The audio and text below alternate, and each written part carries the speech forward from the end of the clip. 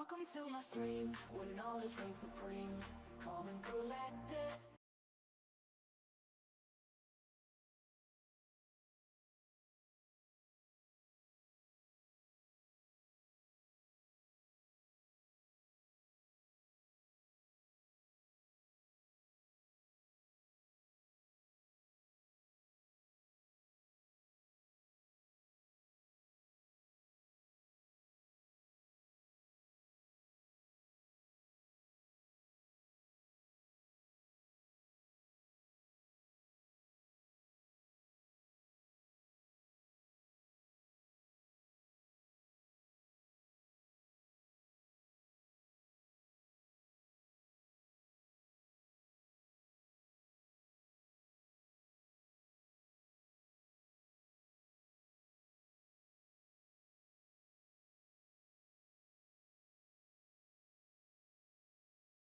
T minus 4 minutes.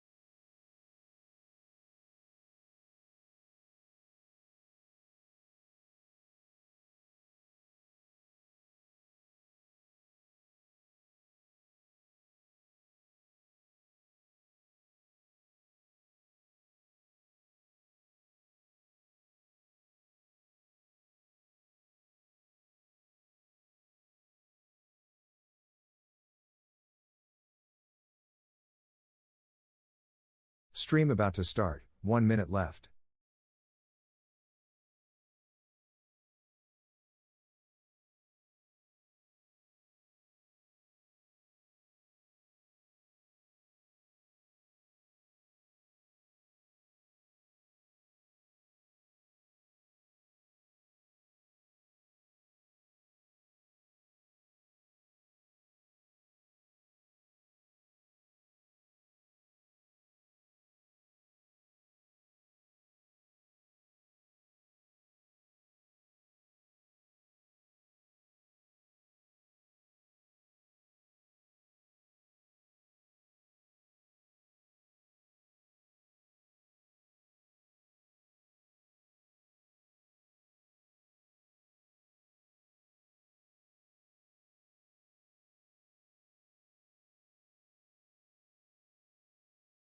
customize it if you don't activate. I don't want to spend a license on a VM that, you know. But I changed the registry to make it dark. Let's see if we can set the background on this. I think so, right? We can do it somehow, at least.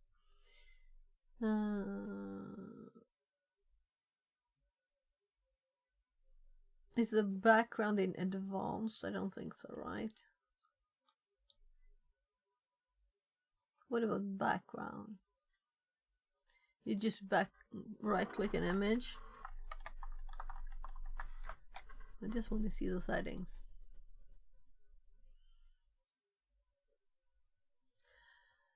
It's slow.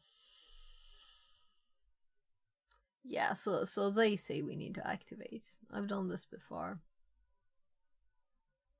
I wish I remembered. I did it on stream probably. It's not important. So this started. Let's open. So this is open.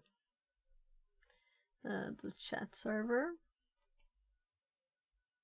And this is up. And I've never done anything more than this. I've just opened it. Then I thought, well, I better stop the safety features first.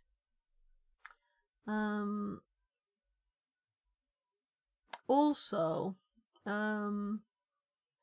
this was running on port 9999, right? Do I dare to open more stuff? Yeah, we don't have Kali on. So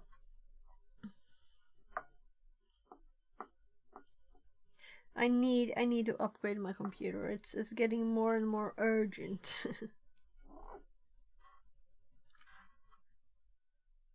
So last note. So this is what we get on port 99. Welcome to Brainstorm Chat Beta. Please enter your username. Write a message. And then we tried sending longer messages, and it crashed the machine. Then we had to reset it if we wanted to do it again on 3000. I'm just trying if you so, but we didn't have any other access to this machine. We managed at last to get the files down by doing no passive with wget, and then we got the files. So that's how we got these files. The nmap of this machine is well 21 of the p, of course, there, and then there is 3389, but we can't log in. We don't have any login information. But it is there. So we tried logging in with RDP, and it wants creds. That's what it wants. And then the 9999. So the question is, how was this running on this machine now? That's what I want to know. What would be the easiest way? I remember actually the only thing I did after starting this, before I changed stuff with the DSLR and stuff, I did just do netstat, but I'm not very used to doing these things on Windows, really.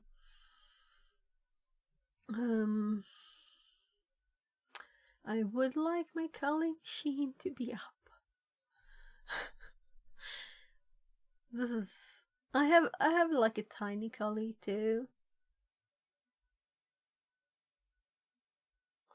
I used to have Ubuntu on my Windows machine. I don't have even that. So I've been like cleaning stuff, like preparing to reinstall it, but I haven't reinstalled it.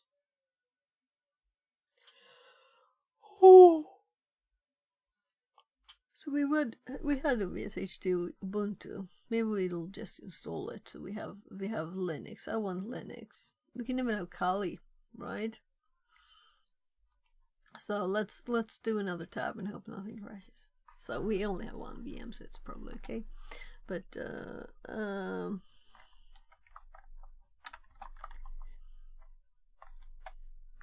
so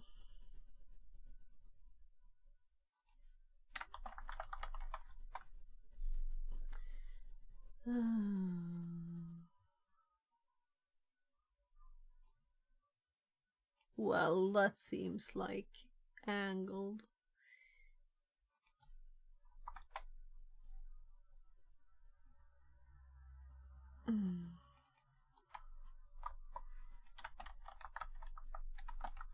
Let's do this instead. Yeah, I think you can do it from here too. Microsoft Store. So the last time I did this was on that other VM. And the nested virtualization didn't really work. But now it's just on my normal machine. So I'm just installing it back. I used to have Ubuntu. But I like Kali.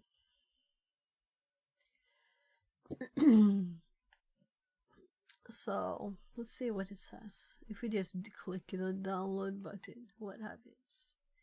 Kali installer. We click this. Checking system requirements, starting download.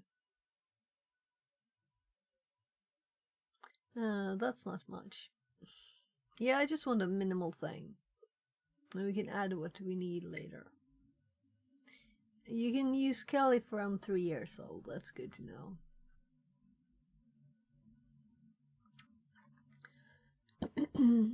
Yes, I haven't really used Debian. I had it installed like once. It's not been enabled.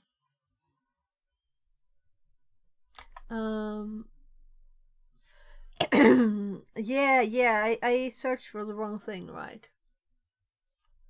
I brought the wrong letter. VSL, not. I should have written VSL.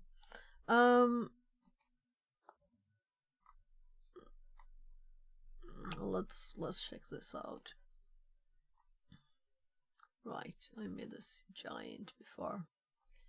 Color Linux installer. Checking for updates. Yes, I've been messing around with this computer too much. Latest version is installed. Open. Installing, and it doesn't work. So yeah, I need to reinstall my machine.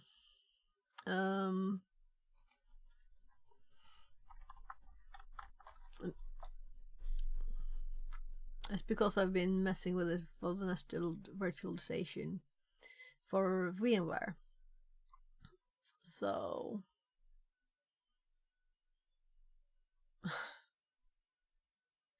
Debian, yeah. So what about Debian? Let's try Debian this way.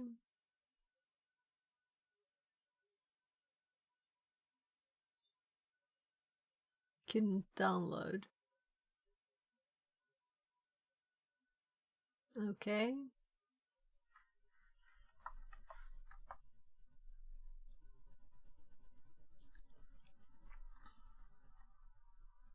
You're accessing sensitive information. What's the password? I have no idea. Apparently I knew. Or my fingers did.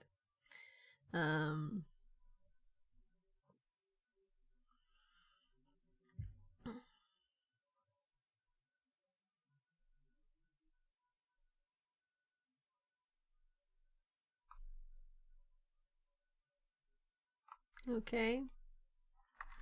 So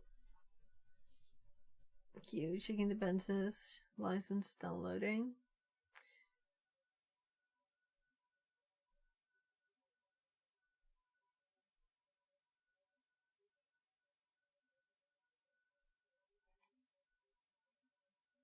Yeah. So we'll keep getting this error because I've messed with the system, and I don't want to spend the time on backing it. And also, I think I might need those settings. But I want VSL. VSH is Windows Scripting House, right? I was typing the wrong thing. So Windows Subsystem for Linux. We want that install, and we want to reinstall this computer. Yeah, so I'm thinking maybe we should just install another computer. Maybe I shouldn't have this machine as a virtual one. It would be kind of smooth for me to set special stuff in the firewall for an actual IP address here on the network, so that it's not allowed to talk to anything else.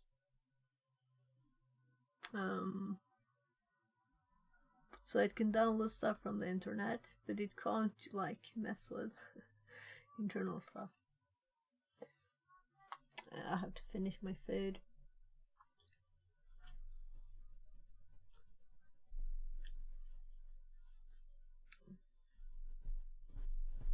So I need more than 32 gigs of RAM to run 2 VMs.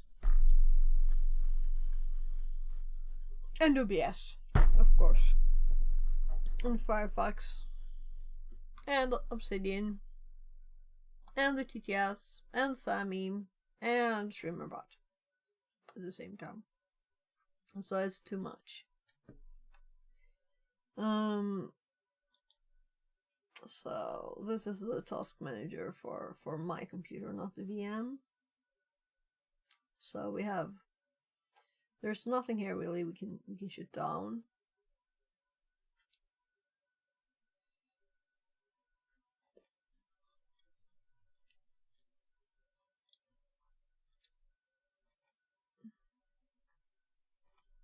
So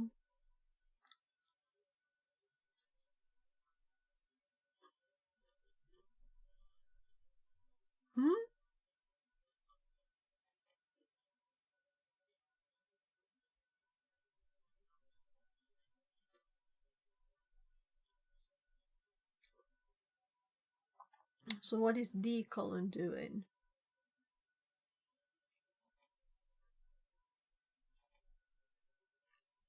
Yeah, I was thinking it might be the Windows box that is on D colon. OneDrive? Okay.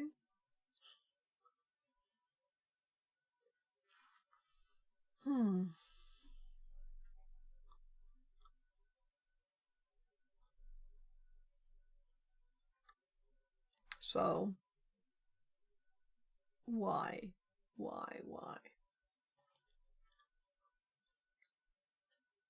I never use Edge at all. I never use any of this stuff. If I'm using the GPU,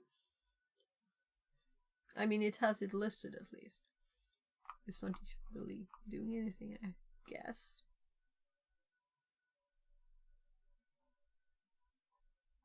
Yeah, and this is using it. Sammy is using the GPU too. No, I'm curious. Client server runtime process. In Chrome a tiny bit.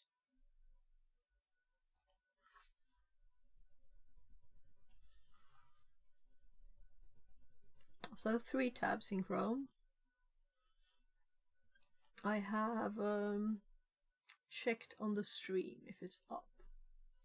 And that's YouTube and Twitch. And then I have the TTS, which is the primary. And they all had like a tiny bit of memory. Yeah. Like this total. And Firefox only has 2 tabs. I have closest store. Then we have 1 tab on Firefox.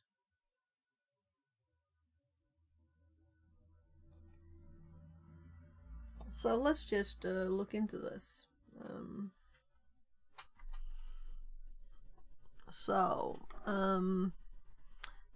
Ports, Windows,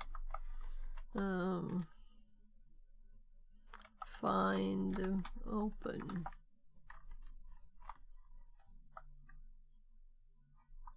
Windows 10. Yeah, so I did netstat. That didn't give me a much.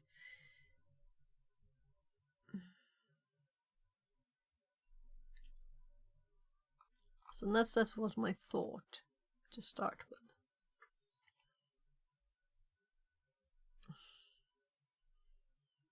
Different A's. At least I made some shortcuts here. So what did I do? Yeah, these are the settings there. So did I do anything here? No history. I think I run netstat here, but it isn't saved. So let's actually do help and see if we can get something more. All connection and all listening parts. We just want the listening parts.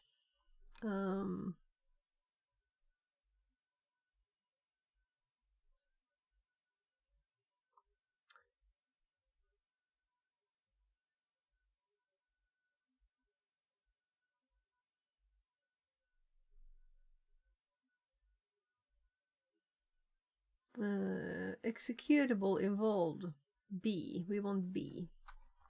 That's what we want. So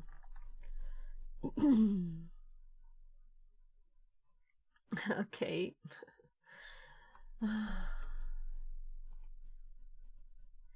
So let's. Oh no.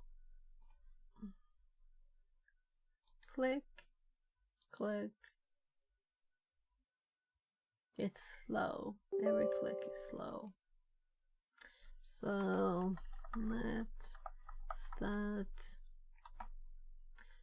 AB, right? Can't obtain owner information. So I'm going ChatGPT instead. Let's use the same window. We actually got stuff.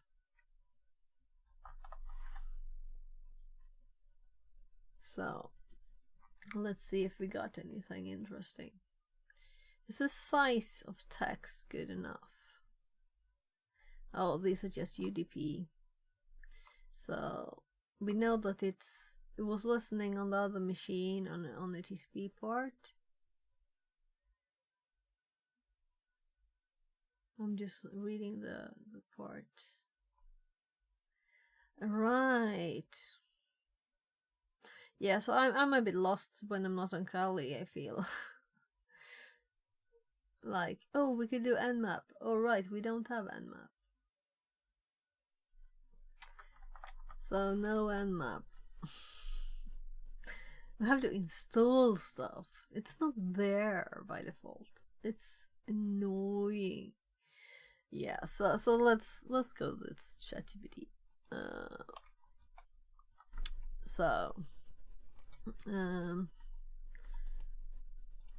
Windows 10.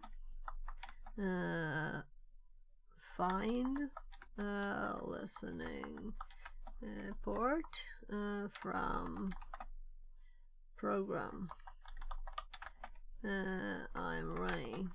Oh, I just realized something. Is it paused? If it started paused, it wouldn't have done anything, and that's the reason. Yeah, it's paused. So I'm looking for something before it's even started. That's of course not possible. So where's actual start? Is this is the run? Why couldn't it have a play button? I like it. I love the colors, but a play button would have been nice, right? Arrow.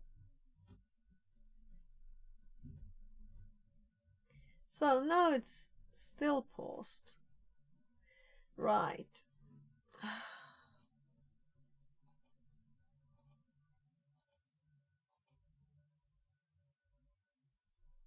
Yeah, allow access. Now it's doing stuff. DLL loaded. So it paused on all the settings. I didn't disable them on purpose. Now let's disable. There's enough of pulses automatic anyway.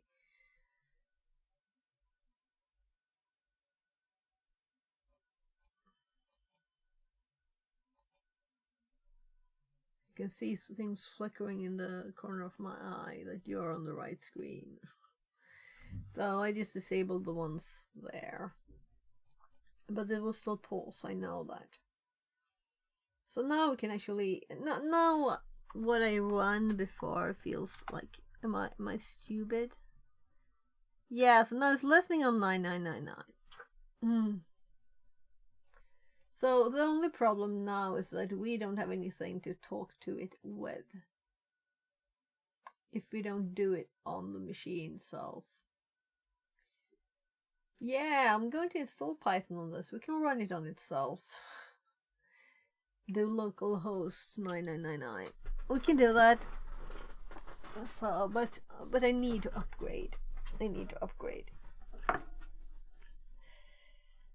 Let's see. I just have the tiniest bit left of my food.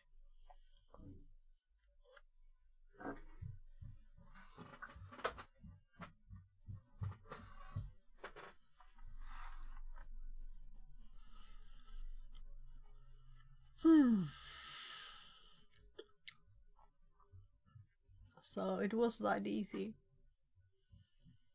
I was thinking maybe the port was not like set. Maybe it was.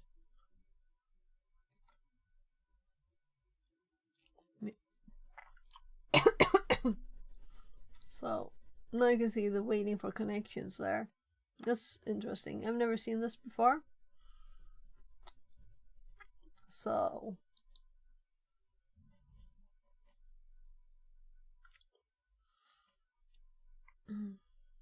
let's do 20.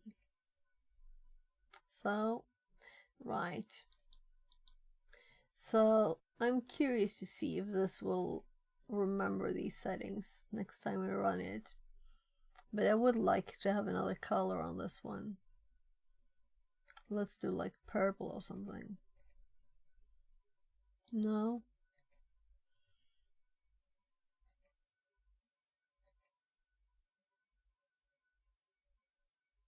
Whatever.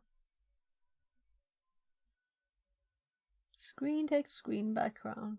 It should be that, right? So it's waiting for connections. Let's open a new one. Haha, it's that slow. Or rather, we can use this one, but we don't need to be administrator. That was only for the B to be able to see what executable runs in. Let's see if it can do that. Did it do it? Did it show us? Here it says no ownership. SVC host. Elsa's. So what about our 9999? Yeah, so we can see here chat server. Let's actually put this in the notes. So, oh my god, I'm so full. I still need to eat this. I feel like I can't just leave this tiny bit.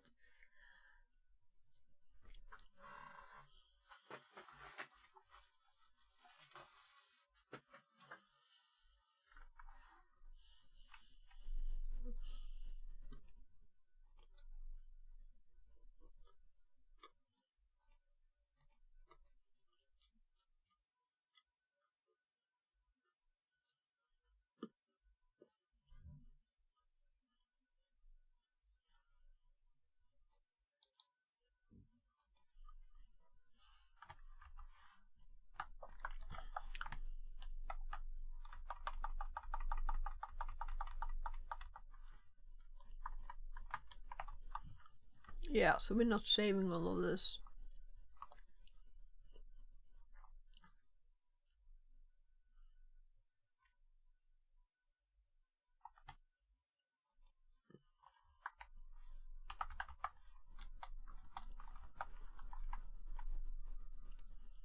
So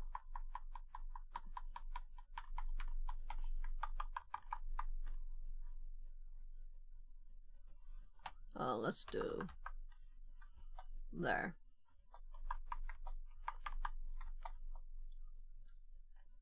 So there's more before and after. I guess this is okay.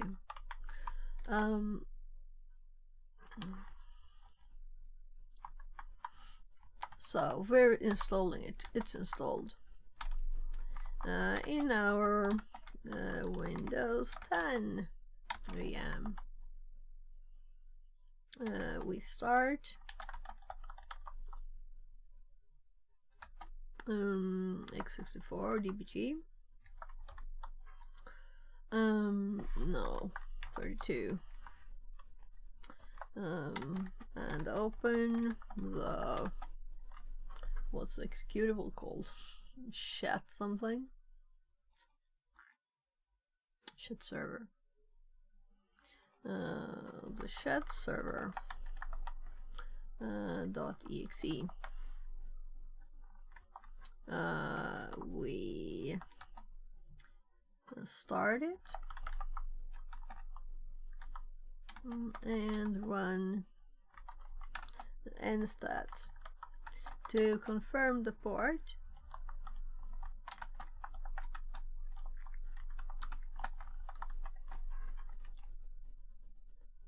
My god. I'm just skipping characters now.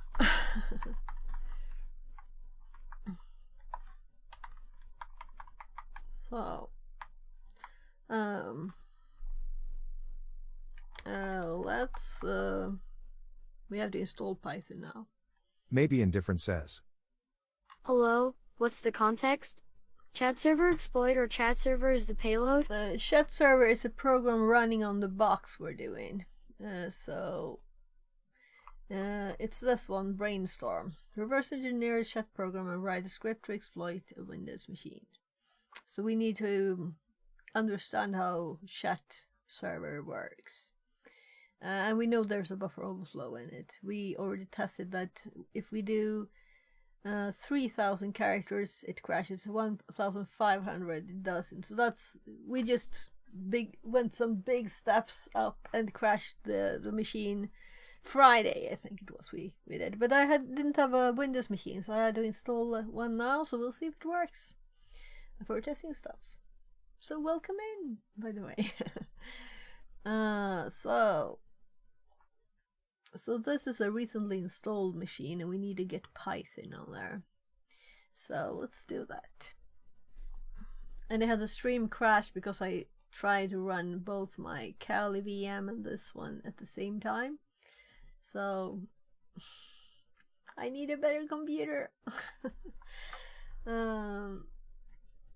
At least more RAM. But there are no more slots in the computer, it's just 2, and there's 32 in there.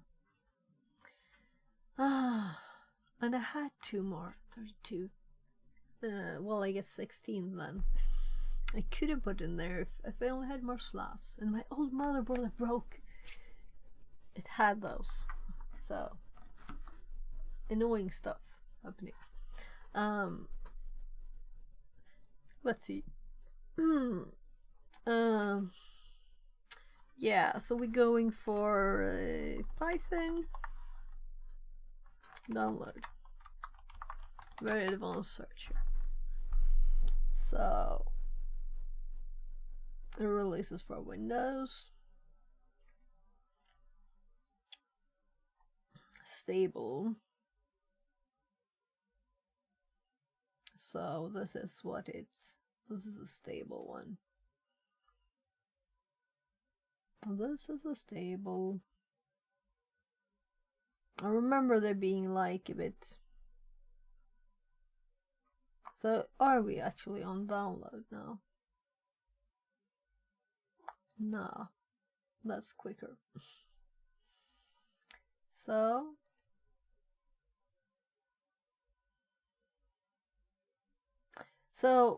I so much prefer just having Linux style things, graphical things. I don't like graphical things for just installing stuff.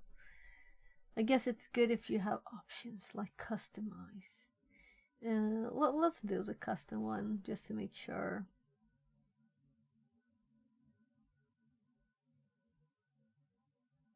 For all users, there'll never be another one, I'm assuming, but you never know. Yeah, we want environment variables. That's really why I clicked this. Debugging symbols.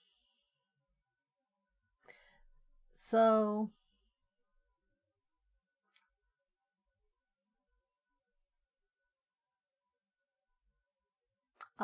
let's just go.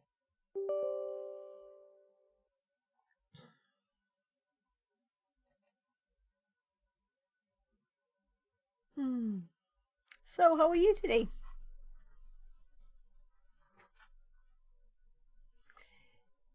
Maybe indifferent or maybe indifferent. I don't know. Is there even a difference between us?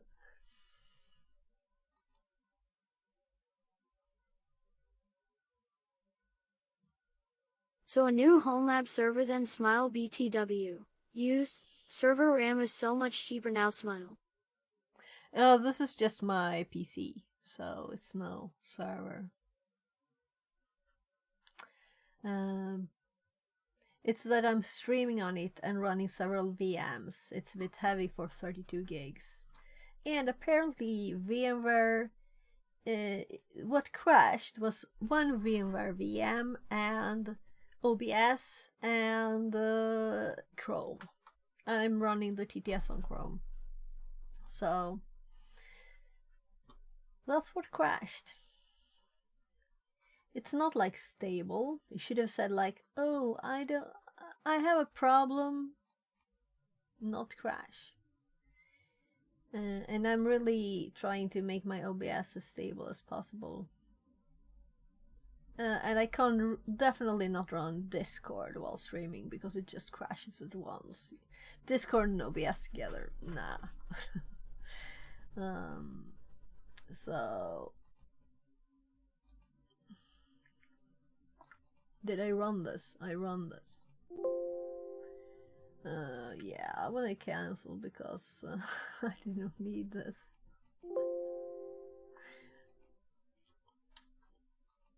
I already run it. So let's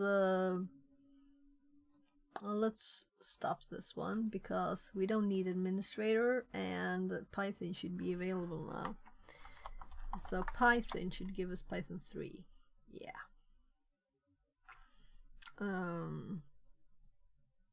Is it this it wants? Nah, it wants something. If I do like Control C, it will say you need to type quit or something, right? Yeah. And now I have to do this again just to do it. So if we do help,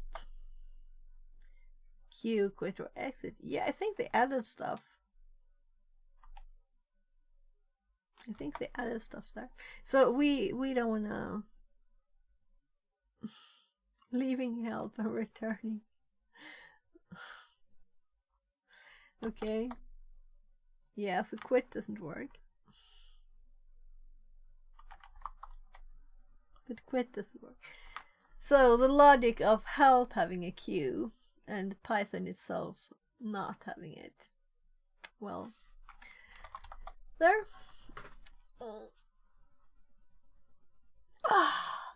So we just run netstat and we know that it's on port 9999. So we're going to make Python scripts. But I have my scripts on my Kali VM. I don't think I have them on here. Let's see. What do I have in my notes, and what do I only have on my VM that might crash the machine if I open it?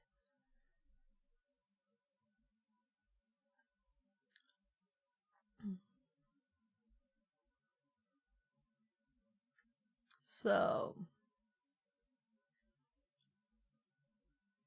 these are old ones. I should have put the other ones here too. I'm actually going to do something very untested and see if we can pause this one. What happens if I do pause? Will it still take as much memory? So, my god, I'm just trying to right click and get the task manager. So let's see. Are we still at 40%? We're at 44 now. So let's see what happens if we do the other VM. Will I crash my machine again? I don't think the pausing does anything. So let's see here. Not close tab. I just want to stop the thing.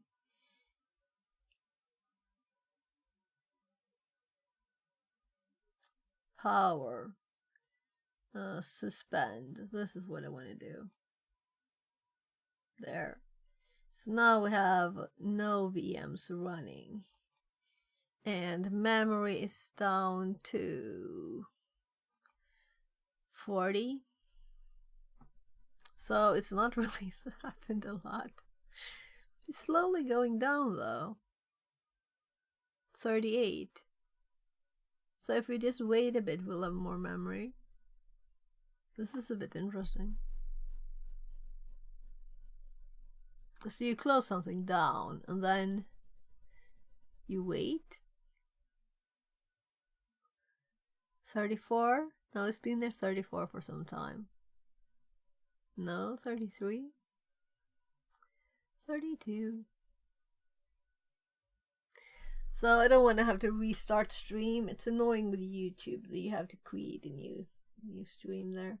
Actually, I'm thinking of using a restream. Seems like a lot of people do. Then I wouldn't have to stream to 2 places myself. And that might take a bit of the load. Not just a tiny bit of the computer.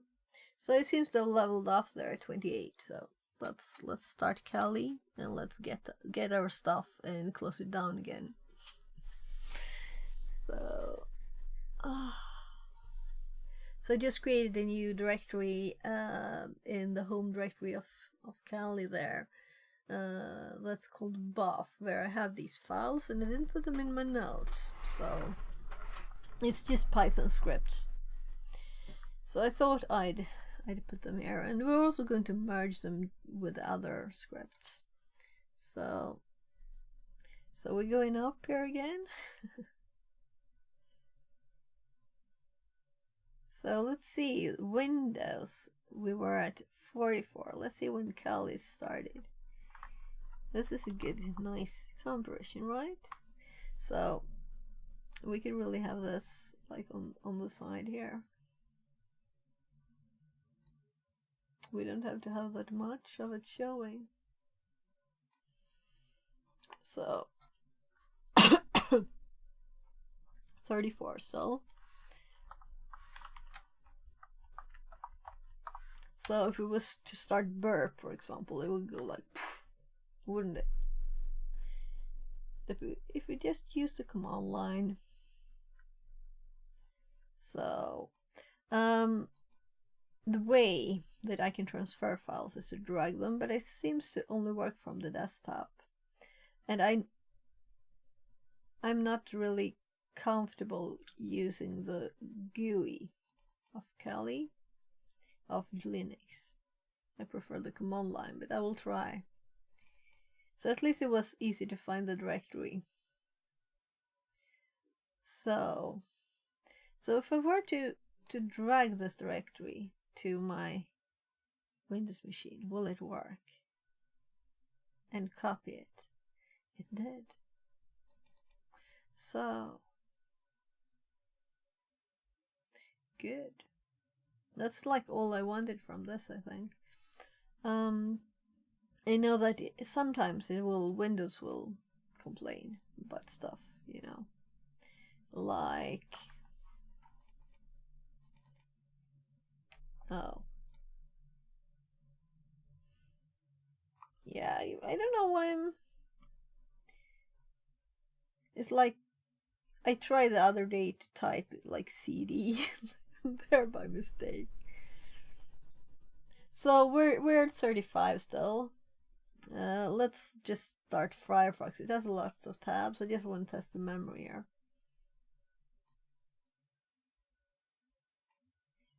So 37, 38. Yeah, I've already retrieved the file. So let's close it again. It didn't really move.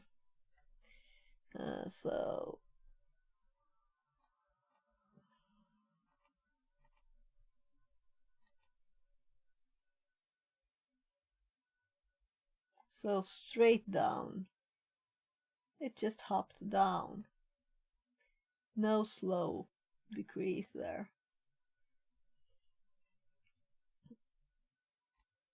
So let's go to the Windows one. And this one is suspended. That's the difference. I didn't shut this one down. Resume. So I know that this resuming thing doesn't work very well sometimes. So I just didn't want to close everything down. We might be working. So we're at 42.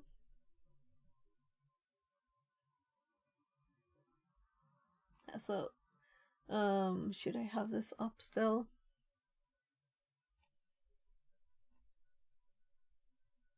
So here are the files. Let's actually put them into the notes now. Yeah, I'm closing the task manager. So let's put them here. So let's open this directory in the System Explorer. And let's move this. That's so annoying. Everything I want to show something and I'm like shaking it to show it. It minimizes everything, including programs that need to be up, like the TTS and OBS. All screens are just minimized all over. So these we want in here.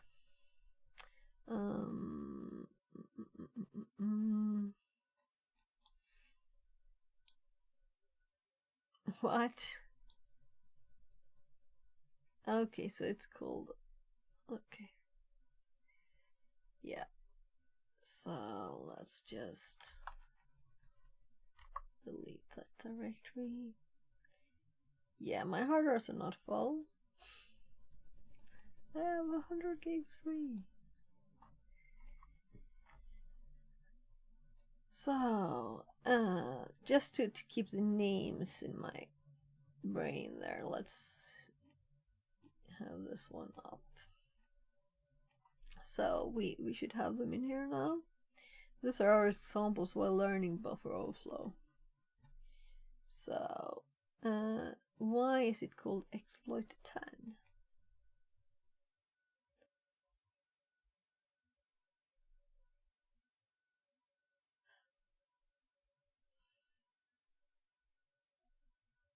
Right, because we did 10 different ones and this is the last one and it had all my changes in it. Right. Okay, and maybe we should have this like a separate file because that's the most changed thing. Here's my fuzzer for the same. And we'll kind of use this. We'll just do a few changes.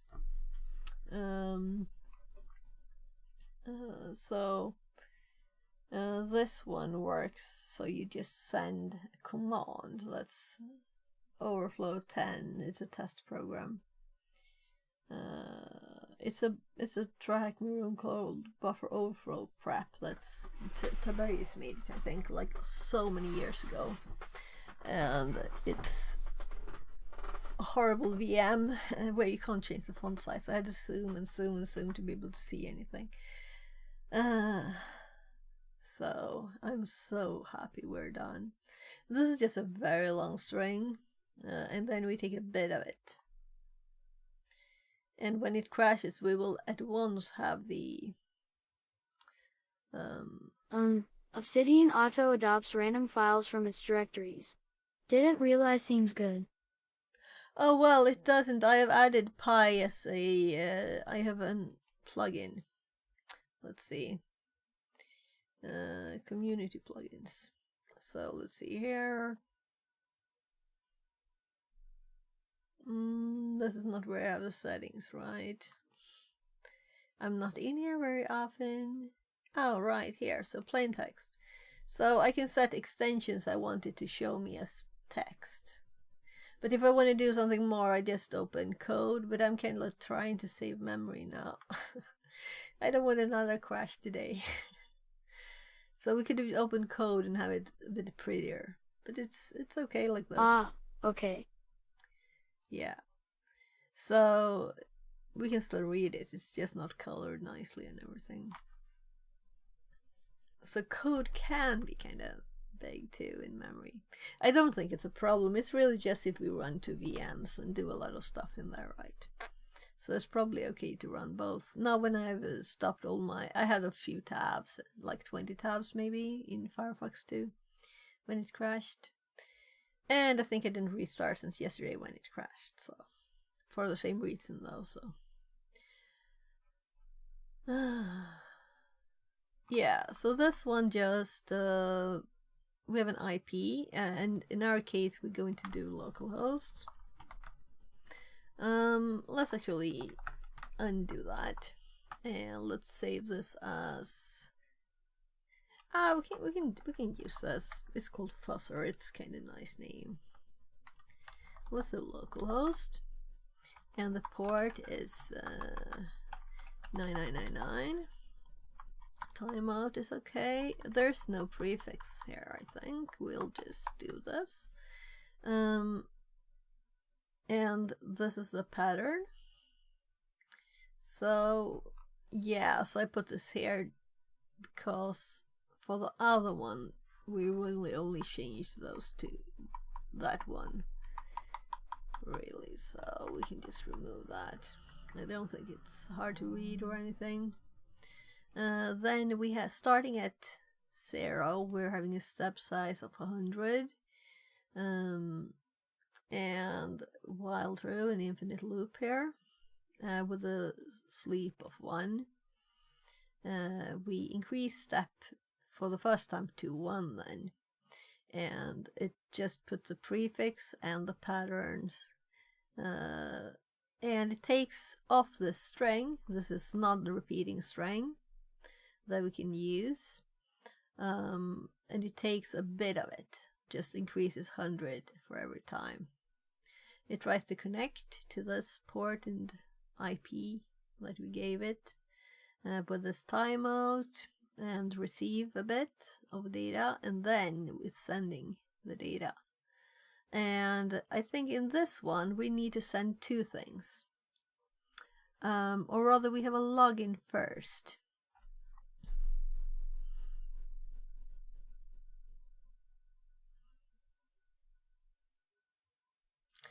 Right, so we're going to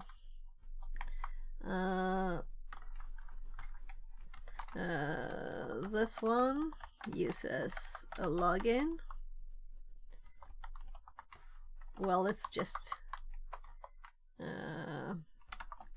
really the username, right?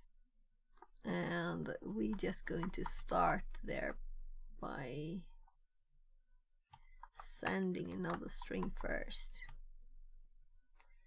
and there's a tiny receive in there too, So it doesn't really matter. It probably can do 100 on that one. Let's just ignore it, because the first, it doesn't ask every time, it just asks. Yeah, let's do it. Let's add it. Since I already know. Since I already know there's a buffer overflow with the second one.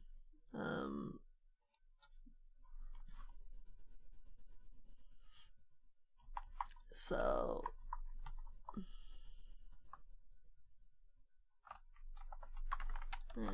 sending username.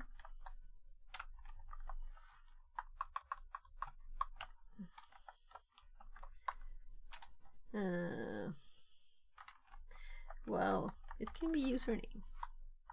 I don't care. So this is just a tiny part for this one that we add, and then the rest is the normal one. And this saves automatically. I don't know if you know that, but Obsidian saves automatically, so if you would want to go back to the old version, it's kind of hard. If you don't have undo's enough. I don't know how much undo's it is. You really shouldn't add code in this, I think. Yes, I'm kind of opening code now. What do you think? Should I dare to open it? Yeah. Can't go around being afraid of opening programs. Oh. So. Oh, wait. Let's actually do that a third time. So we just need public. We don't need the full Obsidian. Yeah. And none of the paths work anymore. Those work. Yeah, these are old Nadas things.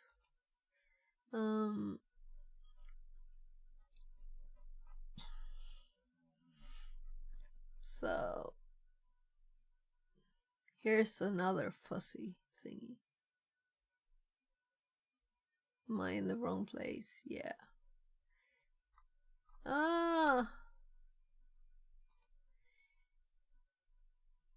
Come on.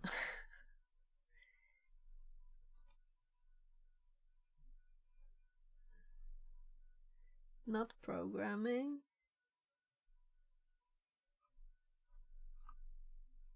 Am I blind?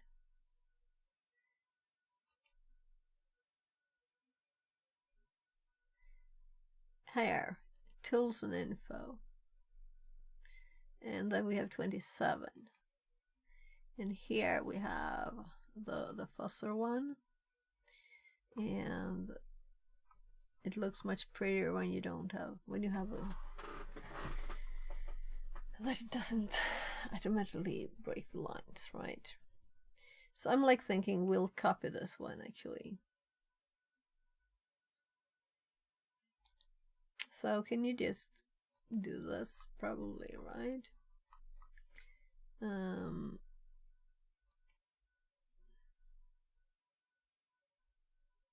TryHackMe, Brainstorm, and let's paste the file here.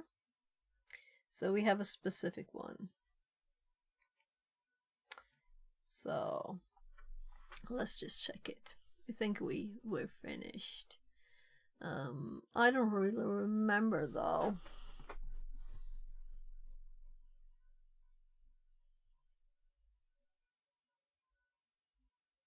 How did I connect to the port before?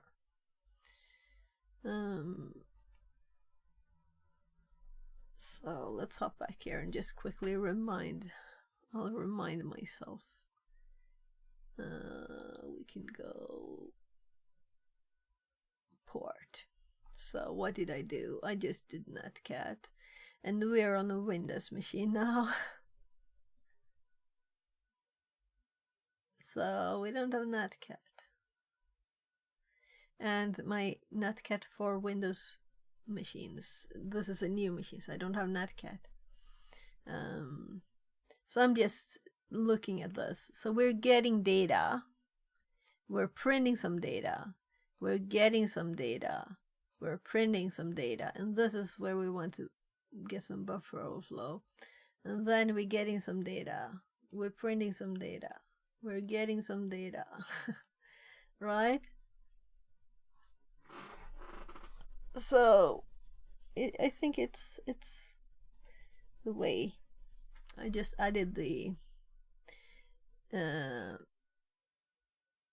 it's just supposed to send the username once though. So not, I'm thinking it's reconnecting, right, with this one. So it will need to send it every time. That's why I was doing that.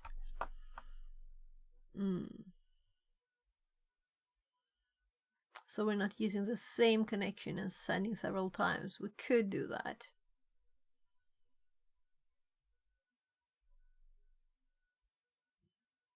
We'd have to have a try outside too. Let's just go with this. Let's see what it looks like. So, let's see if we can get the file over here. So this is all new to me, to have a Windows VM there where I do stuff like this. So what if I just drag this file here? If we get this thingy. So let's reveal in File Explorer. Oh, it ended up over there. So I have it here. So if we drag it like this, now we don't get an error. So we have the Python file there. Let's actually move it into this.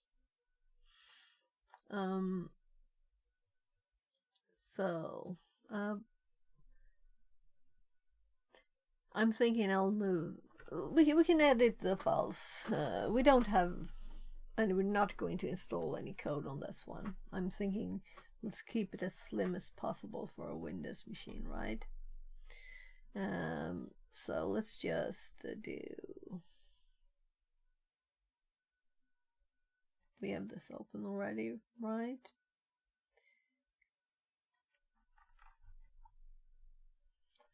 So this is running, waiting for connections. So if we run our Python script, just double checking that everything is up. This one is not paused. It is running. And we can have these two up like this. So we can see all of the things. I want to see the bottom there. And this one I want to, no, I don't want it to disappear because we'll have double. Yeah.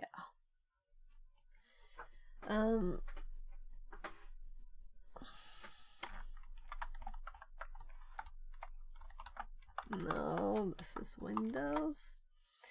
And there we have these things, and we have cdthm,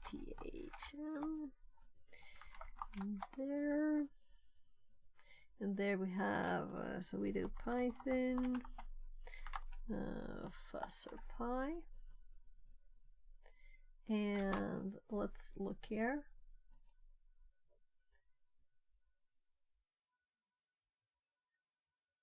Yeah, so we're getting the purple, but only on the text. So I wanted to differentiate the windows.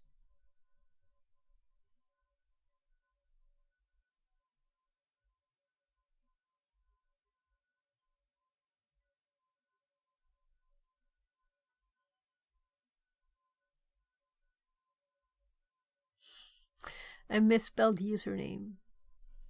Did I? Have to see. No, I wrote username with an E too. So it seems like it's already... Maybe that's easier to overflow. Is it like 7 characters for the first one? Anyway, it crashed. We already knew that it was between 1500 and 2000. And since I used the for the script, we're using the string that is non-repeating.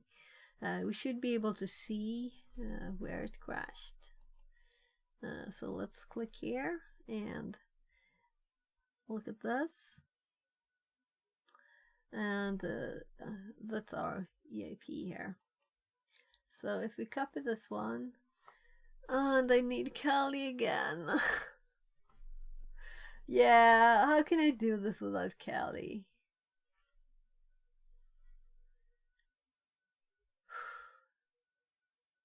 I know there is probably... I didn't install the plugin that can do that kind of thing because I was thinking, why would I ever, right?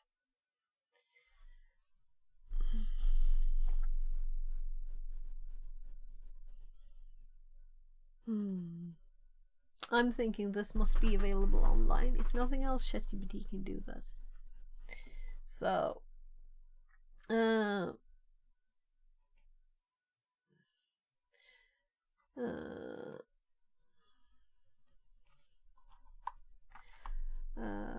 buffer overflow, none,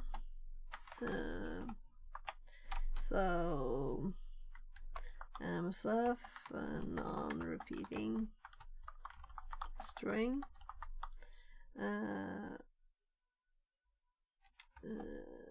stops at EIP what pos. I think it will understand. Yeah.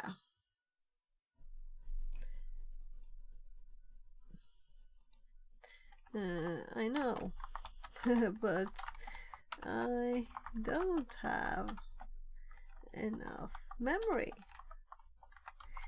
to run 2 VMs. Can you please give me the position? I can supply the string if you don't have it. I think it will do it anyway. Okay. I thought it will. It's there on the net. It's there. It's very simple. We couldn't make it, but maybe that's good, you know, because this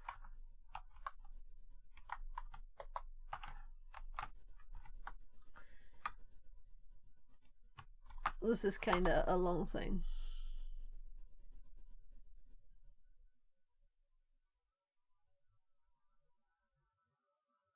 There's 5,000 characters, I think. So what did it do? Analyzing. Let the computer do the computer things, right?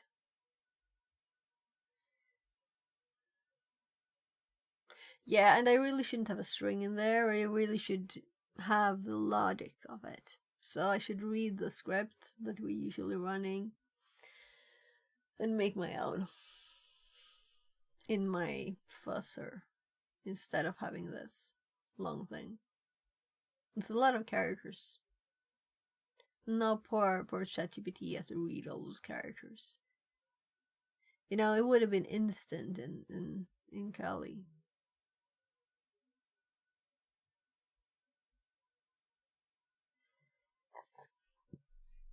So,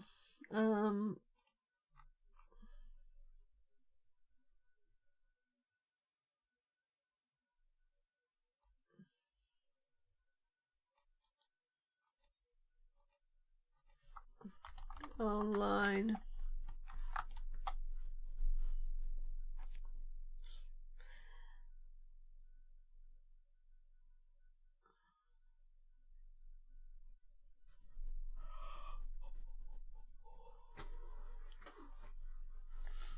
Yeah, so I'm thinking this is a RB file, right?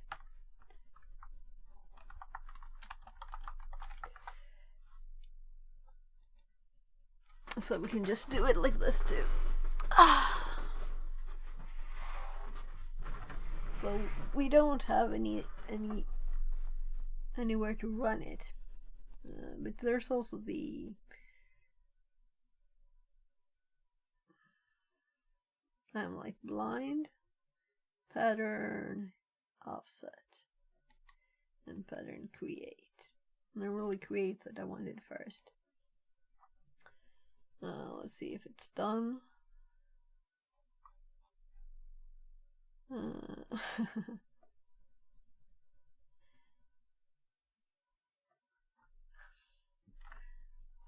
Yeah, we need Kali, right? So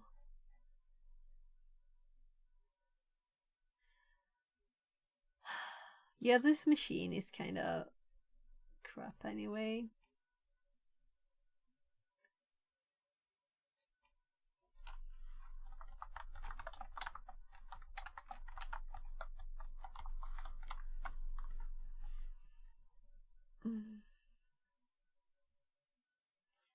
Well, we don't have Ruby, so I'm just thinking is what's the easiest way to install it?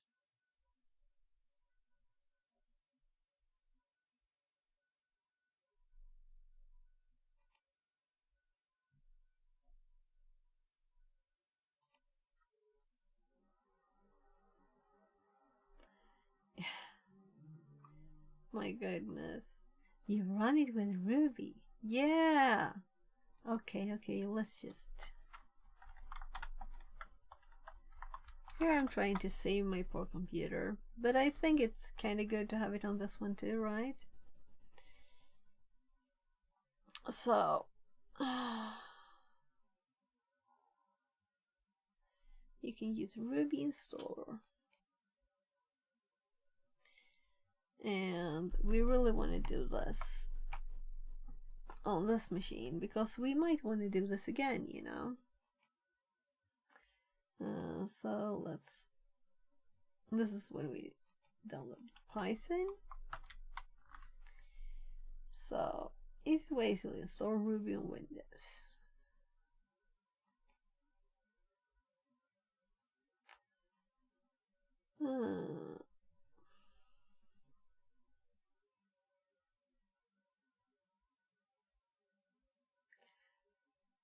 Dev kit.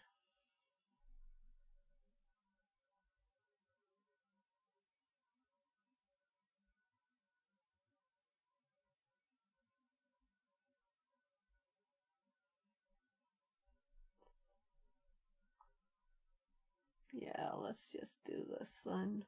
We don't need it, and it's an x64.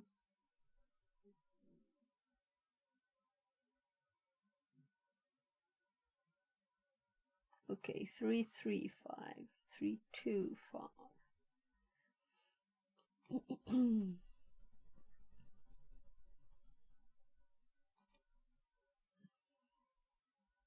We'll have to make a new snapshot, install Python and Ruby. Like I ever used Ruby.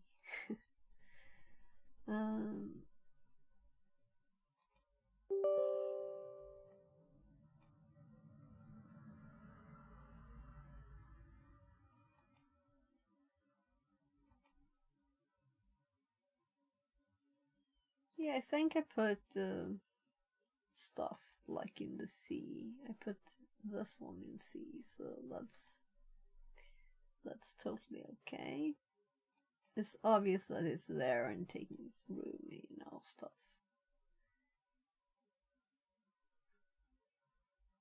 I've never used Ruby on Windows before. I think I might have long ago.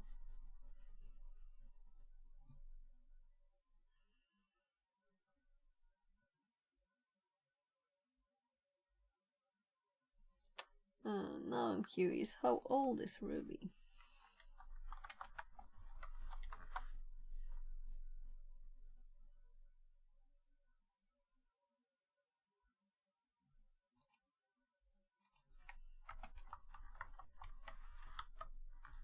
Ruby language 8, mid 1990s, so it's not that old.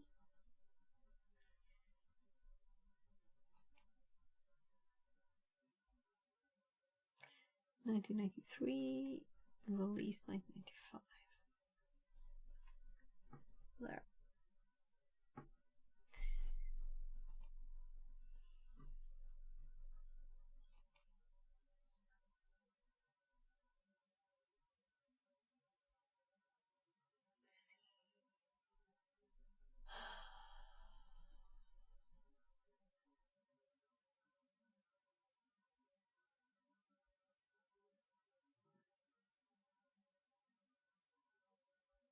Okay, so it's required to install some stuff.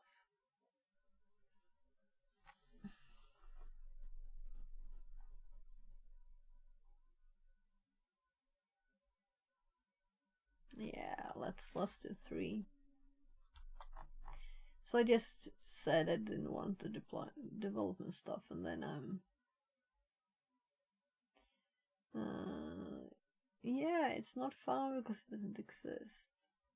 Download 2. Installation fail. Okay. So what about 1? Yeah, so it doesn't find this one.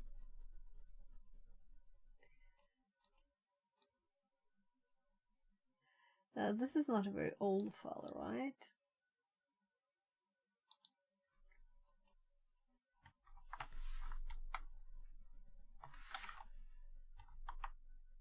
So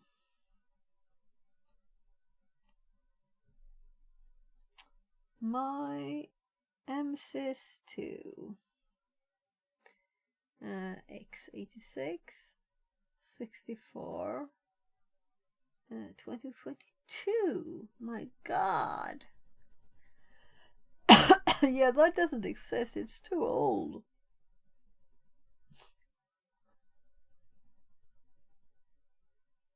It is old. If unsure, press enter.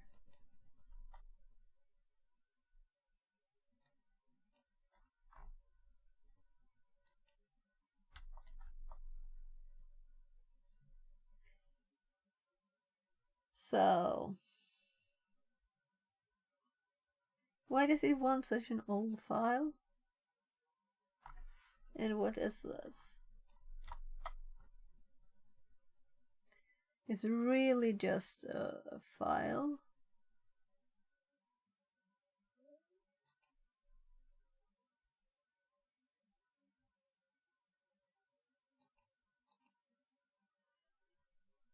Well, let's just download the latest one in case something is a mess. So we have that file there too. So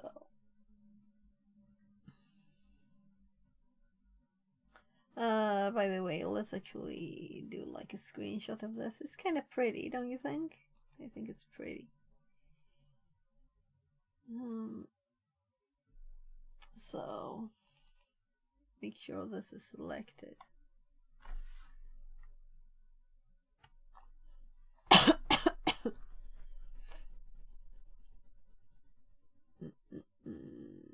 I'm just going to the notes.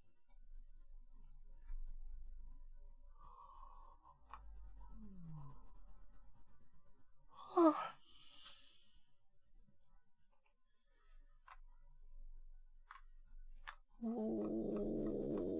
What? Oh, FTP. I was hopping around in the notes there. Let's actually do this stuff there.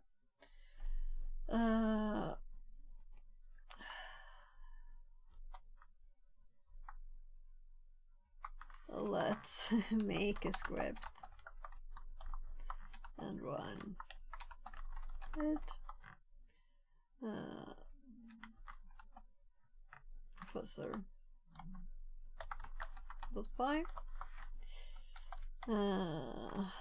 results.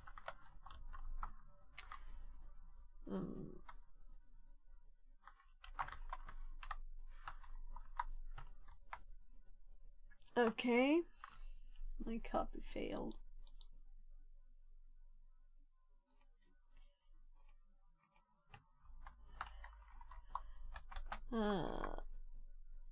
EIP volume, and I'm going to start Kelly too. This is enough messing about and spending time on nothing. If it crashes, it crashes. I can close some things down. But let's just get the data first, so we have everything. You don't have to rerun things. So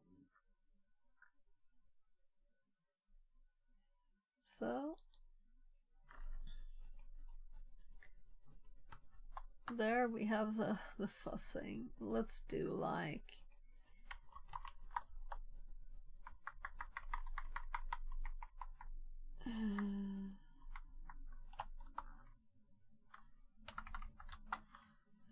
so,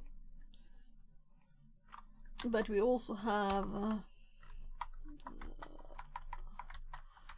server output, and it looks like this. So I'm very interested in that this has only user num there too. There. This is interesting. I've never done this before. The user num. Is it just 7 characters on this one until it's too much? We'll have to try it. We'll have to do the other one. I'm very curious now. Waiting for connections. Encountered. It's just disconnecting. So received client connection, and then why did it have this? Client closed connection.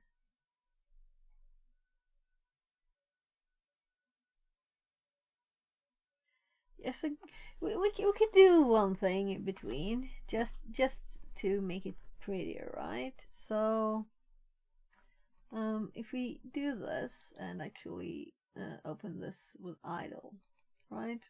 So idle is installed by default with Python. So we have an editor. It's just very bright light and not pretty. There's no dark mode in idle, right? I'm just going to Google this quickly, because I don't want to bright light my eyes if I don't have to. Idle Python dark mode. Right, so it can do it. You can shade the full theme. So open idle, click the options menu, configure.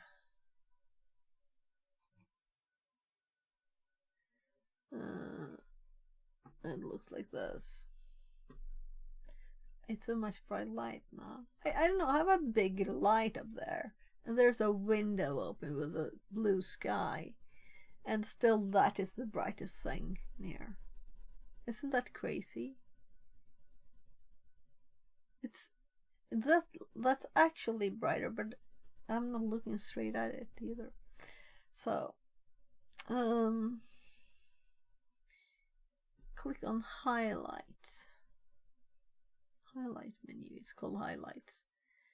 You can now change the full theme. Choose color for New custom theme. Idle classic. So what happens here? Idle dark. Apply. But it's... Okay, so if we close idle and open it again, I'm sure the line on top will still be white. Will it not? I hope it won't.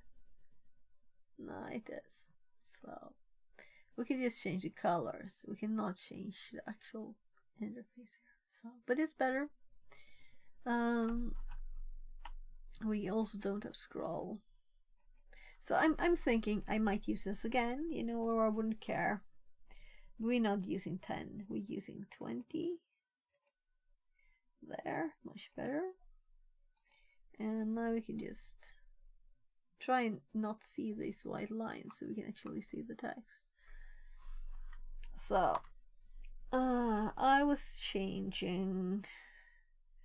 So first of all, it is username here.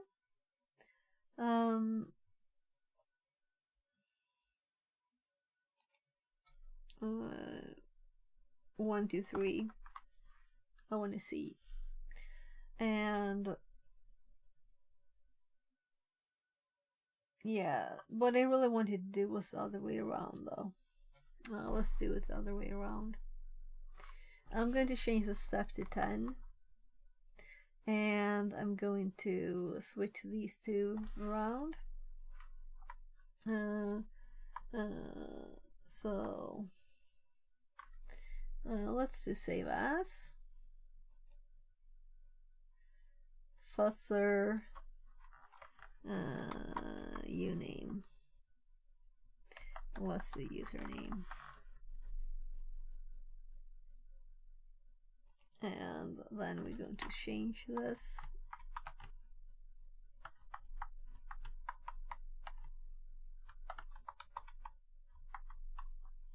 Well, actually, let's just do those two.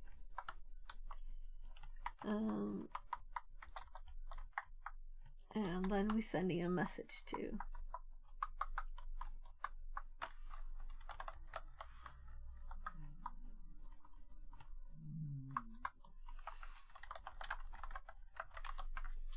So now it will increase the length of the username with 10 characters at a time, and this might take a long time, but it seemed like it was so short, so we can always abort it if it takes too much time and change this to 100 step size. So we just need to restart. Is this restart? Let's step over, pause, run, restart. The restart is a back circling arrow. Okay, I can live with that. So now it's restarted. We should have a new fresh window, and now it's actually purple as it's supposed to be when we change the setting. Yes, love. So my kid's knocking on the door. Jag kommer snart, gubben. So jag ska bara köra en grej. So we're running the other fusser, and we're going to see what will happen, and I'm very curious.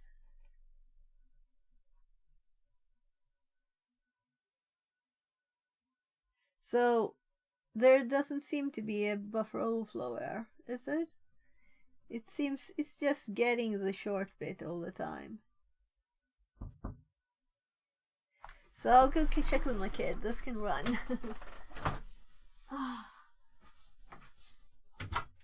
Hey, go back.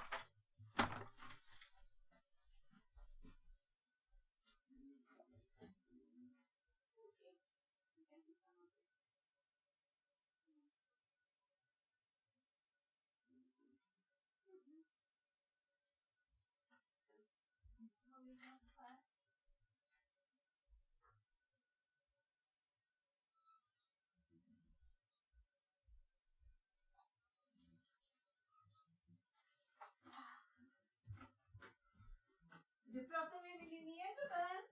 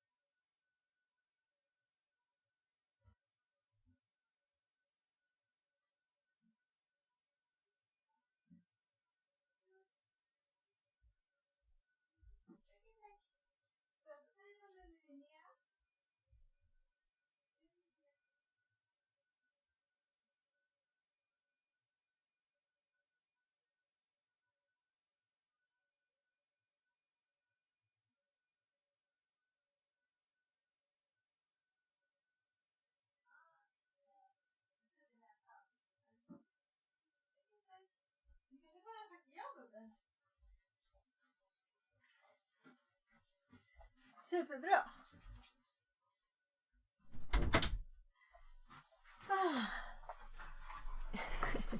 I kind of thought so. It seems like it limited in a very attitude way, right? Oh, right. Yeah, 5,000 is the max. So you can't do more. Currently.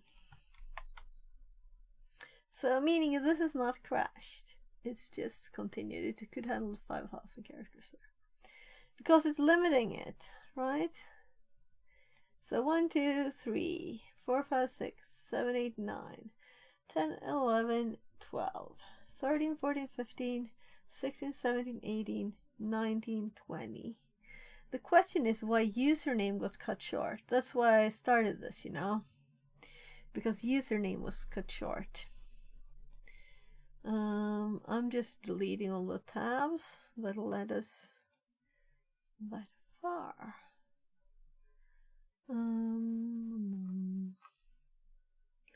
So let's go back to the script.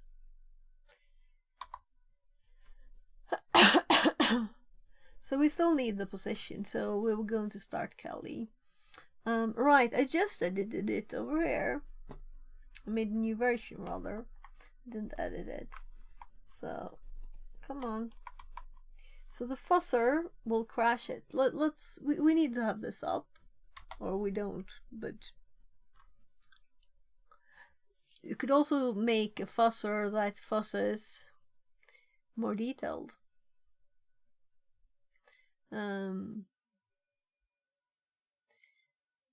That could also be interesting. But we can see here the execution. That's kind of interesting, right? So here we got an exception, and come on, I just wanted to click there, and we can see we have the same number, of course. So if we were to do this,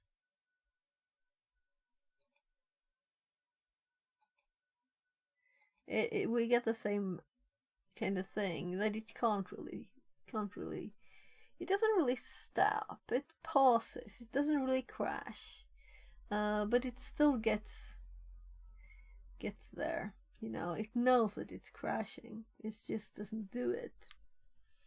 So but here we can see that EAP is on this number here. So by the way, let's take the opportunity to look at this. So one up here, we should have this number here. But we could also do this following dump. We can see it all here. Very, very clear, right? Not very clear. So it's not a big area that has these letters.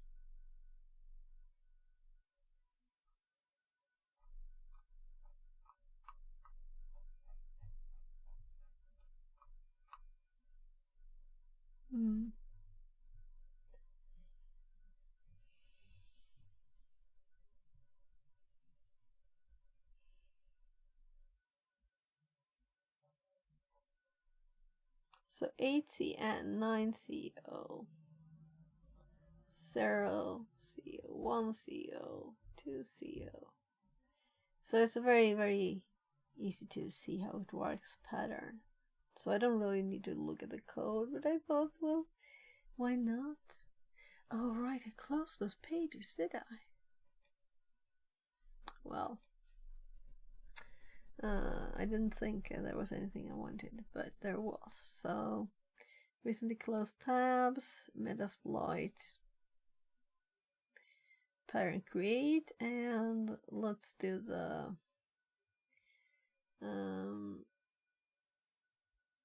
history, close tabs, there. So we have both.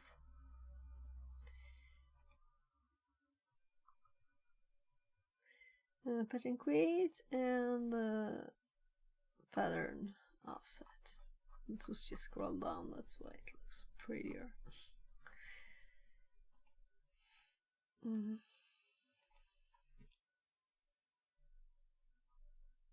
So much code for such a simple thing. I'll have to read this and learn Ruby on meanwhile. Begin. Yeah, I read other Metasploit stuff.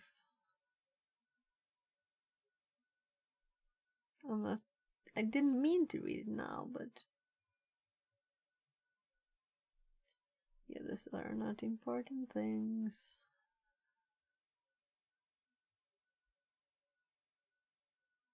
Banner.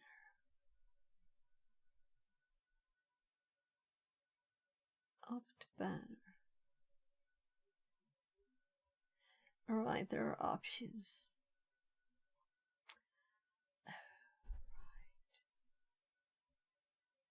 That's why it's so long. Because there's a length, of course.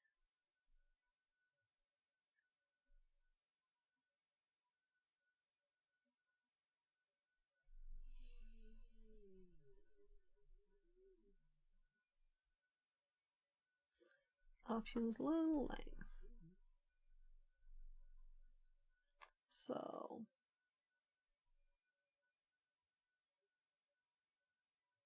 length is required if you didn't set the length. So yeah.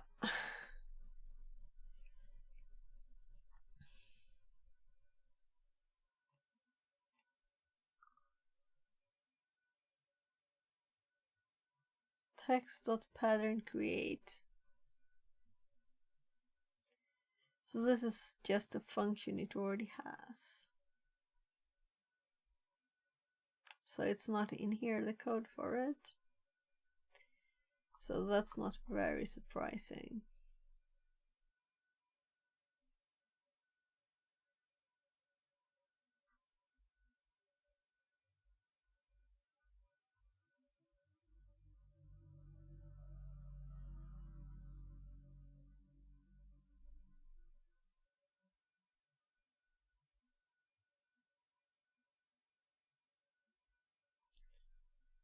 So it's this thing, Rex text. Rex text.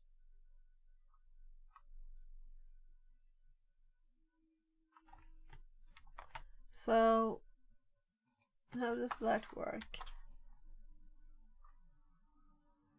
Text generation and manipulation. Your community gem lost.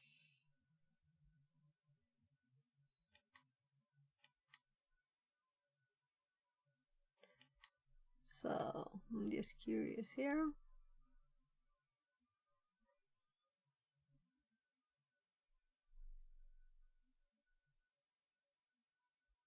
Author Metasploit hackers. So they made it, they're not using it only.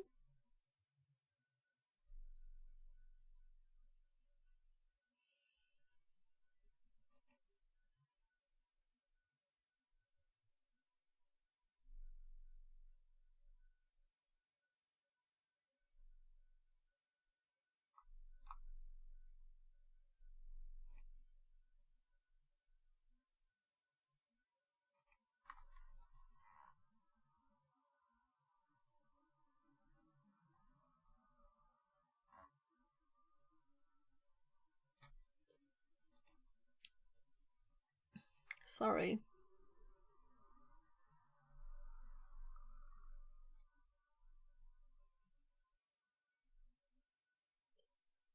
So pattern create is what we're looking for.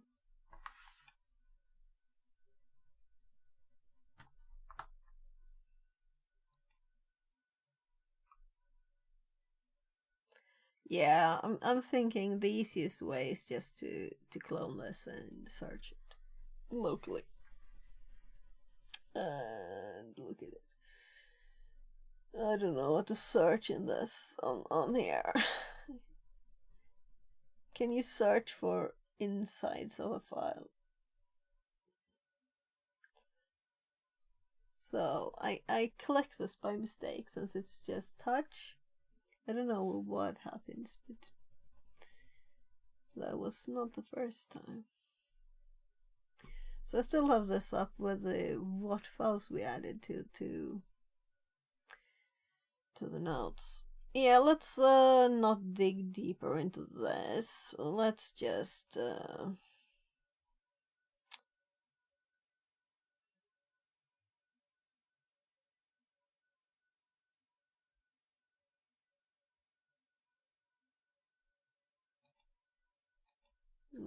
this one I'm leaving up. This one we can close. This one is connected to that one. So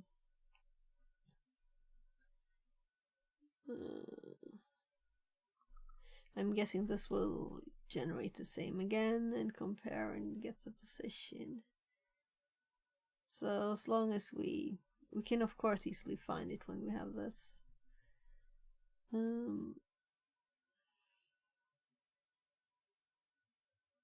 Or we can just see what it looks like. I just wanted to have the logic, not just guessing about what will happen later, you know?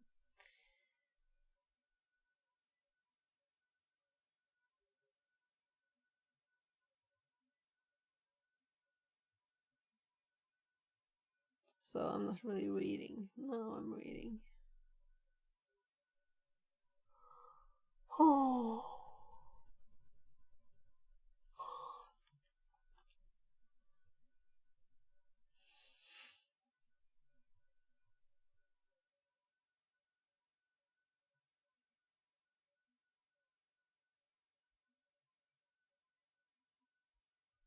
Yeah.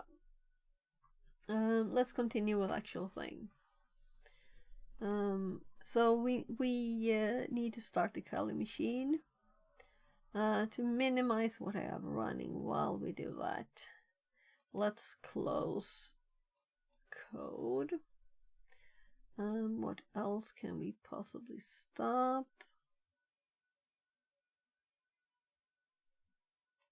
It's Firefox. We can just close it down for a bit. We don't need it right now. And on the machine, let's also close Firefox because it's just on. We don't use that. We're done that. Not like this takes any space. The only thing we really want here is this number here. So let's make sure we have that copied. And this should close things down. We have this saved. We can actually close this one down, but just for a short bit. Yeah, I'll do it because we need this new snapshot of this anyway. So let's do the snapshot first, because we installed Python and Ruby, and I want a snapshot of that. So VM snapshot, and let's take a snapshot. That's called a Python and Ruby. And Ruby installed, and there. So we have islar more off. We have x64dbg, Windows Update, and Firefox plugins. Install Firefox. So the most important thing first here. We can't live without Firefox. And of course plugins like dark mode. That's a must. So now we're starting Kali for a quick bit, and let's think. Is there anything we need from the Kali machine more? We installed Ruby now, so we didn't really need to restart it for this when I'm thinking again, but right. Yeah, we still need to restart it, so whatever. Yeah, we don't have it installed there. We don't have the script VR there. Mechatronics we don't have says. its dependencies. It'll take longer than this.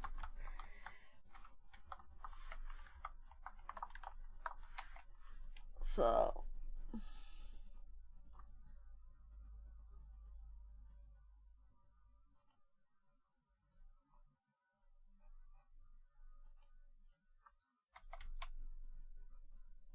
yeah, so I have the EAP value saved in my notes already. And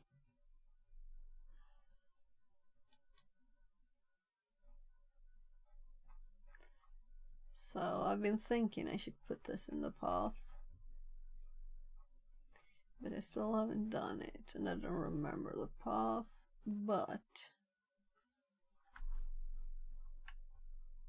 that is how easy it was to find it, because we've been doing a lot of buffer overflows, so I don't need to find the path really.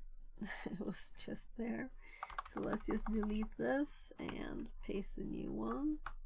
Now copying it again because I had it in my notes, and then we're pasting it again.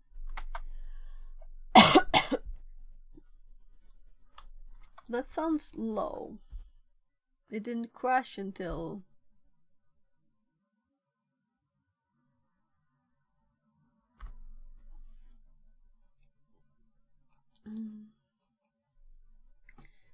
so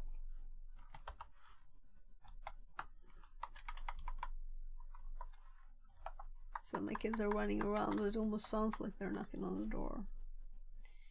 So what crash value did we have? I don't want all of this, but I was curious about this one where we actually got a closed connection. Let's delete most of them anyway here. So from to receive connection here, and let's do a ... here. So why did this one actually close the connection? And why is it user num? Yeah, I closed the other out now so we can't see it. So let's just go up here, and it says fussing with crashed with. So it seems like it actually crashed with this. So I have to check what I'm doing in the script here, because I've changed so much, so I might have added an error there. It seems very much like it did crash at 21, right? Not at 22. So it's probably adding in the printout or something. Let's look at the scripted ones, because now I want to know this. So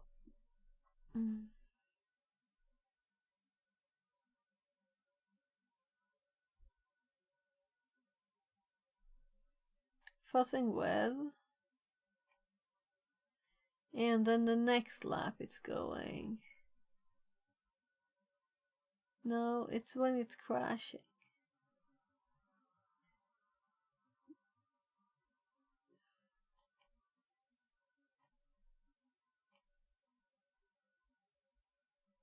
So if it doesn't receive this, it shouldn't crash though. It's just receiving a maximum 1024. So it would be the next time it tries to connect to it that it crashes, and that will be an added one. So then the last one I did this, when was that?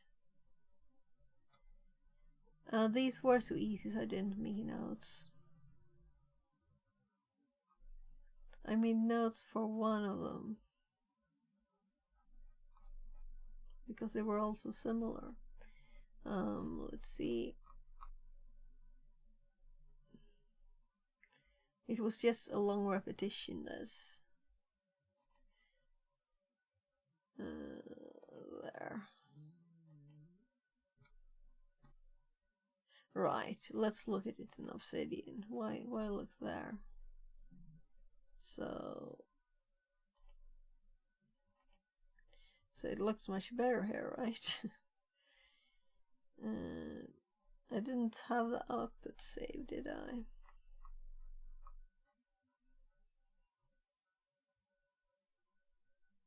Yeah, and we tried with Mona just because.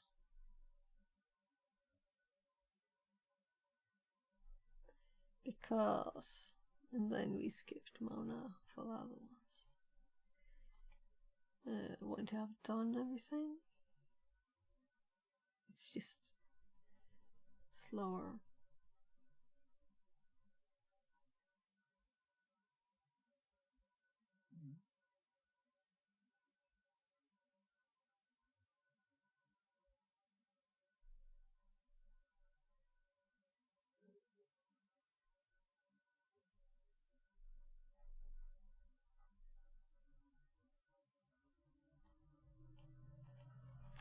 Oh, that's in there.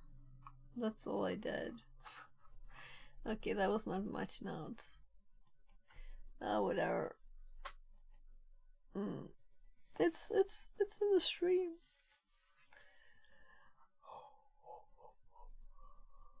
I think it was say 9:30, 9:45, 9:51, because I was trying not to pass the 10-hour mark there when I have to split for uploading to YouTube. Alright.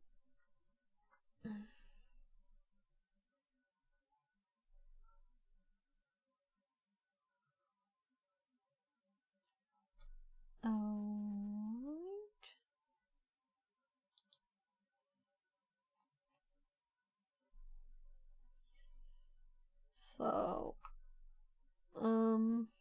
I'm thinking I want to fix this.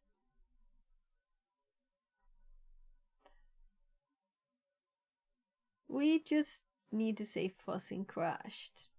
It doesn't have to say where, because we can see what we're fuzzing with. That's better. So, or actually, what happened is,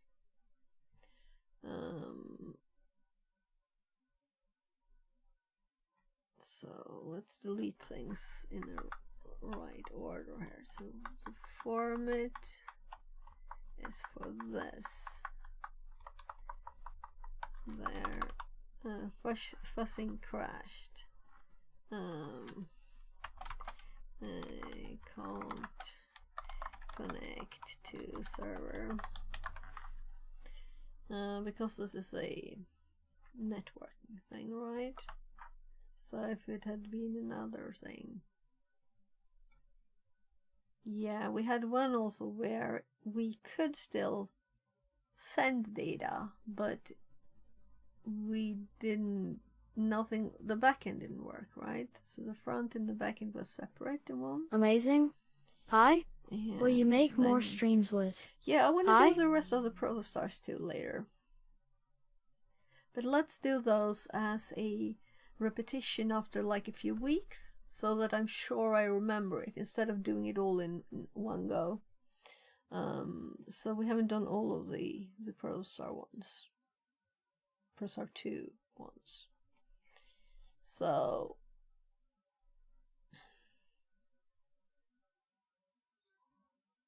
yeah, we don't have to run this, but this change, I really didn't mean for it to go here. I meant for it to go into the fuzzer one over here. So it's just, it's smart. 2 fuzzer pies. It realizes that it needs to do something until we can know which one is which. Code is nice, but I think it also takes some memory, right? So we can see here which ones are green. It is a string pie. Oh right, this just makes a string. We don't need anything about that. This is an exploit, and it doesn't need to be 10 there. So let's rename it to exploit pie, and hope I didn't have exploit pie already.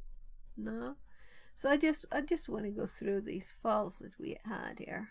Oh my, it hopped now.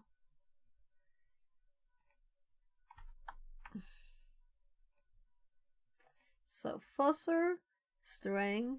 I've never seen this before. The selection is still there. It was with 4 files before. Okay, let's sort on pie. This is better because I know there are others. So these 3 on the bottom and this one are the new ones, and these with buff, those are others. So this one is just, oh yeah, it was the unoptimized version, which is kind of easy to read.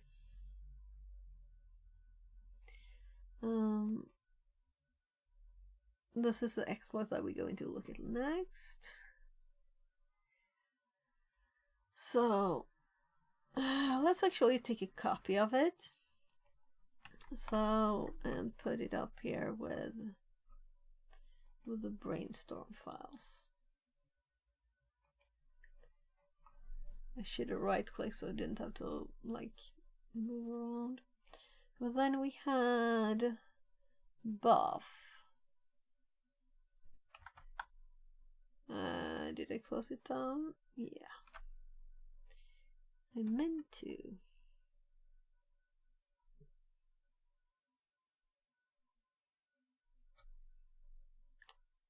Buffer test. So what is buffer test?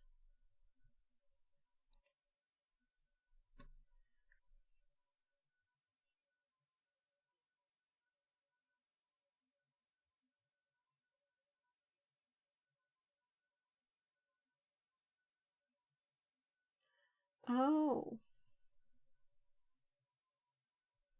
this is an older one. Let's close the fuzzers. We're done with that for this. This is really a kind of simple thing. I'm just wanting to make my tools for the next time better. That's what we're doing. So are we in the exploit I copied? I don't think so. So let's go to, yeah, this is the Brainstorm exploit. So let's go localhost. And then do 9999. And right, this is for checking bad characters. So we need to delete. We don't have bad characters yet. Null, I'm assuming. And then we're just doing all characters 00 to FF. We're printing. We're manually adding our bad characters. We're just removing these from those. That's all. And this is for if I wanted to print them. And then we going to make a new MS Venom one. And we don't have a prefix for this one. The offset is 2012, which is what we still have up on the right screen here.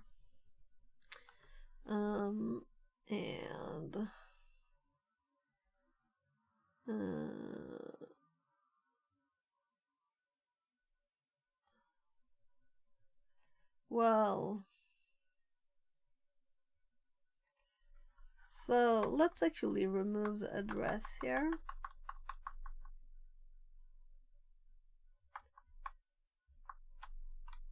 and let's just have this left, because that might still be interesting, because I always get unsure. Is it JMP? Some padding, and we have it before and after in case this payload would need more space, but when I googled it, it said it didn't need. But in one of the rooms, it said that, I think it was the buffer overload prep, it said that it would need space. So buffer prefix overflow written, which is the dress that we don't have yet, of course. Padding payload possibly. So currently we're going to check for bad characters. So this one is commented, not our buff, but our characters. And yeah, that's just sending once, this one. So save, and we're going to copy it. Let's copy the contents instead of so what do you think? Should I dare to do 2 VMs running? Let's check the memory status again. So why were my headphones muted? It's because I clicked by mistake. So I'm so sorry if I missed any messages or anything. Hi VR, I'm so sorry I missed your messages. Sorry. I had this muted. I didn't do it on purpose. Let's see. So if I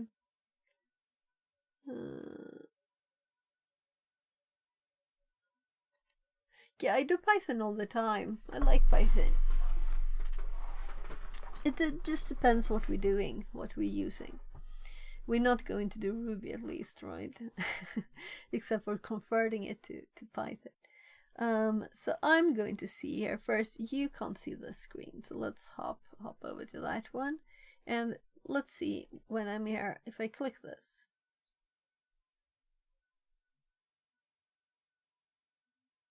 Okay, so what did I do to... Apparently I lowered this volume so far that it went to 0 then, probably. It will mute at the end, right?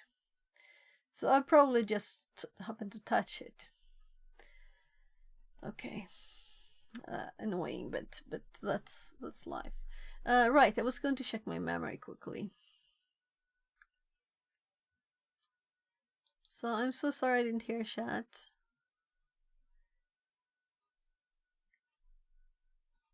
So let's see here. We're at 35. Yes, yeah, so definitely 32. Is it 35 here? Oh, right, 32 gigs, not percent.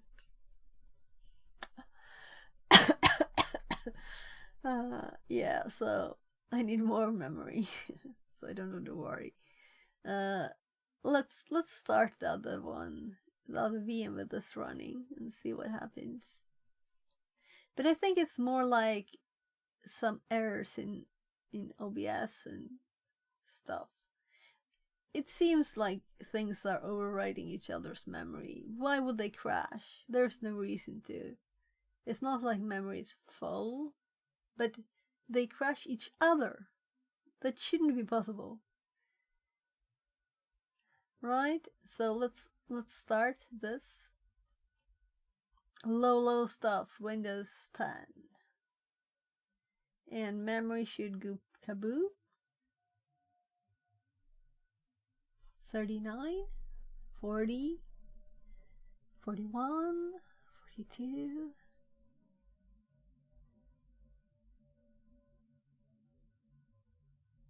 Yeah, was it 44 before with only this started and not Kali 2? So let's just pull it to the side. We can keep track of that a tiny bit.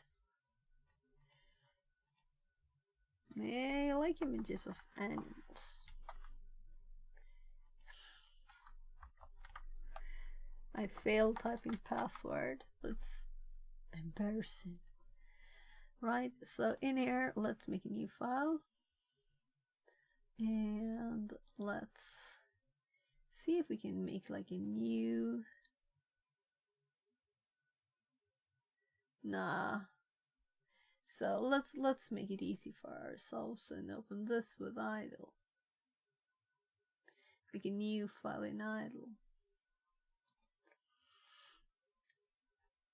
And paste. Nah, I have to copy while it's all running. So copying again, pasting. So here's the one that we will call exploit.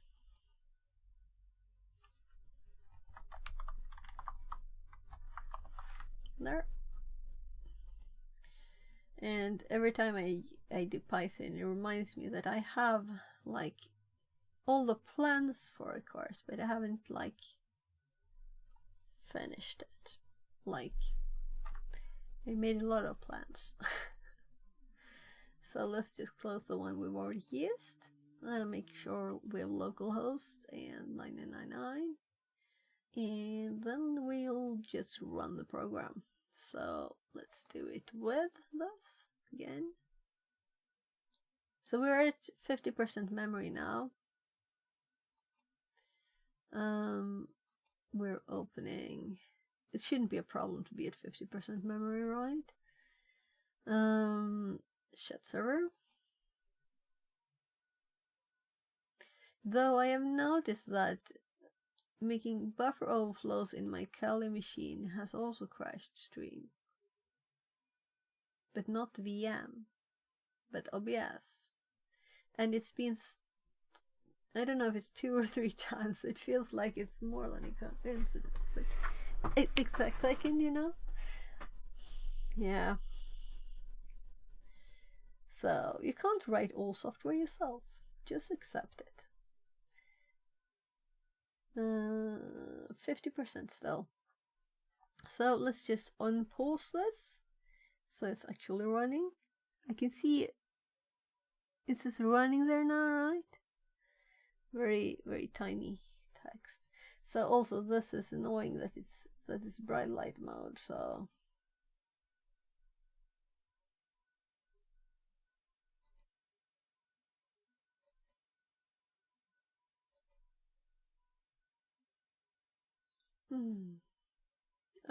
let's see, I'm in the wrong window probably.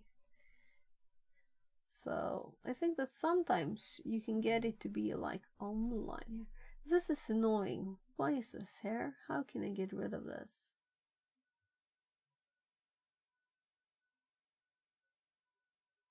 How can I get rid of this? Why is it there? Let's get rid of it.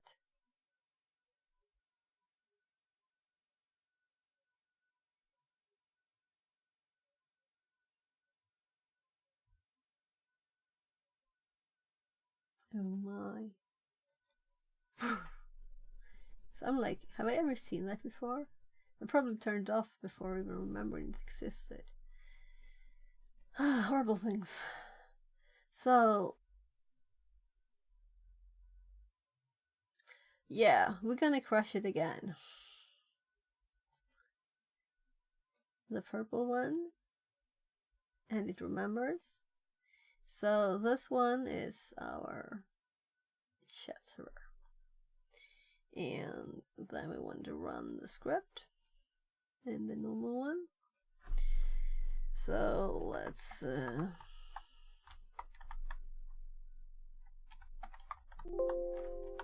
no, it's not this what's the name? Brainstorm. Oh, whatever. THM. Too organized to find anything. So now we have our exploit pie here. So let's just go through it before we run it again.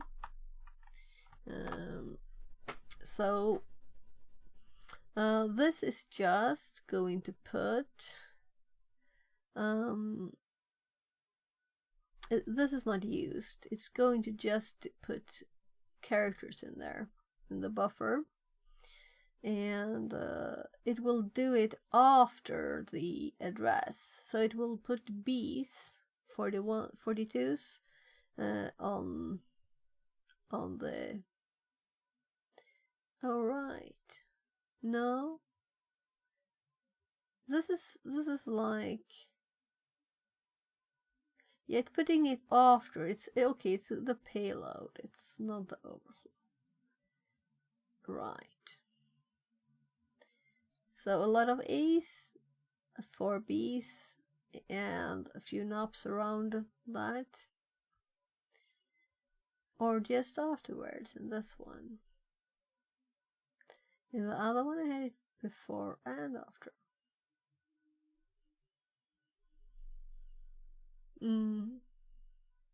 So I don't see why I don't use knobs instead of A's. Whatever.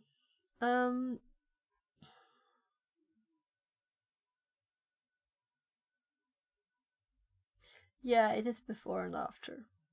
I'm just stupid and didn't look. So as we have before the actual payload and after. But the payload now is the characters we will use, meaning all characters minus the bad characters here. So when we run this, it will remove just null for now, and it will put all the rest of them in there. So let's just see if it works as it should. So let's actually close it. And I'm curious about the memory usage again. By the way, I did have something I could close there. I have a printer driver running. A printer program. Oh gosh.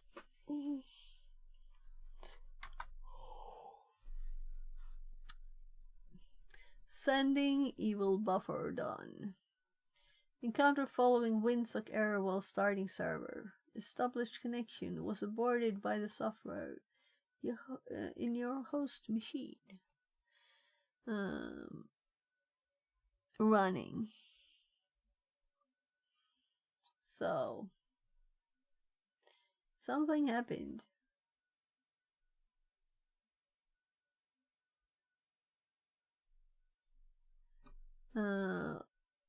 Let's restart it. It is running. It is not paused. That's interesting. I have to stop it again because I didn't get the last machine I used this one on. I like disabled all the automatic pauses, and I still had to play it every time. This, I think it just started it. Yeah, it's running. It's running. Good. So, waiting for connection. And we could also have a test, like a short test if we wanted. So what if we run this again now?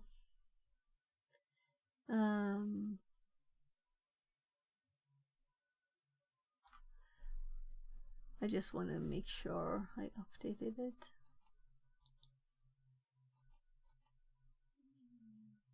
Because it didn't crash, right?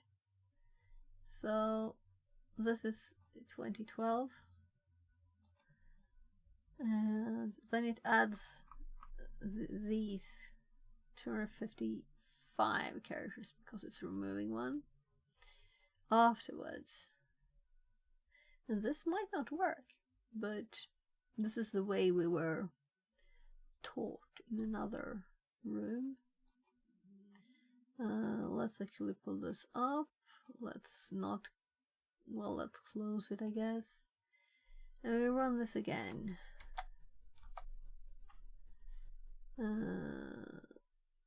Encounter following windsock error while connecting to the server. So something is going off. So before, when I tried the characters at the start, I had other problems, like it's not crashing. But this time, we're doing it longer. We're making it longer. So I'm kind of thinking, what do we need to do? Do we need to change this so that it is shorter now?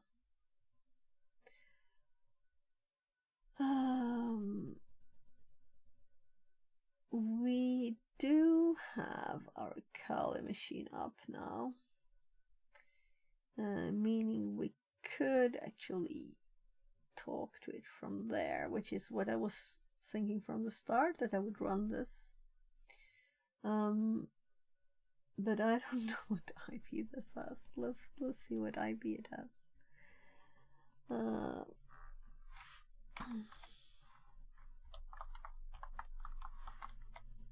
Right, we do A usually, but there's the IP.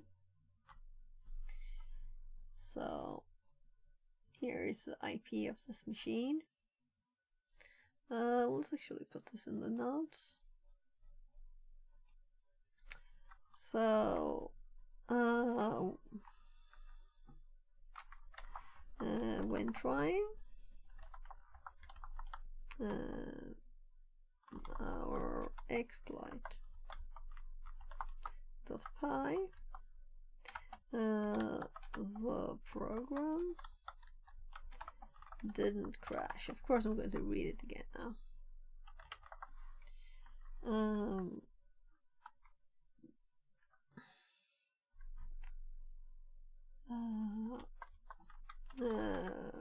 We are now running the Kali VM2. So let's run the Python script there instead from the same machine.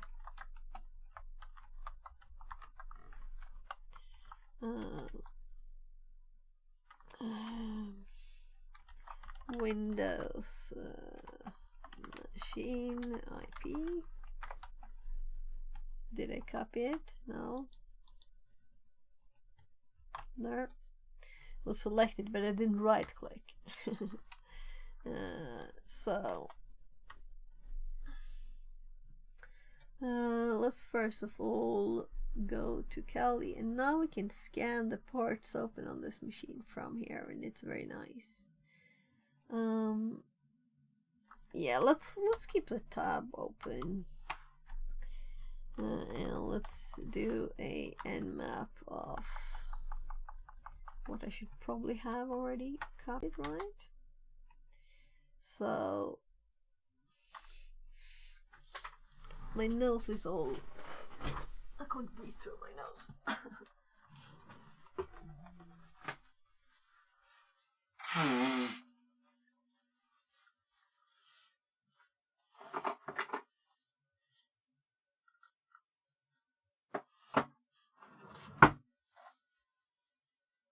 Oh, yeah, so I can feel some training ache. It's around my hips, really, from yesterday. Good morning! Madam Fabulous says. Oh, GM. good morning.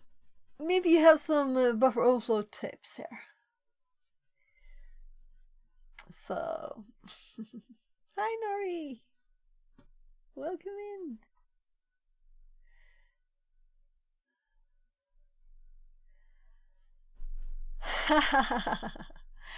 You're streaming, Cyber? Then I'll shout you out for sure.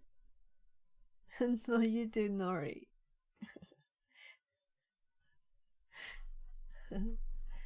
Nori does music. Let's do one here. Lamau, I do not have BOF tricks outside of take the Czar Sec course from Taggart. Okay, I haven't seen that, so maybe you have other tricks than I do. Just let's see here. I do too few shoutouts. I should make myself some buttons. Kitty says. Cypher streams offline screen is very entertaining. Noiki one bleb. Madam Fabulous says. Nori likes to shout me out as a troll. Noriki one bleb. Noriki Yeah, one cry. yeah. But are you streaming? Then I will do it. You know, I saw it the other day. Nori trying to shout people out, or other people trying to shout other people out. But that. I do occasionally. Cool. Well, okay. Let's do both of you. Who should I do first? I have to spell here. This is complicated. I've even misspelled Cyber Enigma. How am I going to spell your name, Nori? It works with the Nori Kitty, not Japanese. I struggle with it because the right? streamers I like to watch are in the same time slots that I'd want to stream lol. Oh, yeah, that's a problem.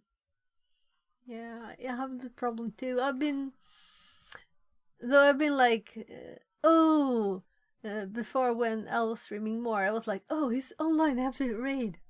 So I raided a few times there. But now I'm not streaming as late, so I like to raid people too. No. But if nobody's online when I'm raiding, it's not as fun. So I know there's a timeout, right? So, but let's prepare the shoutout for you, Nori. Unilateral So Bud what- says. Hi, JQK and 16 EAP. Translated from Estonian. Hi.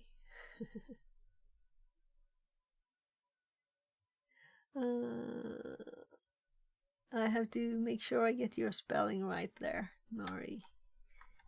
This is complicated, much more complicated than buffer overflows. Getting the spelling of people's names right for shoutouts, right? Yeah, so what we're doing right now, we're doing a box. Let's actually look at that page first. I don't even have my browser up though. So let's not do that because I have a memory problem here. Come on. So we have a Windows machine running here, and we have an exploit.py, and our let's confirm here that Madam Fabulous says. An out of bounds memory problem. Pride. Hey. Yes, it's more like my computer crashes stream. So if I have like OBS and Discord running at the same time, it crashes. If I have OBS and two Oh, no. VMs D. running, they crash. So that kind of memory problem. So I should have more memory than 32 gigs for this, really. I just confirmed that I really do. Because I think last stream crashed and this crashed when I had... I don't know if last one did, but this one did at the start. So, but I was just babbling at the start anyway. So we're not doing IP. I just wanted to again. shoehorn a buffer overflow joke in there because it's topical. Yeah. And I don't get it right. But I actually have memory problems on my computer, so it's actually... But I'm thinking that's the problem, that why wouldn't it just say, oh, you have a bit too little memory? I don't think that's the problem. I think the problem is that they must be riding over each other's memory or something. What else could be happening? How could it happen? How is it possible?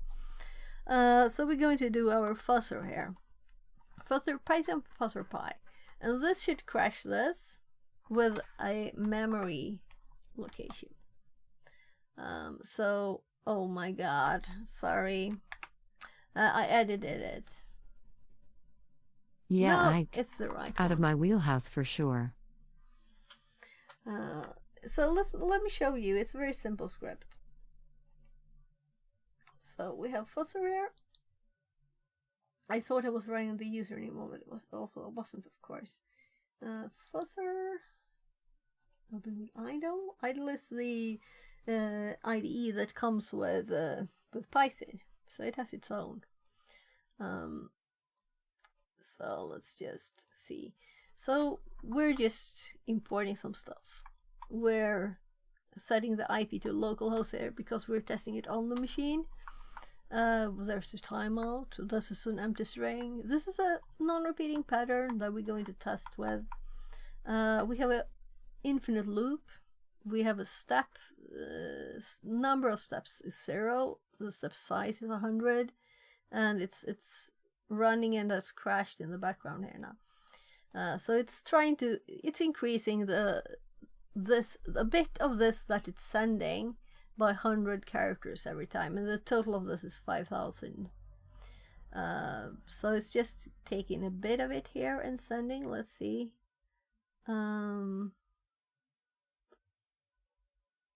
Yeah, here string.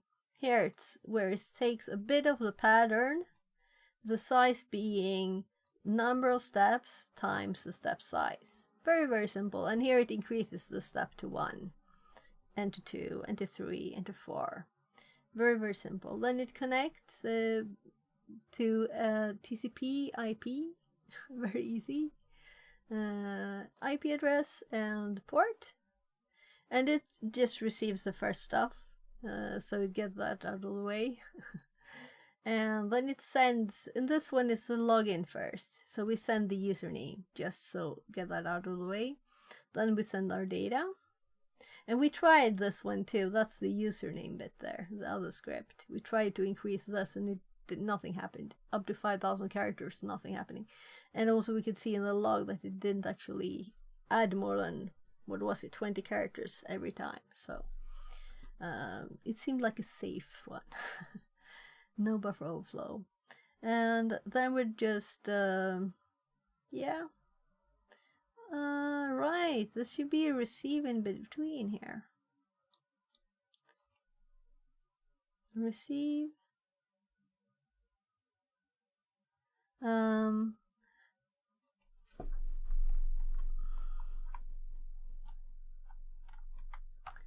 So this is supposed to be here.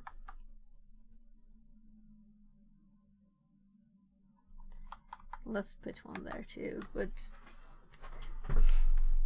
let's see this. I want a new line there. So you see, I found something when I was looking at this here now with you. So it sends the username. It receives again because it will arrive some text saying give me your message. And when you give the message, it's a bit long, right? And here it should actually stop the connection. As the with ends, if it doesn't crash, it should end it here anyway. And it can't really crash, it's in the... yeah, so this could crash it, of course. If it cannot connect, it will go to the exception. And I changed this in other places because this is like crashed. That's enough. It will say a bad number that's not correct there otherwise. So as you can see here, it's testing with this and then it says this. So it's enough to say that it crashed. What we want to look at now is just the output of the program. So I'm curious to see what it says now because it closes connections sometimes here. And also what delay did we have? Let's change it to 2. So it has the time to actually close it down. I'm gonna do this again because I'm curious. So before we look at the results, we restarted the server. It's listening.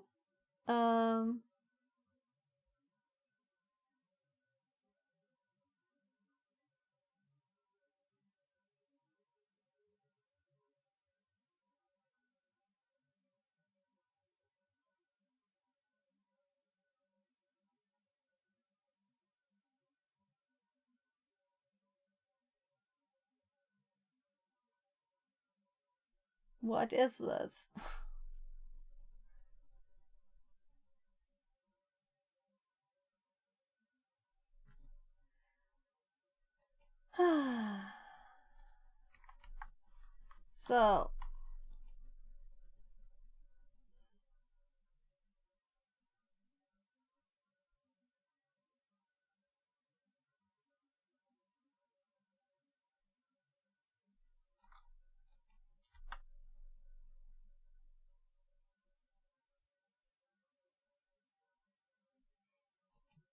So now we're sending here, and now it's actually closing the connection every time.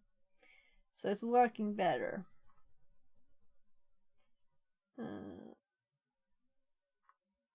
So we're not waiting really long enough still, probably. Some of them are forcibly closed.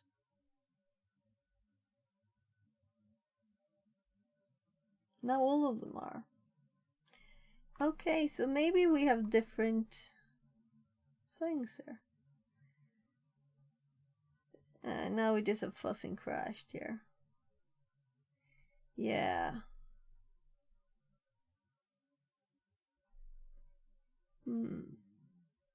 Anyway, let's look at this, and we can see that we have a position here.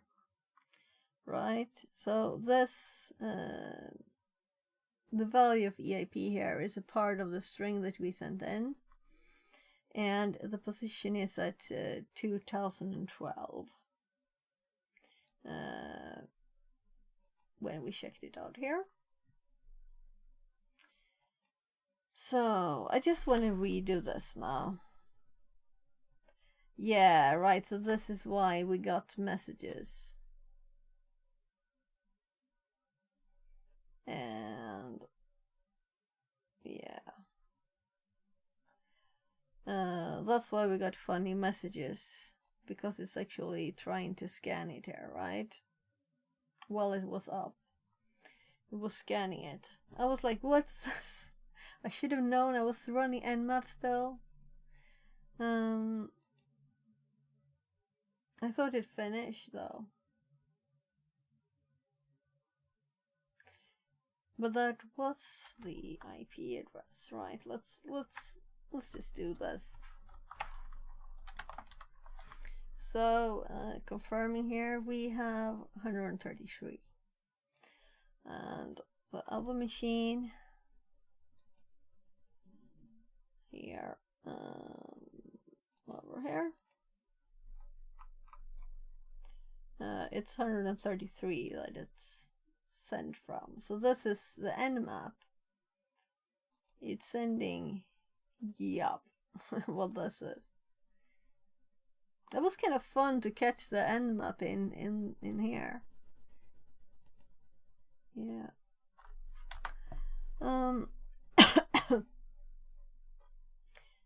But let's just redo it. I want to redo it again because I'm learning things here, right? So let's actually do a 5-second delay. That's long. Is this seconds in Python or is it milliseconds? Milliseconds is no problem. We should have more than. It's probably milliseconds, right?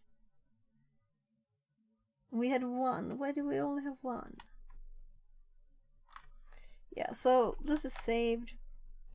The program is running again. And let's rerun this. And let's see if the output looks prettier. Closed connection. And now we're waiting. 3, 4, 5. 1, 2. Yeah. I just want to see if they all close in a good way now. That's why we have a long delay.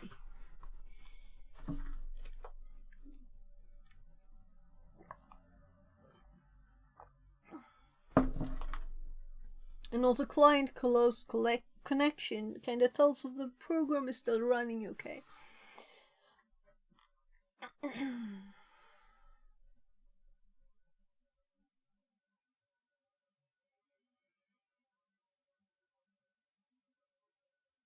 Okay, so here we have an error still.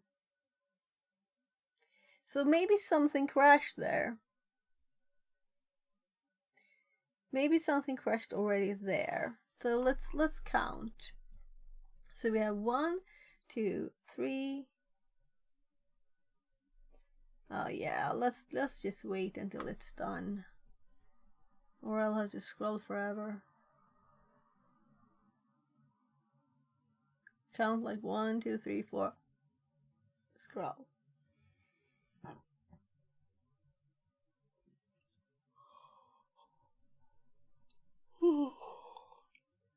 Though it is going to, well, let's just 2 more. This is also interesting to see here. And you can see also it says username, not username. So it's like broken off there. Nori, I'm doing the shout out now. I had it up there. So everybody subscribe for some music and noise. So now we can scroll up. We have 1, 2, 3, 4, Kitty says, 5, 6. Thank you, 7, Noiki, 8, one hug. 9, 10. Yeah, of course. So I haven't caught any of your streams, lady. You're usually very late my time, so it's hard to. It's only when I'm up when I shouldn't be up usually.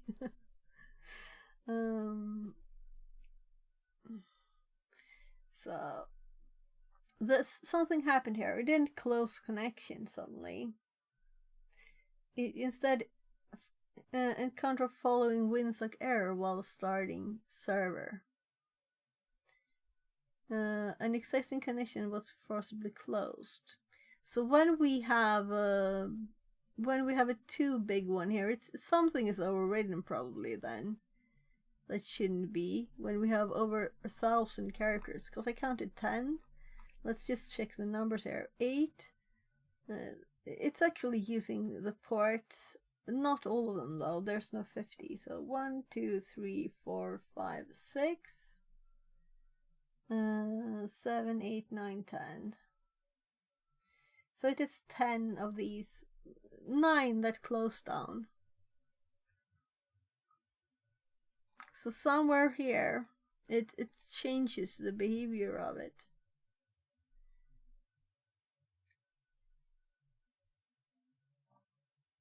And then it's just stopped working here. And it's got an exception access violation. And come on.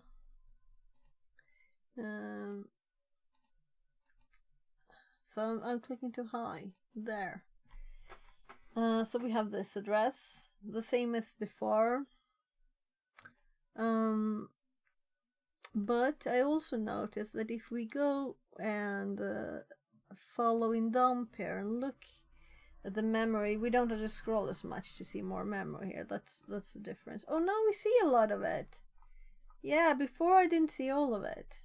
I was confused. Now we can see all the way from the start. Good. So it's not just suddenly just... Yeah, good. Giddy. Because I scrolled and it was just the same amount over it. That's below. Yes, I'm thinking, why isn't it working with the exploit one, which is just to test bad characters? So we could put the bad characters in an earlier spot there. But it should work still, right? Maybe it just won't. So maybe in this one we'll have to put our code here. Maybe we can't use space afterwards because it doesn't work then. So let's actually send specifically.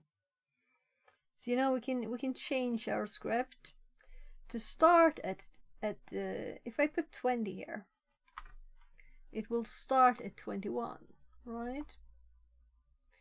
And what has crashed it now is 21. So if we instead put 22 here, meaning 21 here, so it adds 1 before it does anything. So then it will start with something that we have never gotten to. Will it crash differently? I'm kind of thinking it will, and that we can't actually use that much space. And this number was already at 2012, and 2100 crashed it, so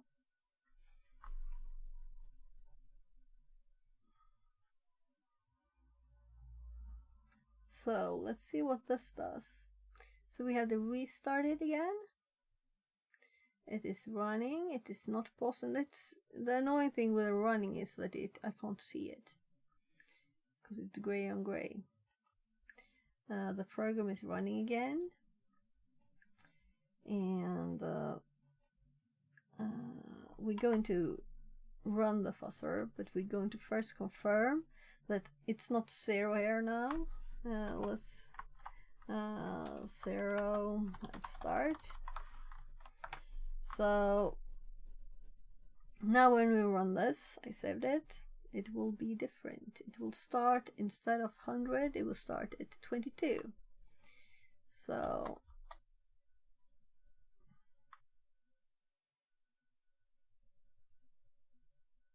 it did crash, and it has the same number, so that worked. So let's put 22 here, save, restart,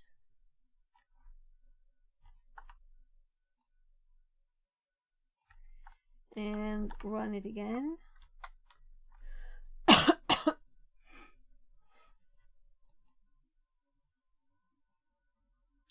And it crashed. It's paused, except exactly the same thing. So why didn't our message get the same result? Yeah, I want to do this once more.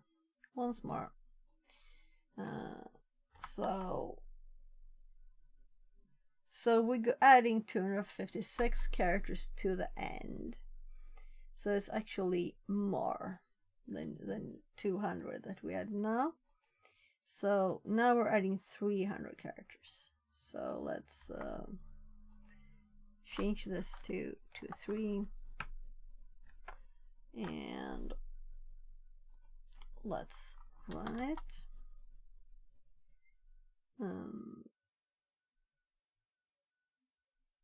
It's not answering again, and we have the same address, or rather not address, but position. So what did I do? What is different? I'm very curious now. We'll have to look at this, the exploit one, and really look and see what's different. So first of all, let's run it, because you never know. You might just have messed up a bit and forgotten to run the right thing or whatever. So one fail is, oh no, I just want you in the corner. So now we're running exploit, and I'm just running it once. It's easy to restart, right? So it's just sending one thing, and this now does not crash. It's saying existing connection was forcibly closed by the remote host, and maybe that's because of a character that we're sending. But which one then?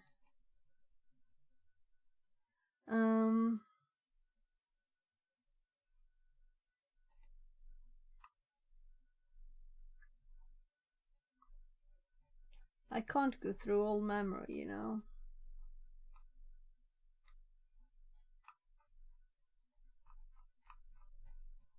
So where were I last time in memory?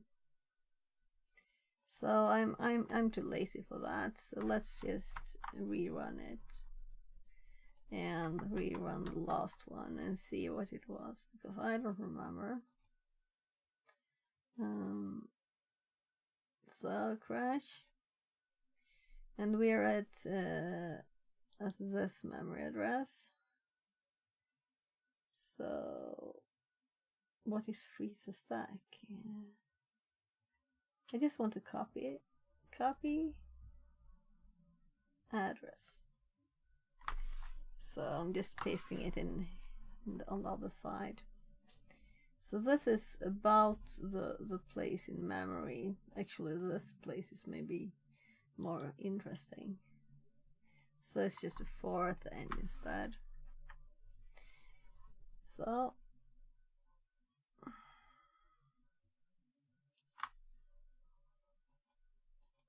we start there,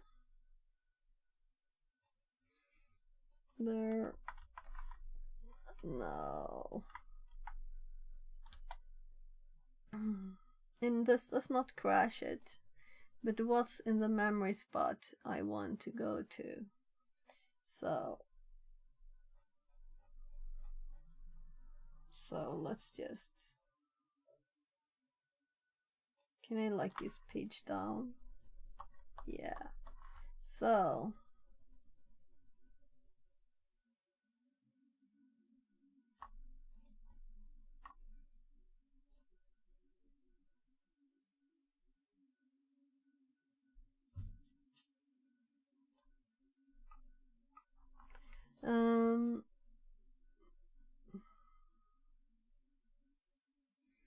we can put breakpoints, but I'm learning the program, so I don't know really how to hop to another point in memory. So this is much closer to the point I want to be in, but it's still not in the list here.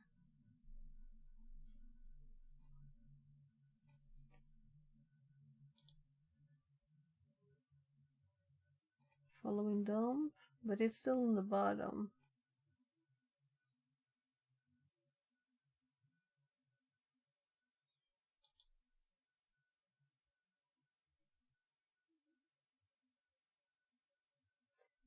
So what about this? Yeah. So we're in a module here, I guess. Yeah, module, we're in NTDLL DLL. So I want to hop to another one, and I want to hop to another. Yeah, it says here too.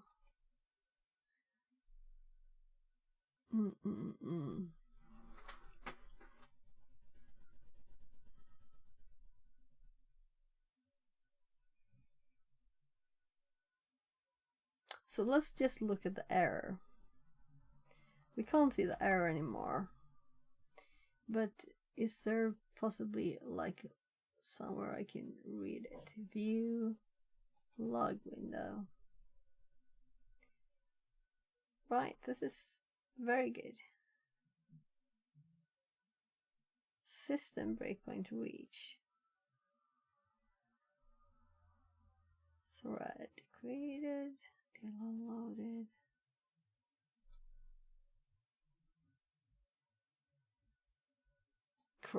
Created, and then exit. So when I reload, how will the log look? So let's close and start. I want a clean thing. How will the log look now? Good. So it is already running, right? No, because we didn't load anything. So it is running? Black on gray? No, this is where I want to click. So,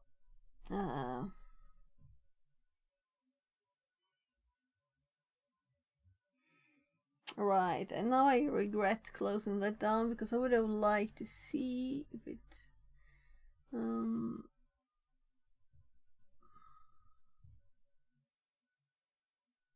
yeah. Process started. This thing here. 004. That looks very like decided, right? I'm gonna load at this address always.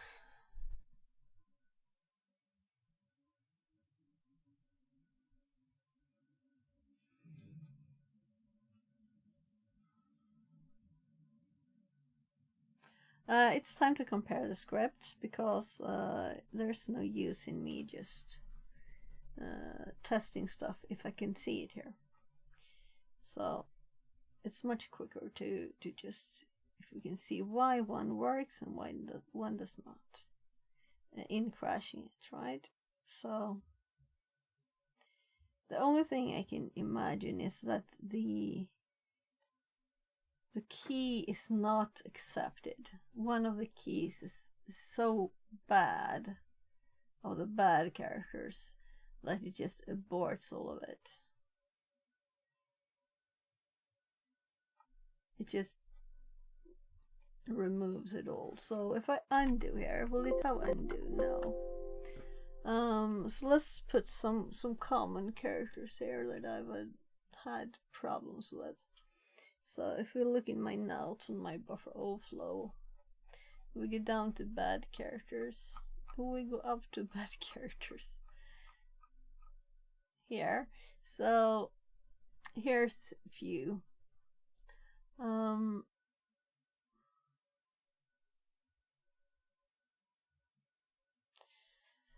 So let's add character turn. It doesn't seem like they would be like just aborting the whole thing.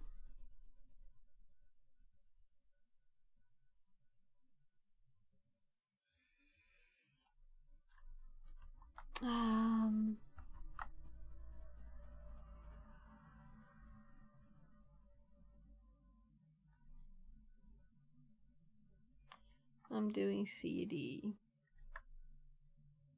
But 9 was very problematic, apparently.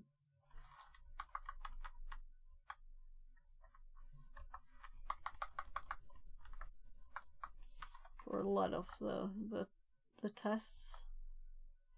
So let's add 09. We have a few there now. So let's just see if there's a difference. I guess logic is a good way to go, right? And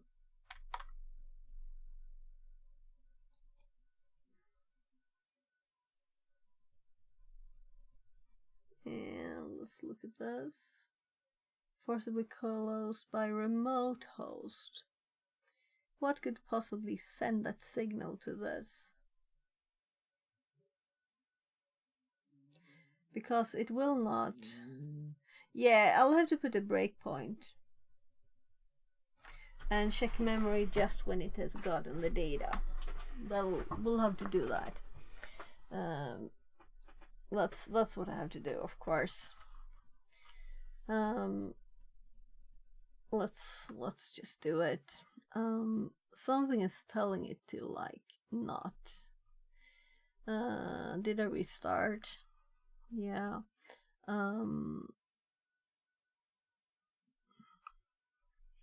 So where is the code? I was scrolling so much.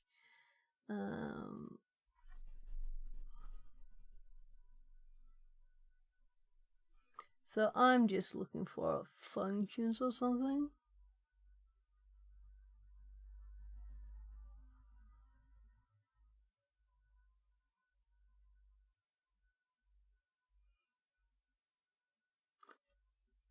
System breakpoints. Appearance. This is like the program stuff. We don't have any plugins. Advanced.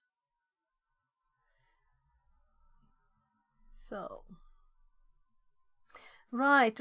I think I know. What I could look at. There's other tabs. So, for example, here we have that. Let's click it one at a time and explore. Yeah, we want to add a breakpoint, but we need to know where.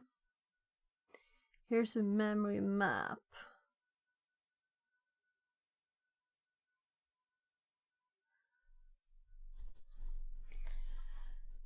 There's so many of everything. Yeah, that didn't tell me much. Main thread.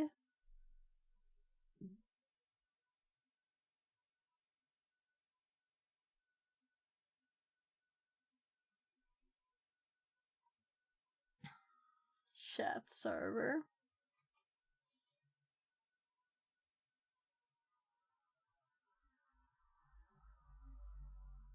So that's something. There's that. So we could go to this one at least. And yeah, so it's currently running. So let's actually, we want it stopped. And we want to do stuff before it starts.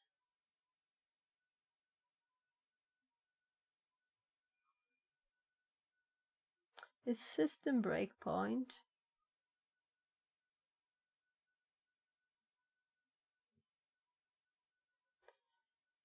I don't think I want like main, which is like impossible in this one, right? I want after, yeah, I want after it gets the data.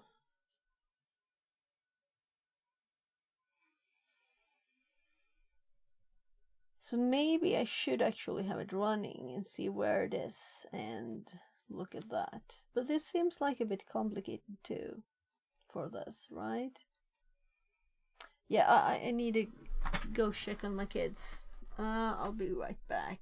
I'll be right back.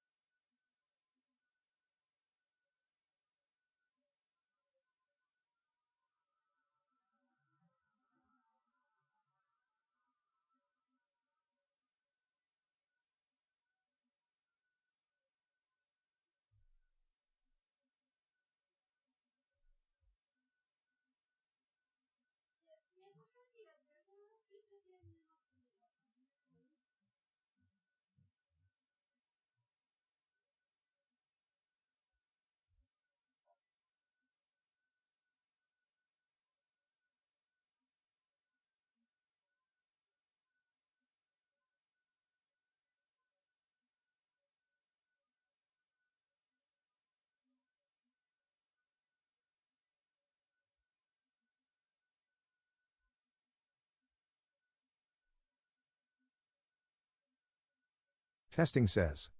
Cactus.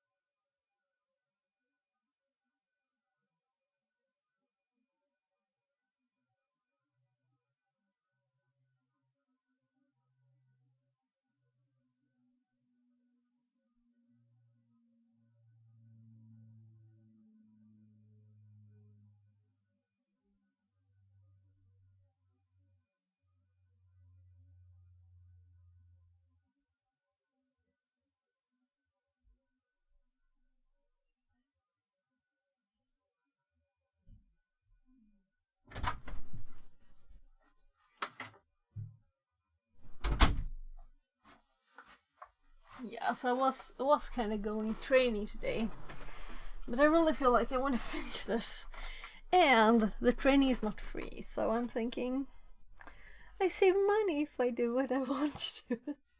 And it's not like I haven't been training. I was running yesterday, right? I have a training ache, so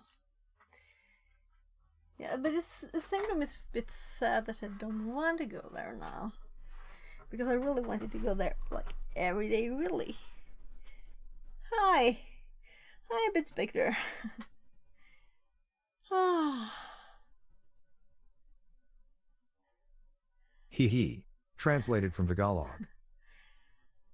Yeah, so I want to go train martial arts, but it is far to drive. It's like at least 30 minutes, and it's like 2 hours training, and then it takes like another 30 minutes home. And I'm like, and it also costs, no, it's free parking on the night, this late, right? Yeah, I kind of feel like I'm too lazy today. Yeah. I feel bad for not doing it then. Yeah, but it's also because my kid woke up late. It's not because of me. It's because of that, right? No, so I'll be doing stuff tomorrow again. So, but I really wanna finish this. Right, you're already on the screen. This is very empty. So when you do stop, it like stops it totally, right? So, but I do want it to pause somewhere. Where is it running now? Is it currently running this instruction? Well, it's not running one instruction now, it's running. Wouldn't it be nice if it just was hopping? Can I like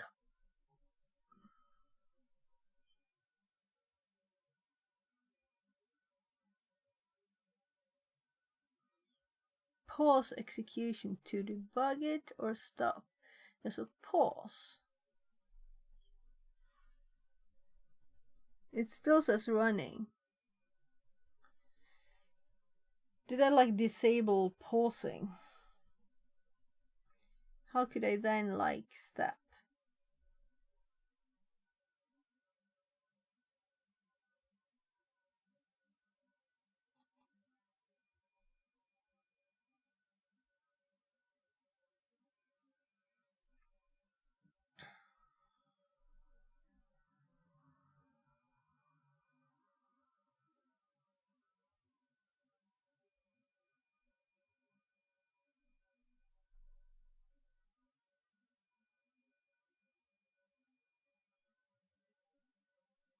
So this is not our program running.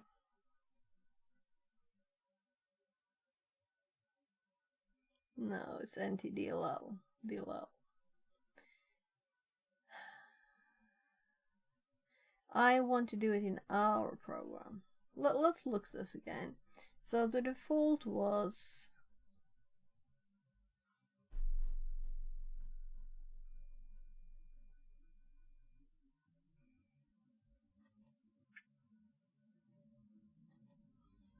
of course it needs a break on breakpoints.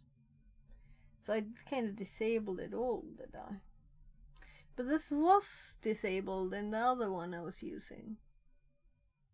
Yeah, so I think the ones that requires debuggy to restart are the ones that were there on default, by default. I'm kind of sure it was these two. But not this one though.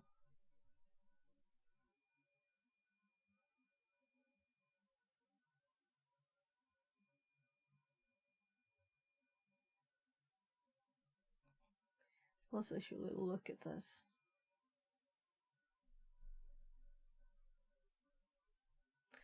Disable ASLR. There's a check mark for it here.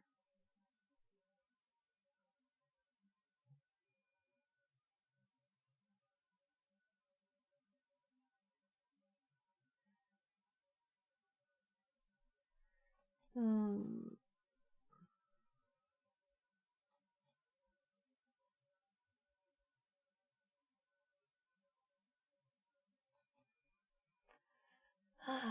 I would like to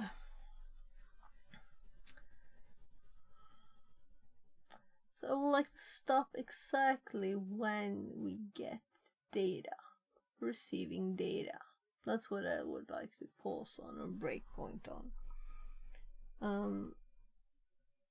So I guess this is a debuggy restart, and now it's paused. System breakpoint. So now we're actually in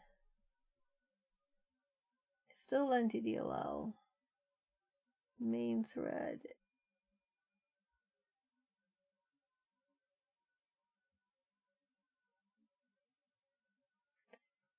So let's just play this one and see what happens.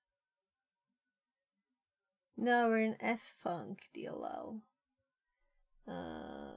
So sfunc DLL is our DLL here that we have added with the chat server. Rather the ones that we want to find out how they work, right?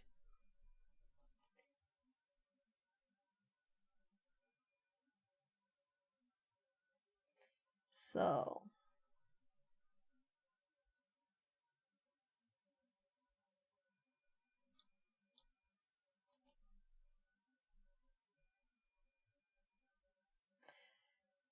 how would I say in the payload to a pause thing that doesn't receive anything, right?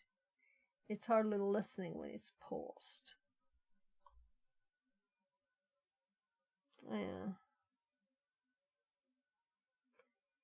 It must be when it has received something. So let's step one step further and see where we end up. We're still in sfunc. Essential func.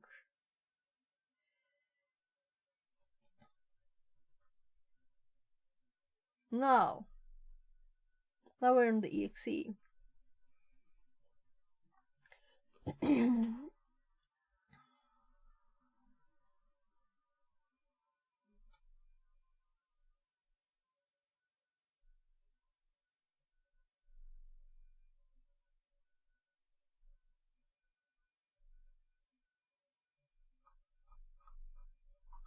So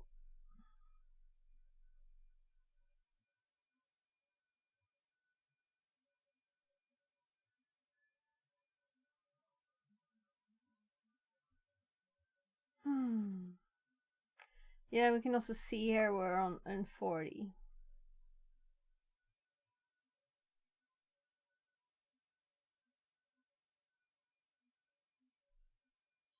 Here's the essential func one.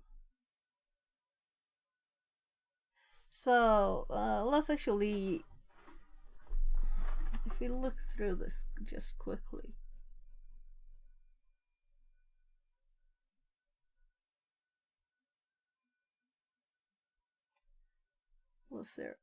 What's this saying?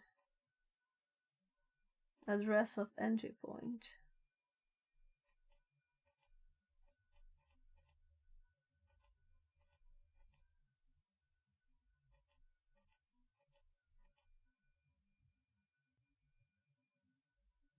Please enter your username.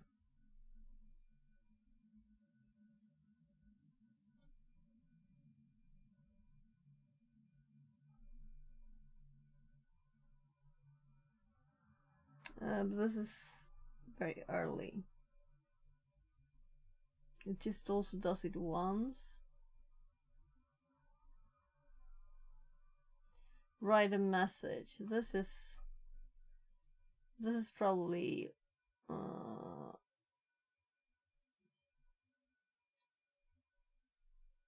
they just hop away when they're not.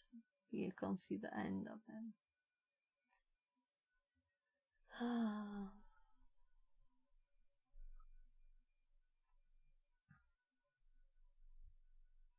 So just for now.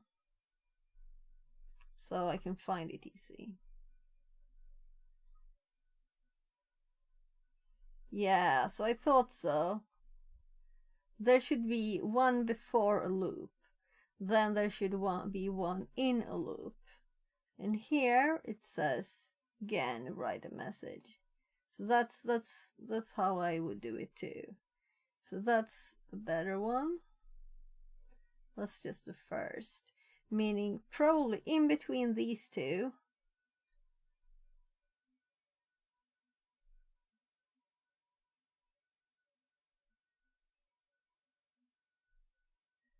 Time server, call chat server something.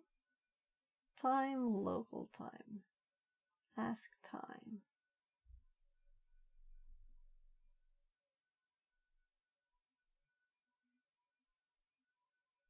Here it's checking a string length.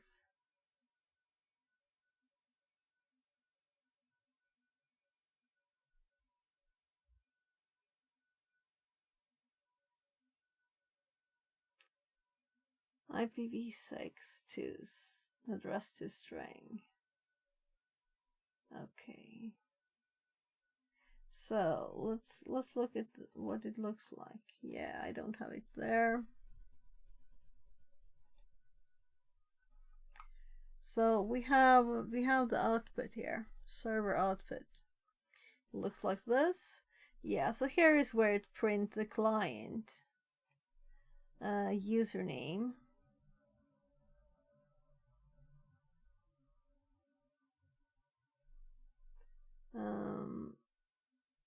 So these are not the good messages where it's actually stopping.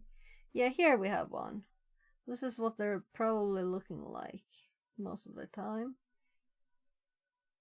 So there's no output for the data. So there will not be any printer for that, but this is what we're looking at here.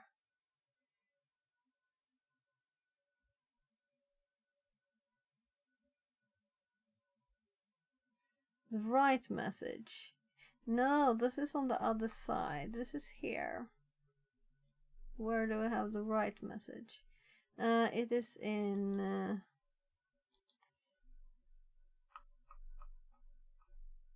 here.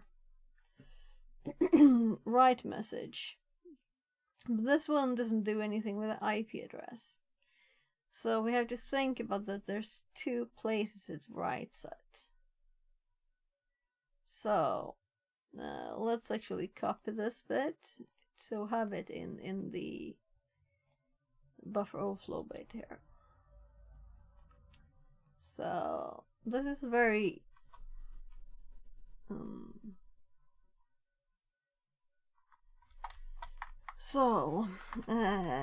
what it looks like from NC.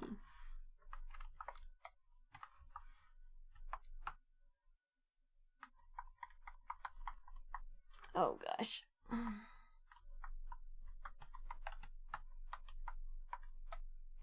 Yeah.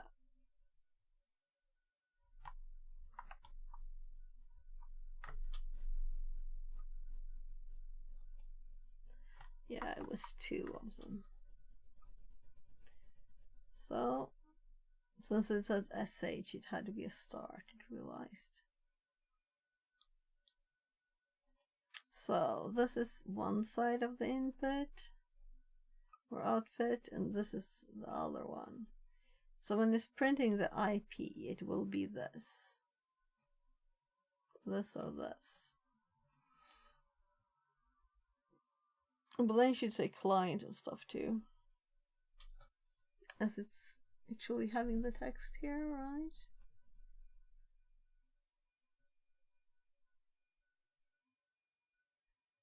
So address to string is time.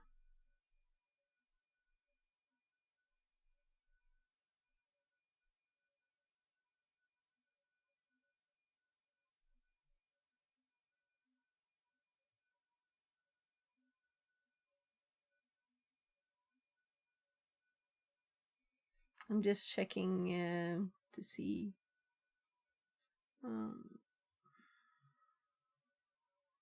And I'm assuming this will be the same. I should be able to drag this. Can't I? Oh, I have to click first. There. Yeah, so it's the same number there.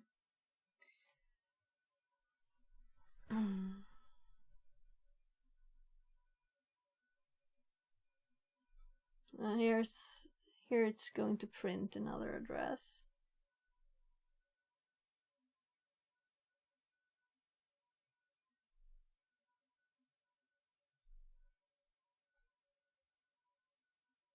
Here it's calling EAX. Yeah, I guess they want those in there. Here we have client. Yeah. The client, and here's the, so this is the client one, yeah. And here's the printf for that. And it's like after this. So this is the closest we have so far. Let's remove this one. No? What happened? Why is it still? I don't want it disabled, I want it removed.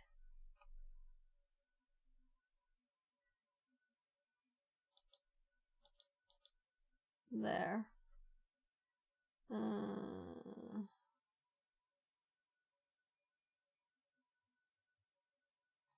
Control D.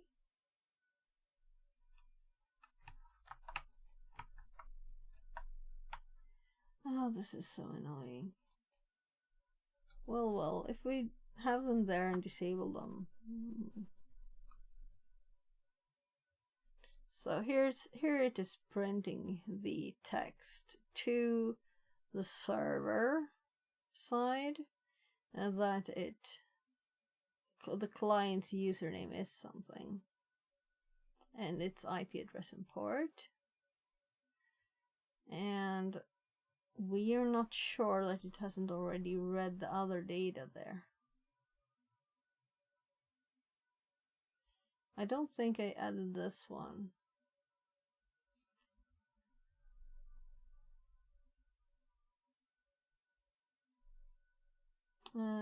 Activate. Can I go further? Oh, nice.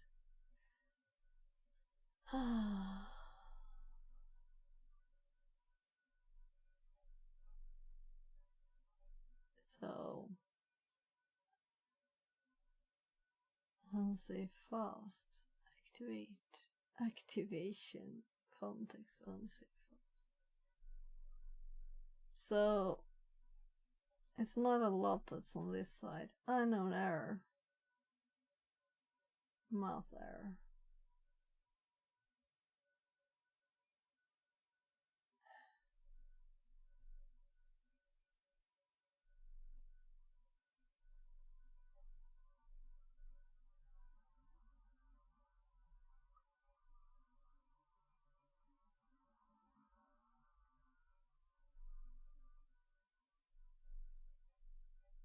I'm just interested if we can see any other strings. So what we really want is really the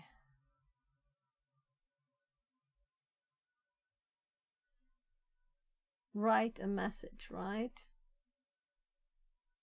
And we found those already. The write a message, that's the best we have. So let's just scroll a bit more.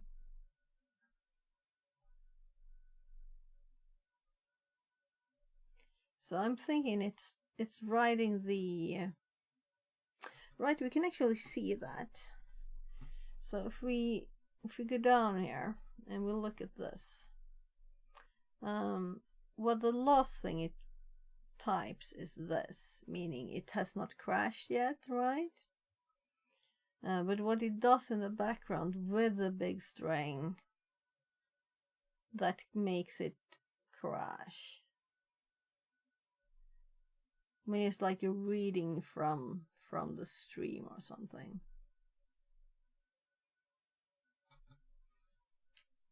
So that's where it crashed. After that it crashes, but also we don't know if it writes this before or after the write a message.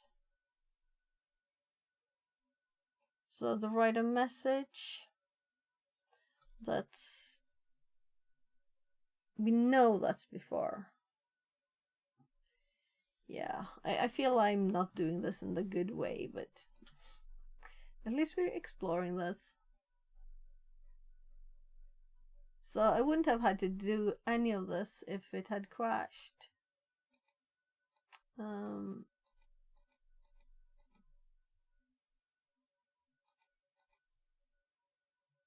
It's my bad character test, that's what we're on. Okay, this is interesting. It's just a lot of hops.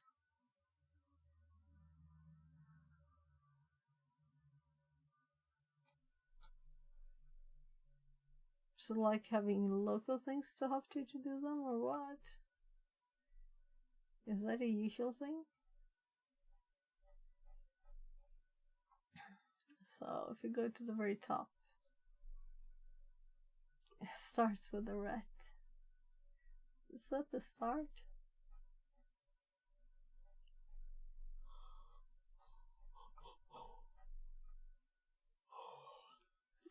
Entry point. Oh, here's the port number.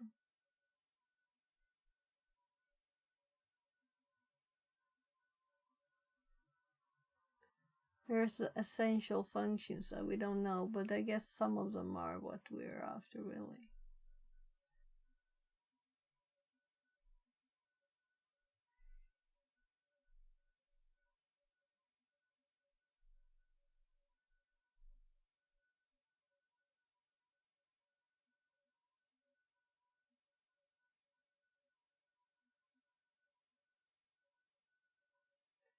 So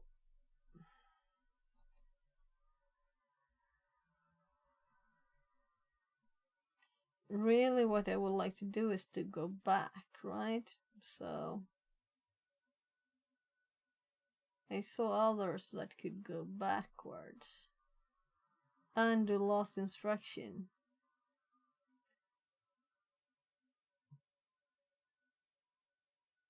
Execute or return postal exception. Step over. And run until. So undo lost instructions. How many times can you do that? Can you go back from the crash? Oh, let's just run again here. So I have breakpoints on. We'll see if we end up there. So we're in it. Shut server. In shut server. And we're running.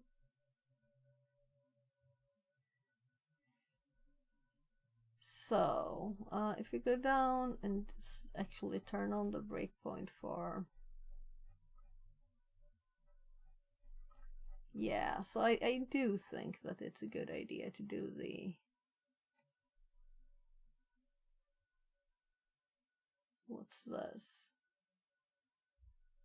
This is the printf for the client text. Yeah, we don't want that.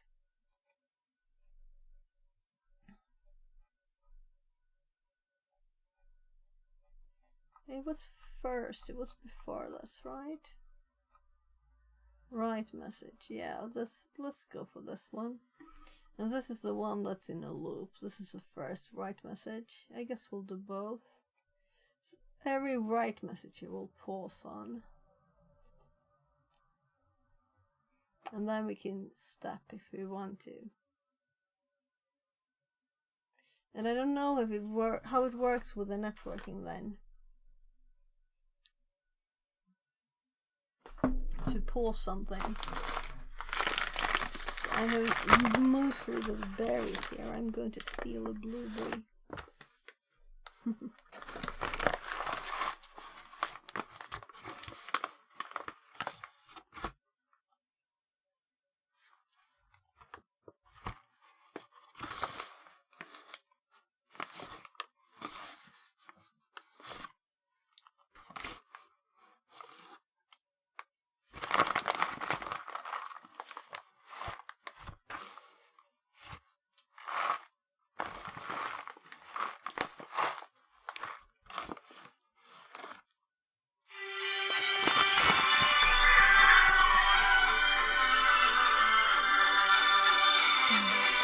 Says my mom.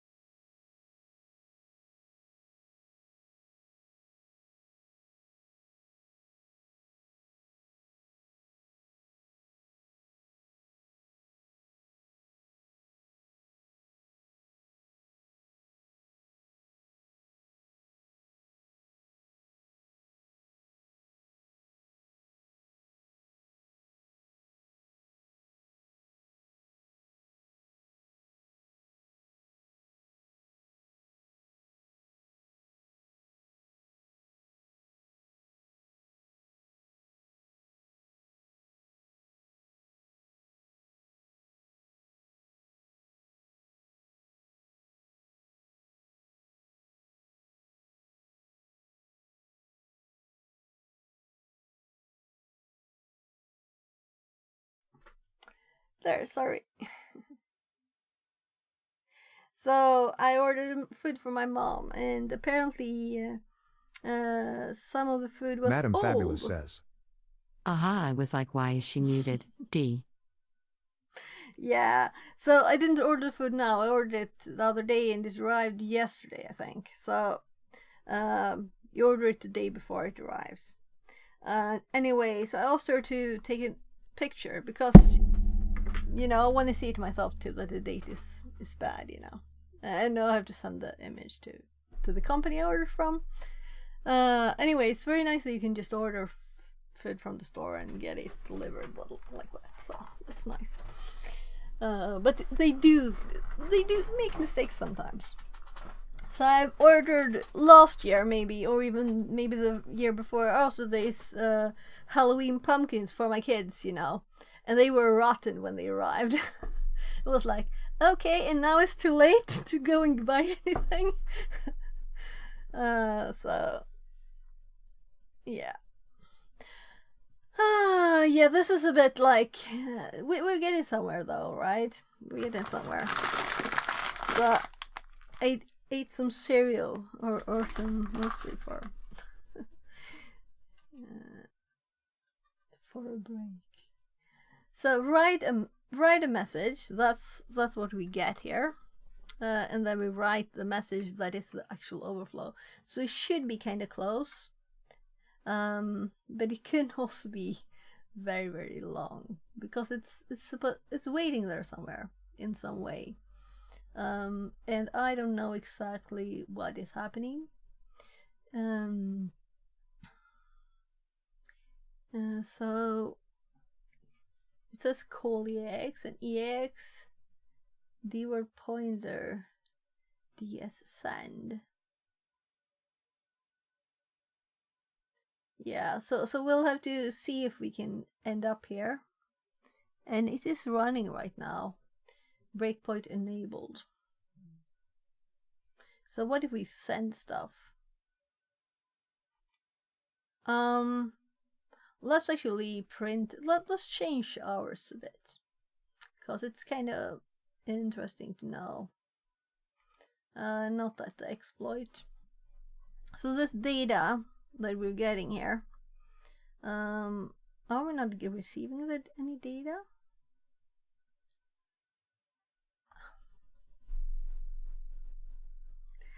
Why is it not crashing? Because I'm trying to overflow the one that's not sensitive for buffer overflow.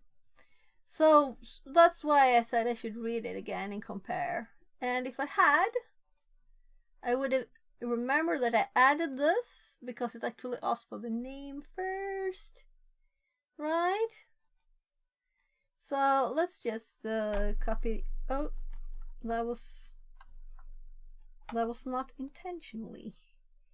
I just clicked space or something. So there, let's copy this and let's put it after the connecting.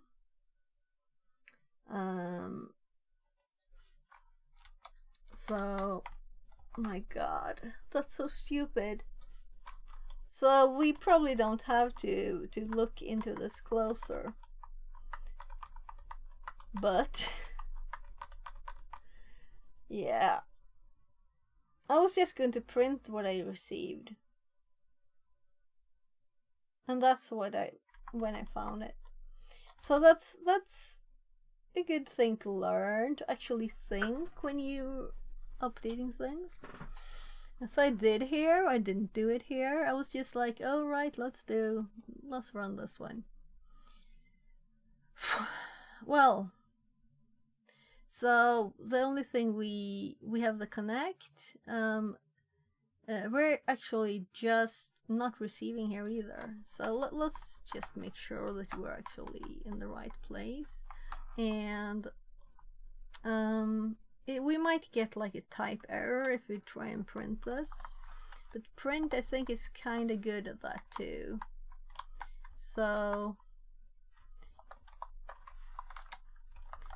we'll try and print. It should say like print this is on the server, print your username, and then it should say yeah.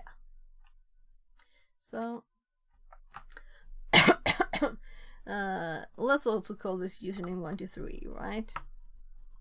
So I want to know why it cut it off here when it's sending it, showing it. Maybe it's just because they were like lazy or something. Buggy code is what I'm thinking. Like I was doing now. This was buggy code. So it's already running. It's going to probably stop. We should probably ignore all the breakpoints and just see if it works. Yeah, and we see here it says welcome to Brainstorm chat. Send username. Please enter username max characters. Sending evil buffer. So we didn't. I thought I added some output there. Sending username.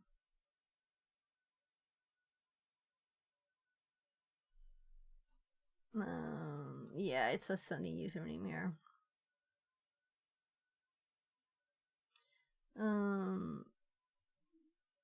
But it does that before.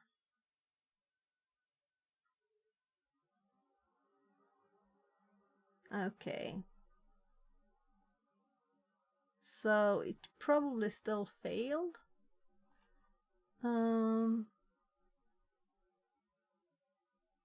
But it paused now, right? So let's disable the breakpoints.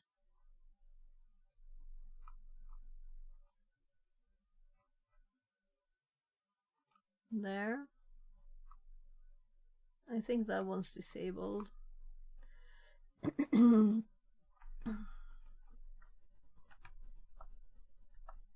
don't understand those. What's the difference? Oh, because this is where we're actually at. Right, because this is an active breakpoint. It's not just... Even if we disable it, we're still here. So... Yeah.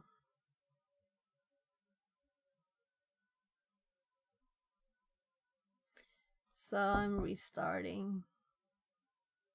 It's pausing. Just a second. Okay.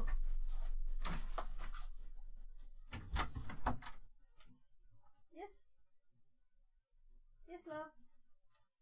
Jag kom precis på något som problem. Jag pratade med mamma länge. Vill du något särskilt, Ben?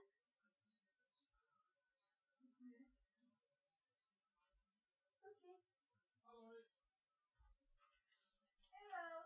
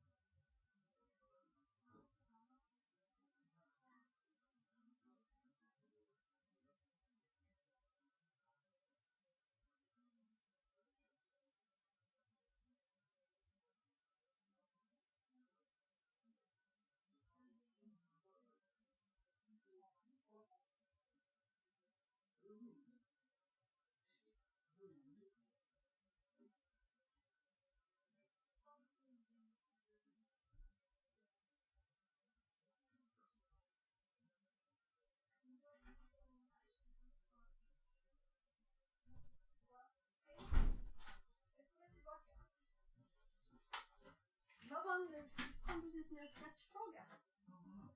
Jag kom precis på ett problem Så jag har en lösning på ett problem som Linus fick. Jag hämtar packningen till diskmaskinen.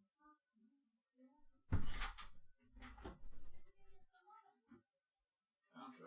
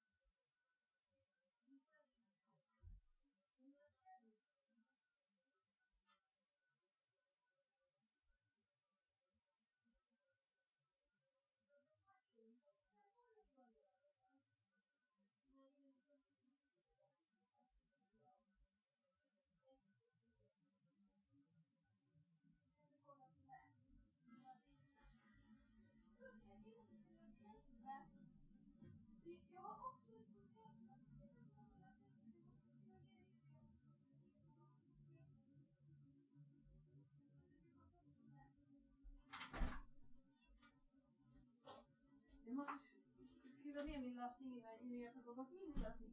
Jag vill gärna ha lite mer hjälp med. Jag behöver ha lite mat och grejer. Ja, men bara kika in till honom. Jag kanske kom på mig det jag hjälpte. Han får komma till mig igen. Det är helt lugnt. So my kid is doing scratch. And he needed some help. I'm happy. My kids are coding.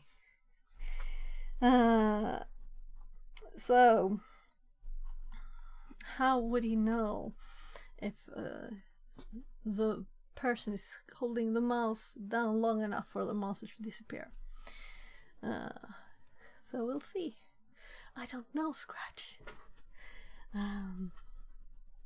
So you're very limited. You only have the options that are. So I'm thinking, let's restart this, because then it will forget all the debugging things, right? And we can just run it again. And alright, also, let's actually do this, because it said it needed to restart debuggy. So let's, before we open it, do that. So let's chat server again. It's running. It is running, not just paused. It is over here. There. And we have our script we're going to run here, and it is sending username here, but it was too early, but it was pausing. So now we're doing it with the actual running thing. So, but we can put a pause in there if we need to. Let's just do it so we don't have to do it once, more than once, right?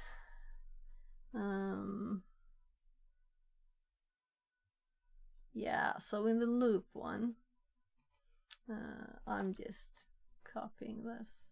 We're not going to have 5 though. So after we have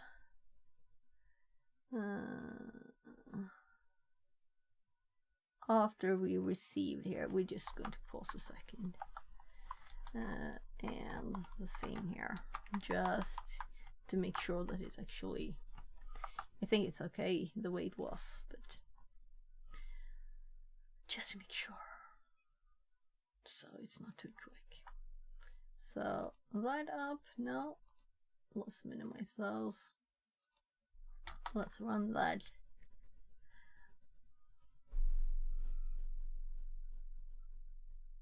It could not connect. This is annoying. So waiting for connections, got a connection, encounter following wins like error star server. Connection was forcibly closed by remote host. Let's remove the sleeps again.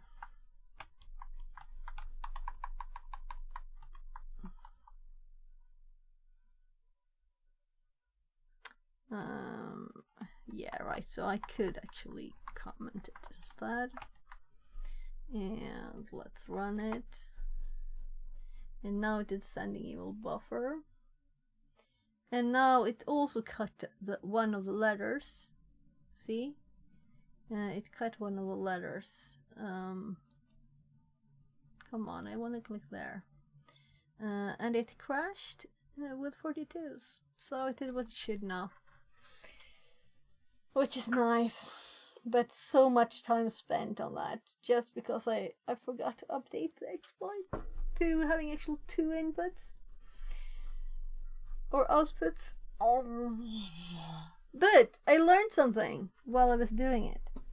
I learned something. So it wasn't for nothing.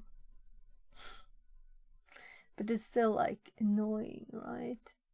So what we have now is characters check. So here we have, let's do this, and let's put it to following dump.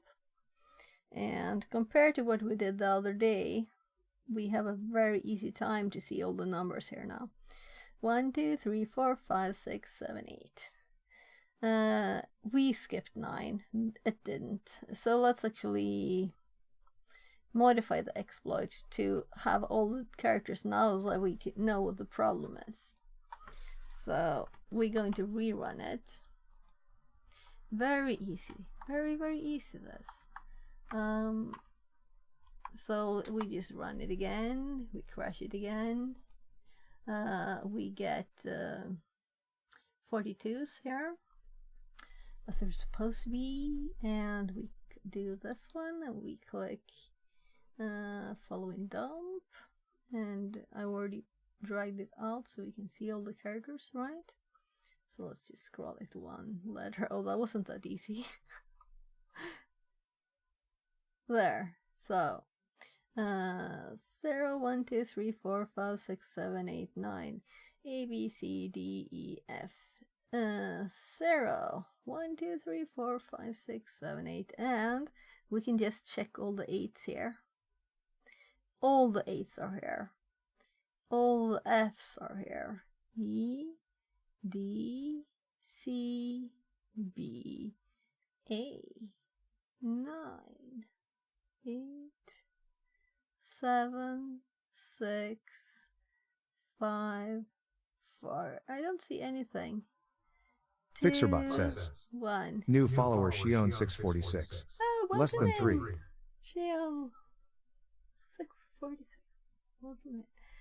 Yeah, so No characters are not. Time to move it, move it. 15 squats redeemed. Yeah. So thank you for the squats. Let's do a pause. Let's see. So I had problems, and I actually forgot to update my exploit. So two is being 2 inputs, which feels really stupid. So let's do squats. Yeah, I can do them. I was running yesterday.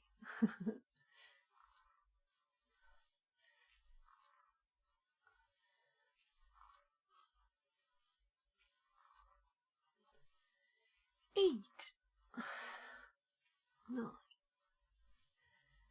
10, 11, 12, 13, 14, 15. There. Yeah, you have to get your body moving to get your brain moving, right? A little out of breath. I need to train more.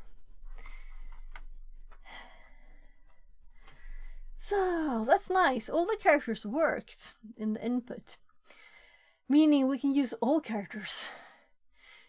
So I almost have to try null now, since all the characters worked. Can we just have null in here too? So let's just remove all the bad characters and just run it again.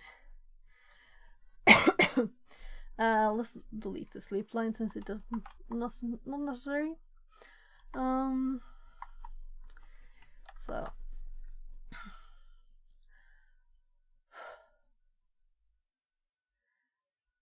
I saved.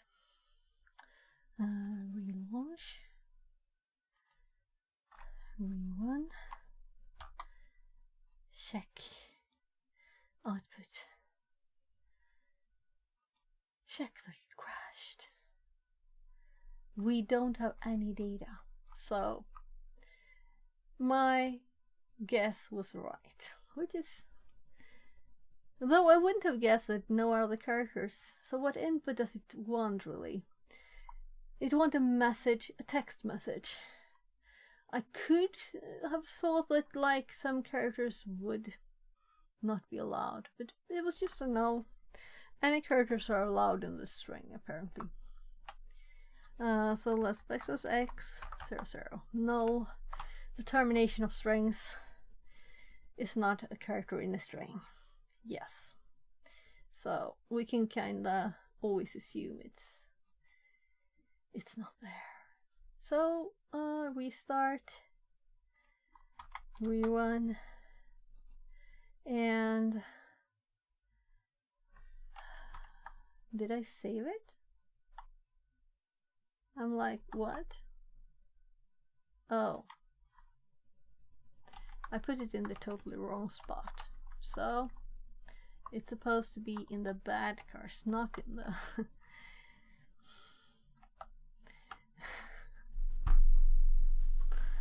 Did you see where I added it?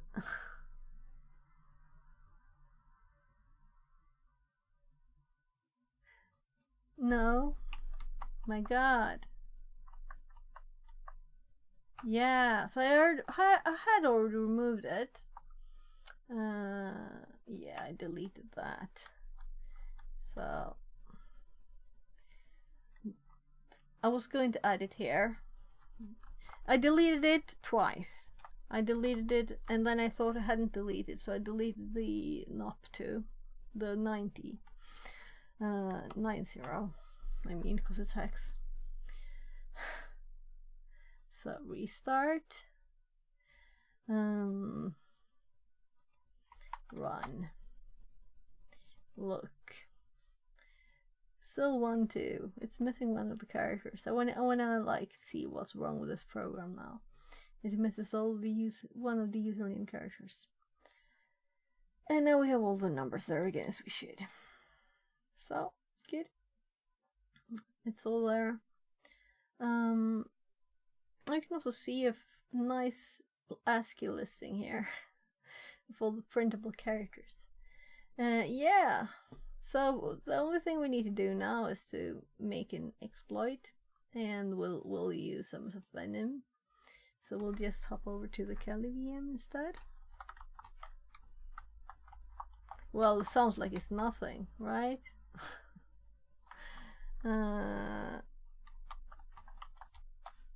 We can use this one. Yeah, so I got the Nmap signal into the other machine when I was listening there, the program running. So that's why we checked the IP that there was this IP. Because it's kind of odd to get other stuff there, you know. So you can also look at what Nmap actually does that way, right? Make a program that just records stuff. So this is what we've done so far with this one. This is what we saw when we connected with Netcat from the Kali machine, and we also tested and that we got a buffer overflow. But then we just wanted an example here to remember how the output looks. And this is our fuzzing that we got to this, and I actually changed it now, so it's just as that.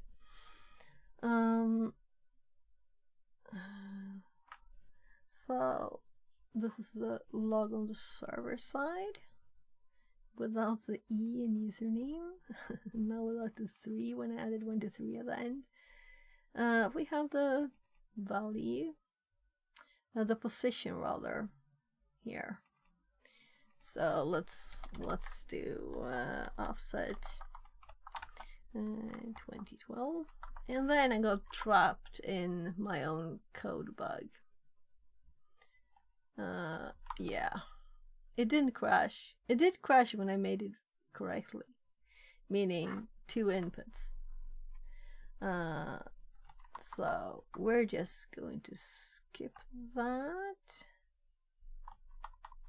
There, that was just an address that I was going to look in memory what it was there.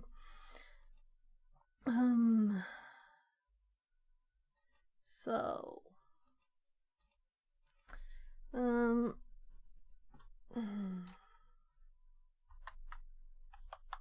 right, we need to do one thing more.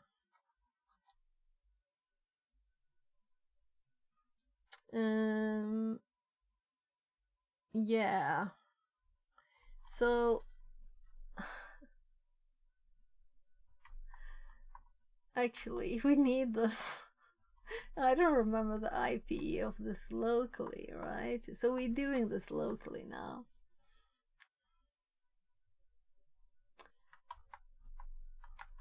Yeah, we didn't actually run it. So sf venom, and this time we're only limited to null. We want Python format. We want this machine's IP not on TryHackMe or Hacksabox or something. We want it on this network, so that's why we have it here. So there. So, oh my goodness. So we're going to copy this line, and we're going to put it in, well, I guess our other VMs. It's nice to know that these won't disappear in 2 seconds by mistake, right? You know, not mistake, but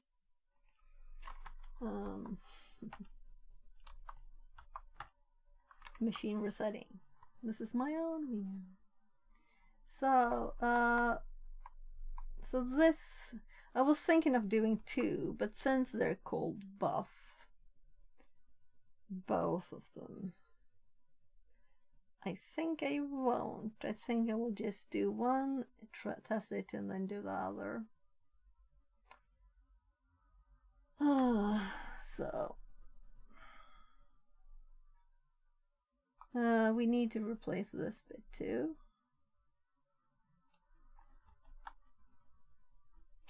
So, right, it's not tabbing, it is clicking, and we should actually run this. Reverse shell TCP, my local IP, then we need also to take the opportunity to start netcat. And it's the same port. No, this is when we connected to it. So that's what we want. And it's done. So there. 351 bytes. And it's just null it has to avoid. So again, I have to click with the mouse. I have to learn. There must be keys. Switching VMs, right?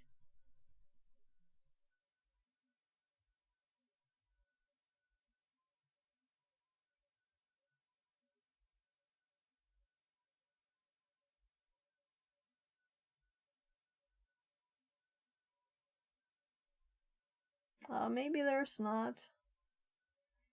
I don't think that this works. Do you think? Control Shift Tab. If I'm in here, Control Shift Tab. Yeah, so it's of course in here, right? So we hop to a tab in here, not to the other VM, not the VMware tab. So that's how it has to be. Yeah. So let's just restart that one. Let's go to this one. Oh, let's close the fuzzer. We just opened it again to delete and then paste. We know that we put new stuff there. So this is the local local test exploit, and offset is correct. This is still here, of course, and saving it like a million times just to make sure. And I'm sure to have forgotten something, right? But it's waiting for connection. Let's give it a connection. Yeah, I forgot one thing. Oh, I happened to click that. So we want to go here, and we want to actually change here for it not just to test for characters, but to use the buffer payload. Otherwise it won't work. So there is actually one step more. We need the address too. But we saw a lot of JMP, ESP there just in the code, so we could just take any of them, right? I saw a lot of them when I was scrolling, reading it. So they're red. So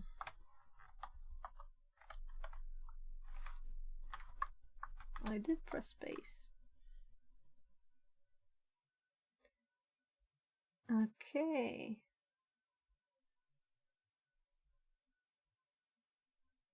Why did it do that?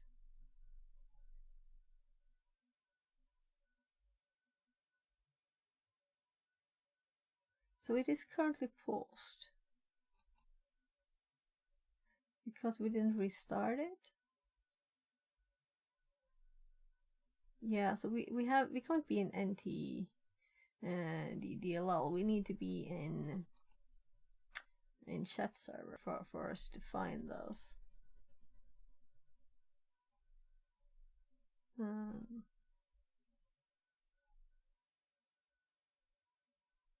Now I could Control F again, I guess, but they were here. I saw lots of them. Maybe I didn't.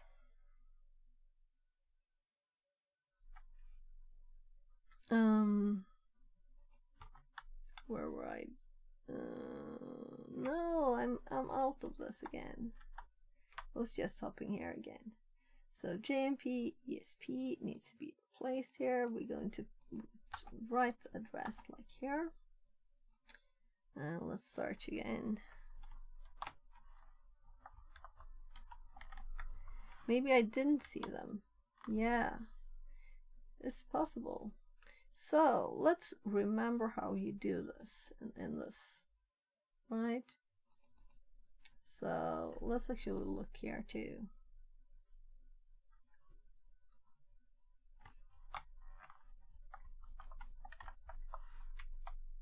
Yeah, so here we have lots.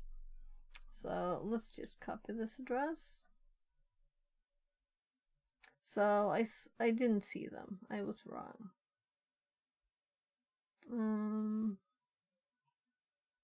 I just want to copy.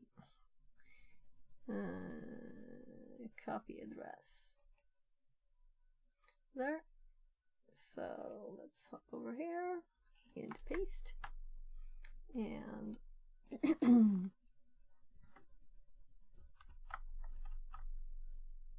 so why is my backslash not working? I have English keyboard again. No? Swedish keyboard, Swedish keyboard.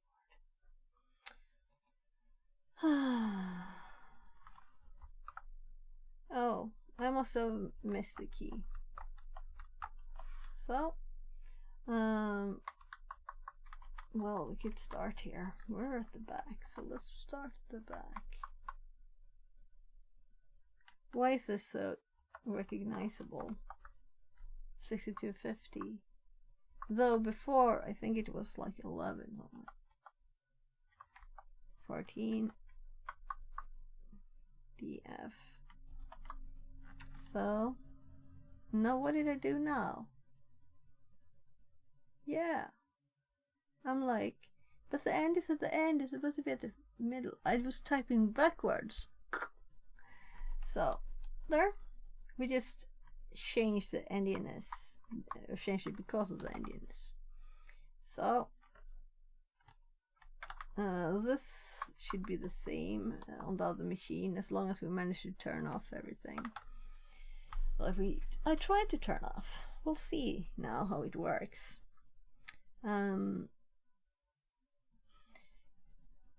Yeah, 4 hours and 27 minutes. How did that happen? Right, I forgot to put the listen. Power run out of this.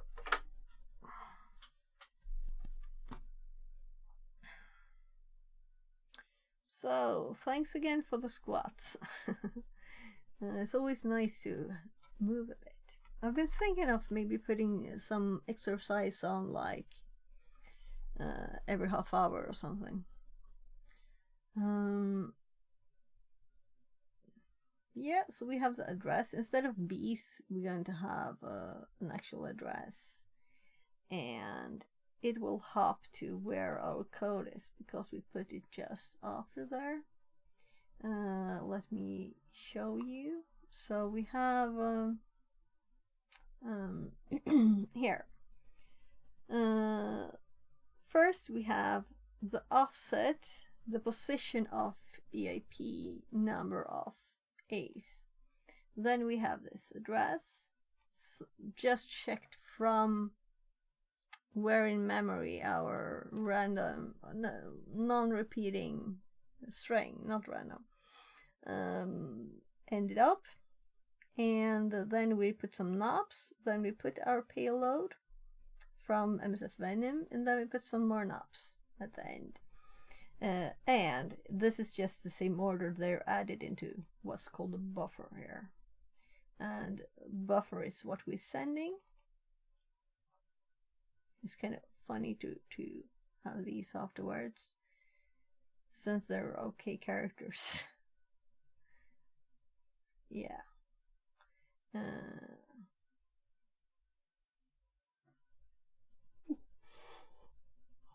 Oh, and this one, in this one.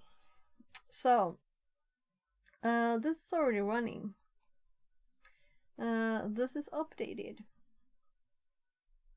and these are in the right order. Here's the payload.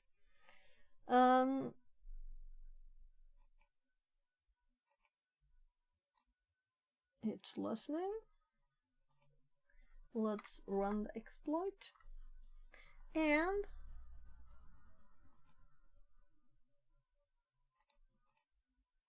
this is listening. So we can't have this up at the same time, but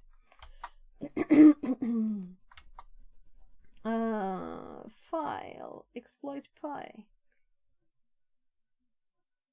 Oh, I forgot to remove the bees. So when we set it to this format, it adds bees to the payload. So we have to remove the bees. There.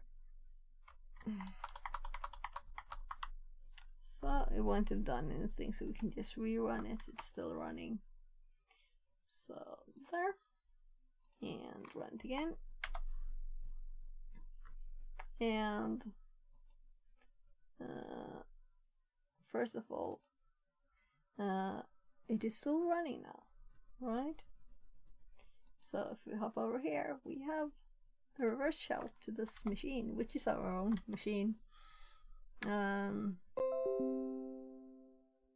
What was that? I have all notifications off on my machine, so I'm thinking the Windows one here must have had that noise. Terminated, debugging stopped. So it crashed. So if we type something here now. So we're still there. We're still there. So on Kali we can now see this, but apparently we have the wrong I would have guessed I would have had the same keys here, but apparently we have a few question marks. So this is what we want to the machine that we don't have access to. So hopefully this will work with the only modification of changing this IP to what we get when we connect to it. So we need to start, we can start Firefox here, or we can start it on the Kali VM. Just checking memory status here. We've had some problems. So we're on 52.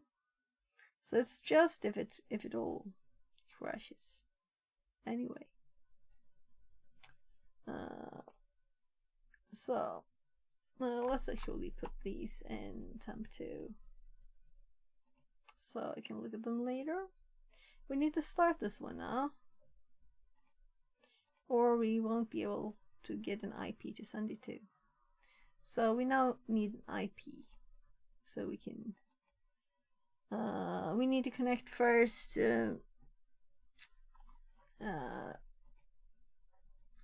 So first of all,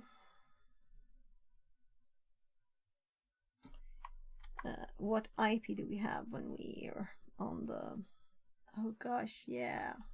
So I always use fourth desktop for just connecting the VPN, and then I do everything on one, probably.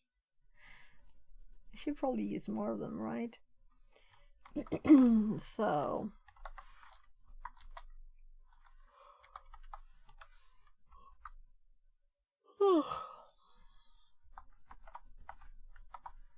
yeah, so of course I couldn't go train today because I had to finish this.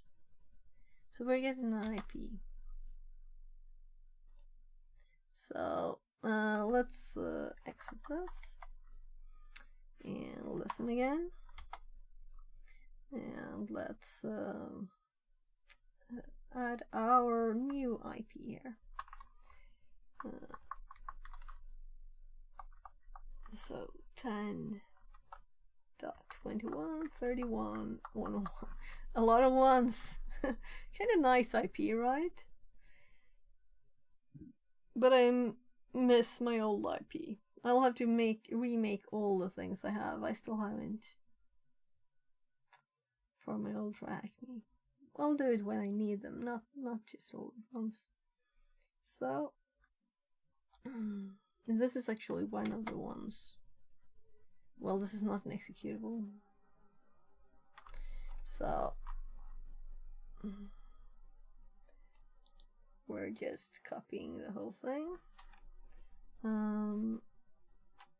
I want a tab, but it's on another machine. So this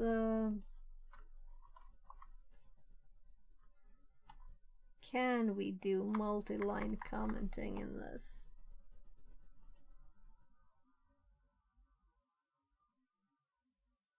I think we can.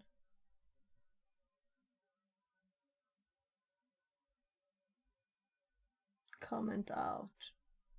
Oh my god, double. Well, that's obvious. So we still have to remove the bees again. I did a replace once, but I think this is as quick. How many lines more? That's the only thing. So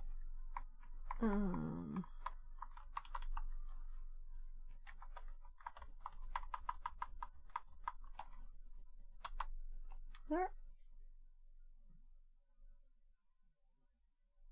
So now this has our external IP address, and we could still send it from this machine. So if this doesn't work, then I think I failed to turn something off.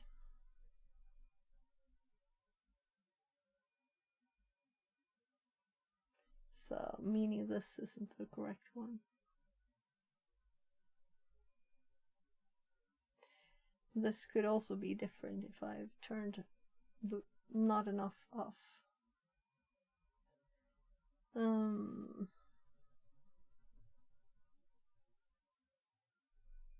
So the only thing different is instead of a restart button, we have to reset the machine now if we break it. So let's actually check an extra time.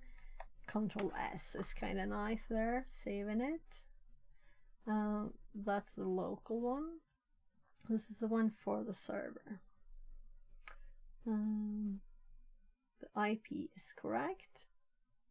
I know it's correct. 443.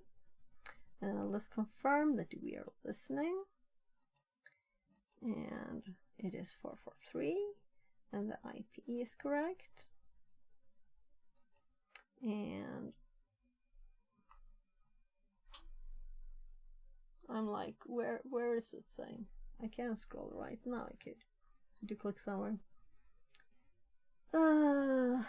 We hope that this is correct. It worked just now, so it should work again. So I'm actually running it from here.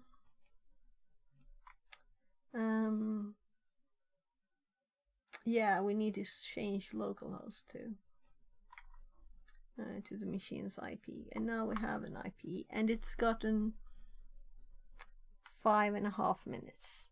So I hope it started. 231.41. So save again. So here it is. Giving it a bit extra time. So we have we found this one. Let's read what it says before we do anything more. I haven't read. I think I read this a bit. Maybe. Read the description. After testing for overflow by entering a large number of characters, determine the EIP offset. Okay, so we can enter some answers here from our code. So the EIP offset. So this is so lazy. I could have just typed this, but no. Okay, I have to. So why can't I click here? I'm definitely here. I can't enter text. Okay, no answer needed. Oh. Okay. You can know that you can overflow a buffer and potentially control executions. You need to find a function where slrdup is not.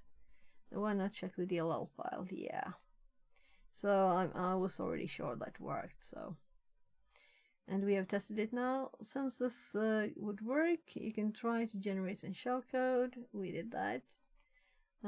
So if we hadn't just done this, maybe these like hints would be nice. So we're just running it now. And so let's see. So I was trying to copy this into there, but it could have been like a help on the way that we had the right numbers, right? Especially if they wanted us to put the address in there too. Yeah, it's just to run it, and then we're hopping over to the other machine.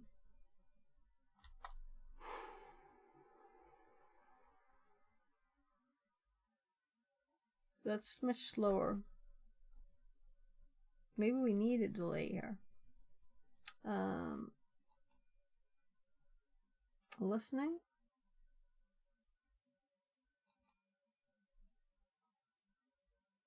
Could not connect. So I'm not going to mess with this Windows machine. I don't trust Windows. We're doing this on Kali instead. My nice friend Kali. So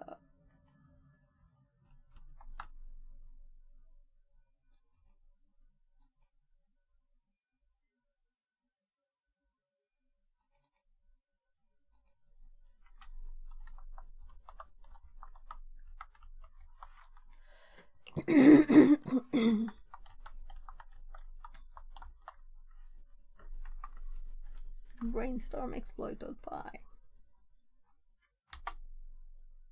and the machine's IP is correct. It's fun that everything stops with 1, right?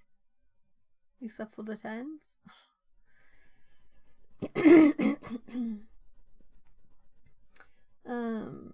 So we didn't get any reply from it. It said, I know it was slow, so I did an nmap on our machine here. Let's do one of it again, and I know it is slow, so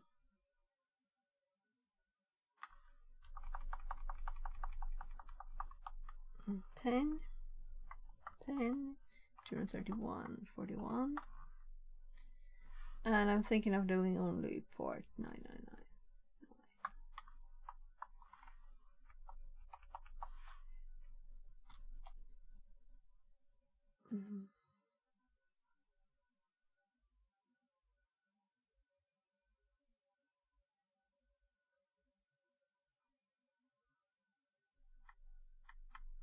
This is too slow.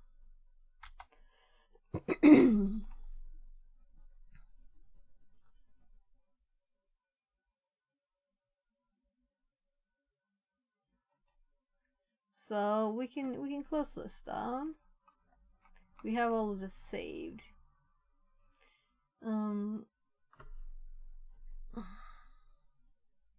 There's no reason to have this up. If we would need to redo a new one, we could do that. So yeah, I'm actually restarting it. Just we might have messed it up. So let's exit from that. We have it in the notes already. This one is running. Oh right, this is such a mess. I'll actually abort that one too, because I don't like having it in the same place. I don't want to keep hopping over there by mistake.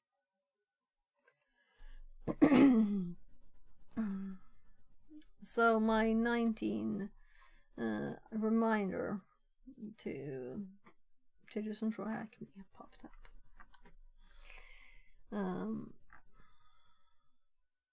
I don't know why I have that still, but maybe it's not like I'm doing any streak or anything, but it's nice to be reminded to study, I guess.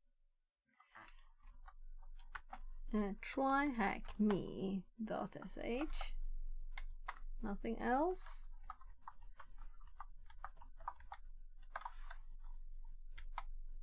And back here. And this time we're going to first just ping it.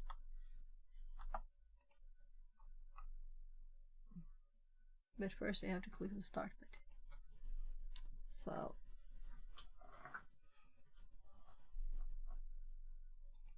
I know that it was right, it didn't reply to ping. I think it said it didn't reply to ping. Yeah. No ping.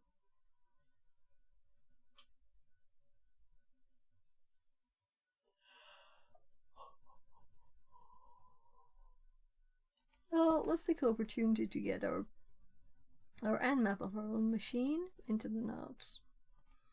So on lab machine.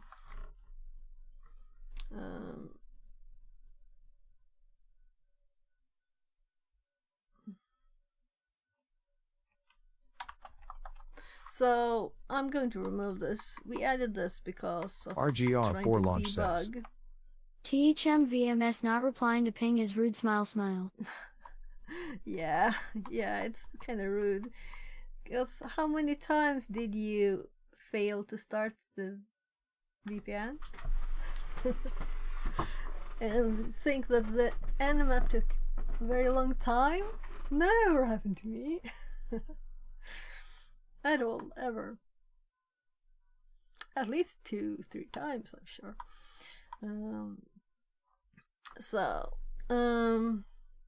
We did that, but we also did an nmap. So nmap.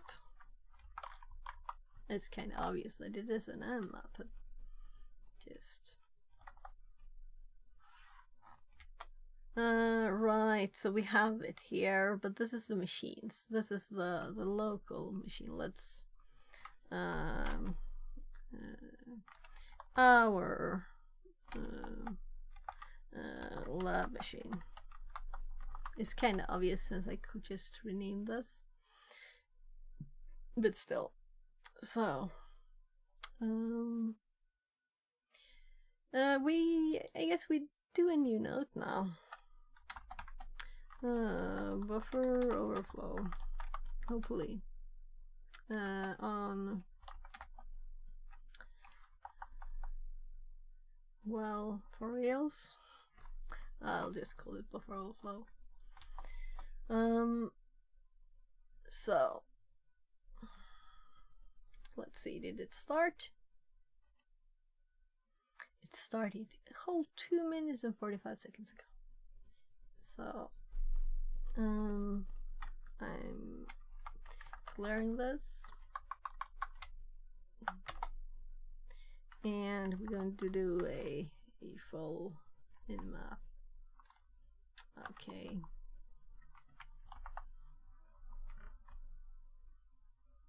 Because why not? I want to see that it behaves like the old one. It took some time, but it was mostly because of the FTP times out. It can't do passive, and it was like a bit hard to get the files from there. It was the first time I found a new trick. It's good. So it has been 3 minutes. So let's give it 15 more seconds and I'm clicking. And then I'm going to like So this is the test machine that it worked fine. Yeah, so let's actually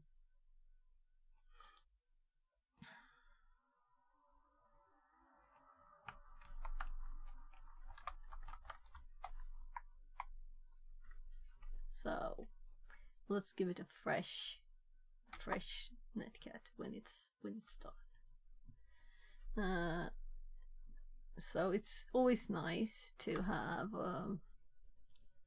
the actual result in the notes too, so you're not like, so it worked right, I don't remember, so we don't have to have like a million of the same line and me just typing random stuff there to see if it was still alive. So with echo and everything.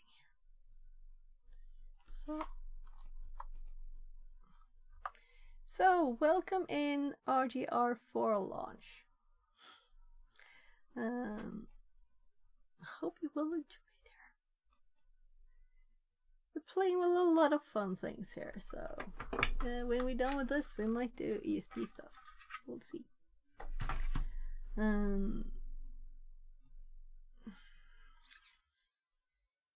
So we don't have anything on Nmap yet, so I'm thinking this kind of didn't get anything after. Yeah, so we got the download files information. Then we got buffer overflow on test machine. And we need to update the script here to be the actual one that we're currently using. So right, I have it in mousepad.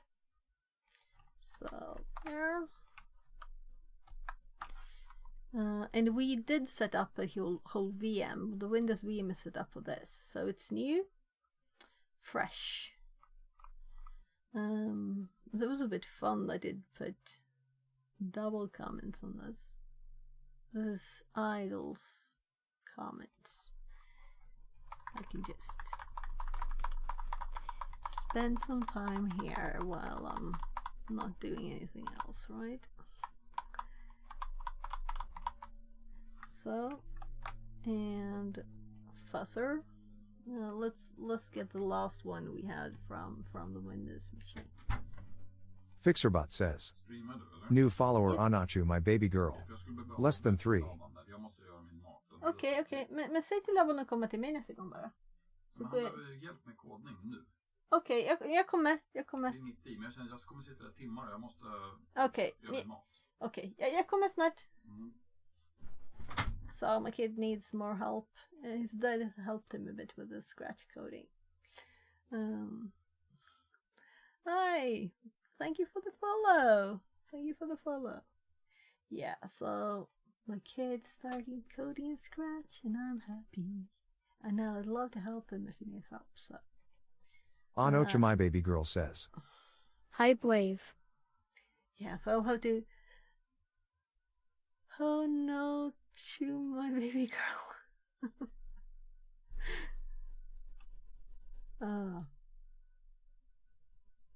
I'll call you baby girl. Is that okay? Haha, don't mind the name. Yeah, it was always like that. Well, some people have names that take like 10 no years call. to translated from Tagalog. Sure. to pronounce or to say. So we're going to the fuzzer here and just let's look at it in idle so we can just copy this. So to have the updated version for the notes too. And let's actually paste. So what could I possibly have changed here? I think I managed to paste. And we actually have them open here too. So we can close this. We're not going to use this now. It was just it's easier to read code and write code than this. So how will it go? The machine should have started now, and hopefully we'll have a result from Nmap. and hopefully we'll get that root.txt. Fingers crossed that I managed to disable the things when I was testing it in the Windows. This is a new Windows VM that I just did, like, what was it, Friday we did this last. So yeah, let's not be too crazy there. Yeah, so it's still going, the nmap, and it is because the FTP times out, and I guess it goes in order, right? So 21 is kind of early, so I don't think enter will help. So let's just give it its time. So it has been almost 10 minutes since the machine started. Oh, there it is. I was just going to show you more of the notes. So here we have the timeout of FTP. It works as it did before. And then we have 3389, but we don't have any password or anything, so we can't really. We tested quickly RDP. And this thing clicks.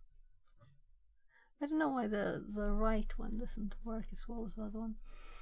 Then this is the 999, the one we were playing with here. So we have the welcome message, and it's answering currently. So if we now send our Python here using this machine, right? So I think I put it in buff. And it's called Brainstorm exploit. So let's do 3. My Python is Python 3 and Python 2. So fingers crossed. If it doesn't work, if it crashes it,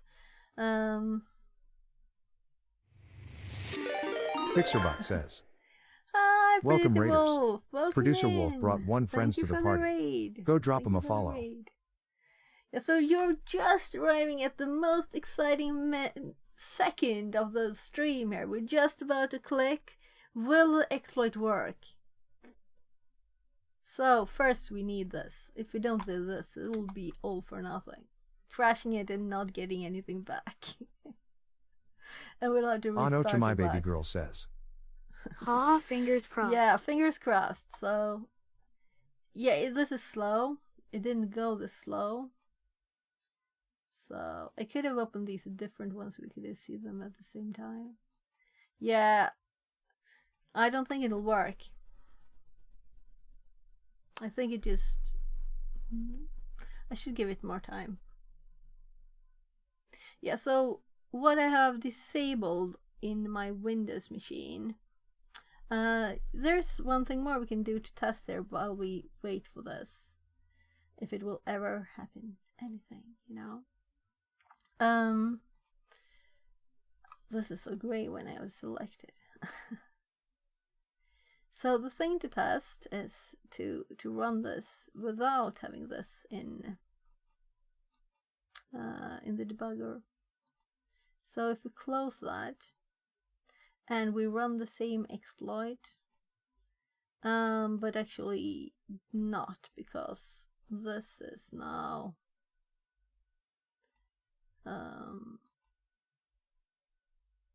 comment out region, Alt 3. So Alt 4 to uncomment this thing.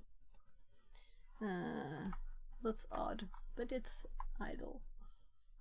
So now we have the local exploit for this machine.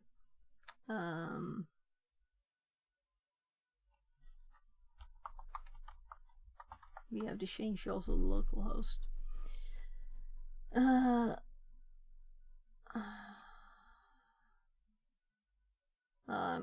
I'm just going to check the other one. So first of all, I did change here. It doesn't say localhost because it will be trying to connect to localhost, but it would die.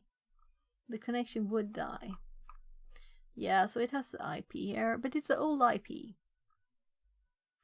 Of course, but that's good. That's great. We didn't kill the bugs.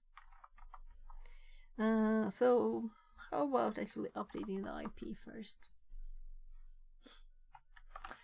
But I do want to do the other thing too. So I'm curious why we don't get the could not connect one. That's what I'm thinking.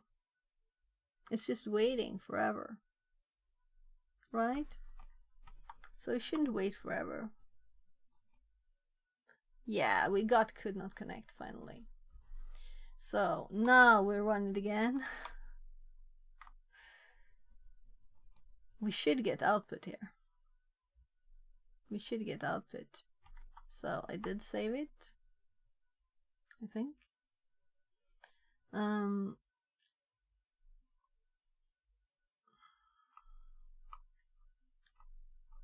So how different is this from ours? We know the port. We have the IP. We are using the remote with this IP version of the exploit. We are using the correct offset, I hope. Fixerbot says. New follower Sikoi. Thank you for Less than follow. 3. And then we have hopefully the correct address here. Yeah, that's kind of it. So when it runs here, it's trying to connect. I get some data. We'll print sending username here before it sends. And this is just because it has 2 inputs. And we'll receive the other message and print it too, print the messages. So nothing. So the timeout for this. Oh, we didn't set a timeout. Oh, right. So we should have set a timeout. This is why it's so slow. That's annoying. Yeah. Okay, I know why it's slow now. So I don't know what the default timeout is, but... Oh. It worked. It was just crazy slow. So... Oh gosh, I always dare System32. So...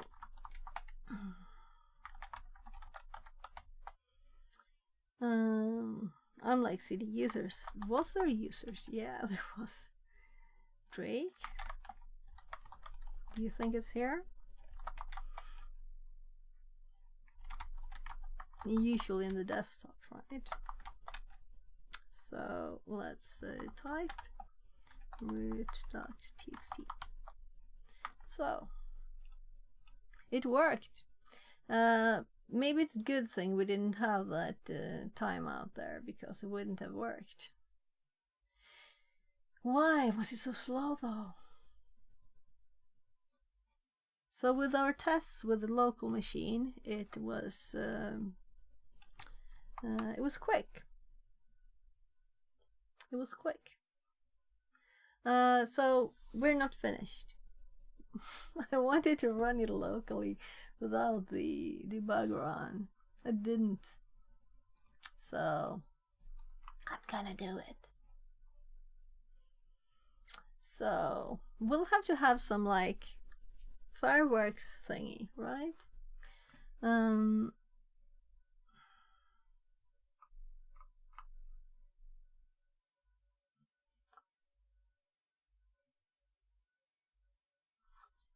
Yeah, so let's just save it, close it. Anocha my baby girl says. Party popper. Translated from German. Yeah, exactly.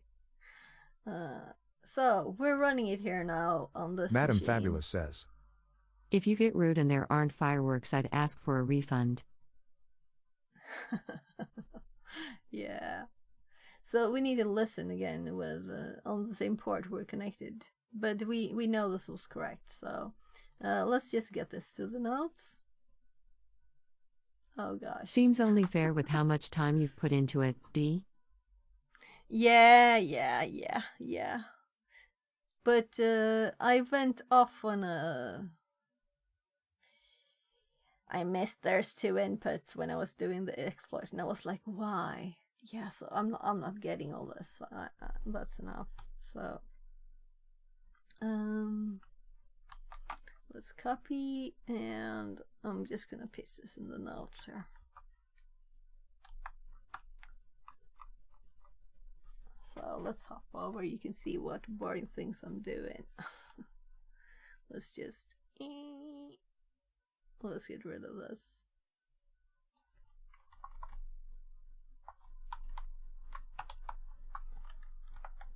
So I want to start of it too.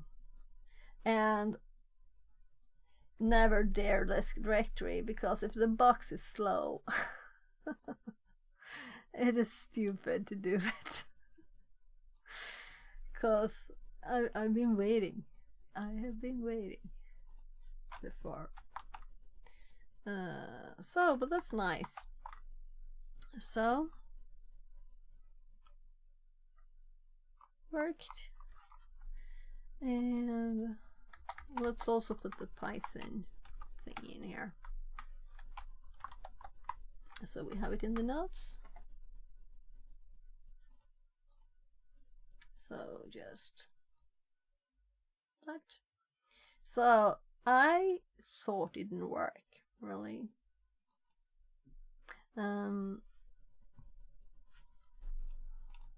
But it did. It was just slow.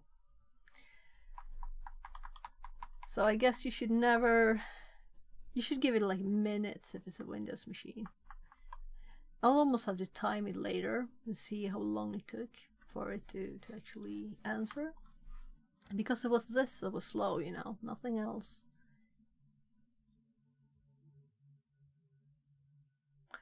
So...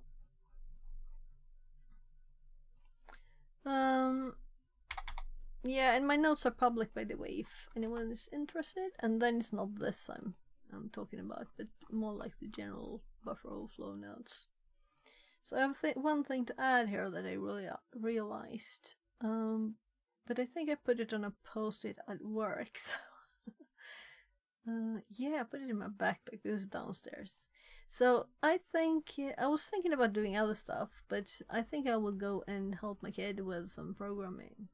And hopefully, maybe he'll be done in like 5 minutes. I'll be like, why did I stop streaming? But I need to eat too. I haven't eaten dinner yet, and it's...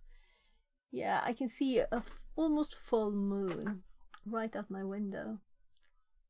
It's black outside. So just like a light bulb, really. It's... it feels dinner time.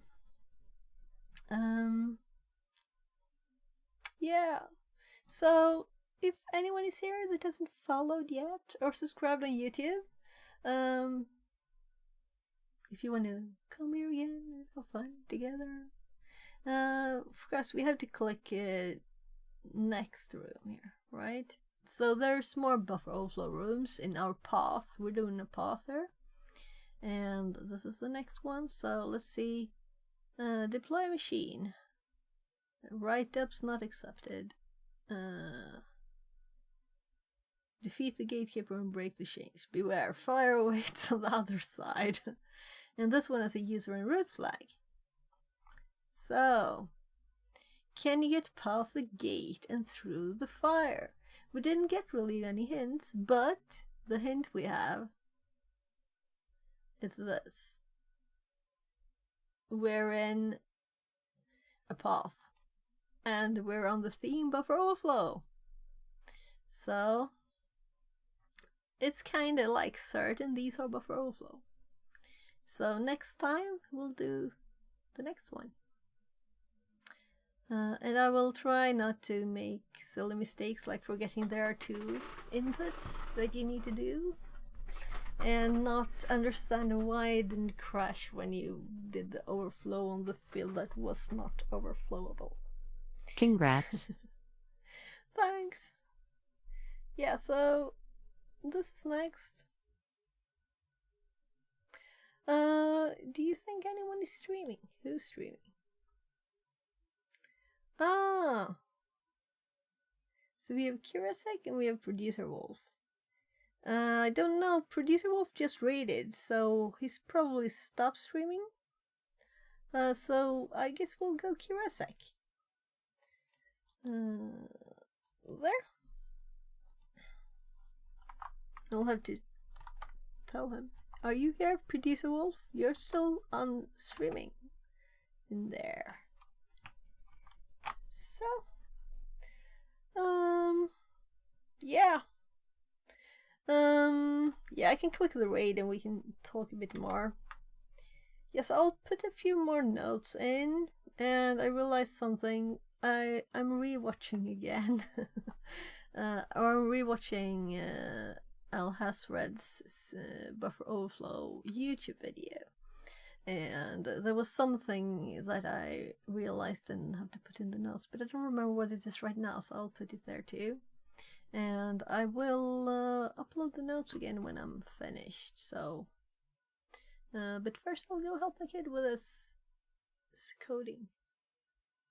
And it's so fun when your kids, you know, really get interest in things that are not computer games. And, like, he has fun interests too, like the back rooms, like wikis, reading them. I can see that's interesting and stuff, but yeah, it's like a thing he could possibly work with when he's growing up. And he's 16 and he's autistic, so it's very nice to, there's something that he likes that he can possibly use. Because things that are not interesting, they don't exist in this world. So thank you very much for being here. Thank you for learning it together with me, and yeah, just generally. And I will send the link for YouTube too. Have a good evening. So, good evening, everybody. Good night.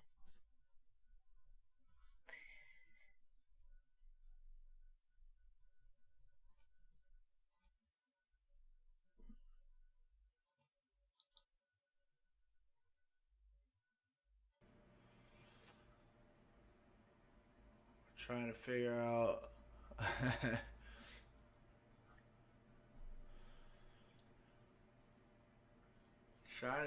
out a jar file payload. So, Reverse shell jar. It's saying found 302.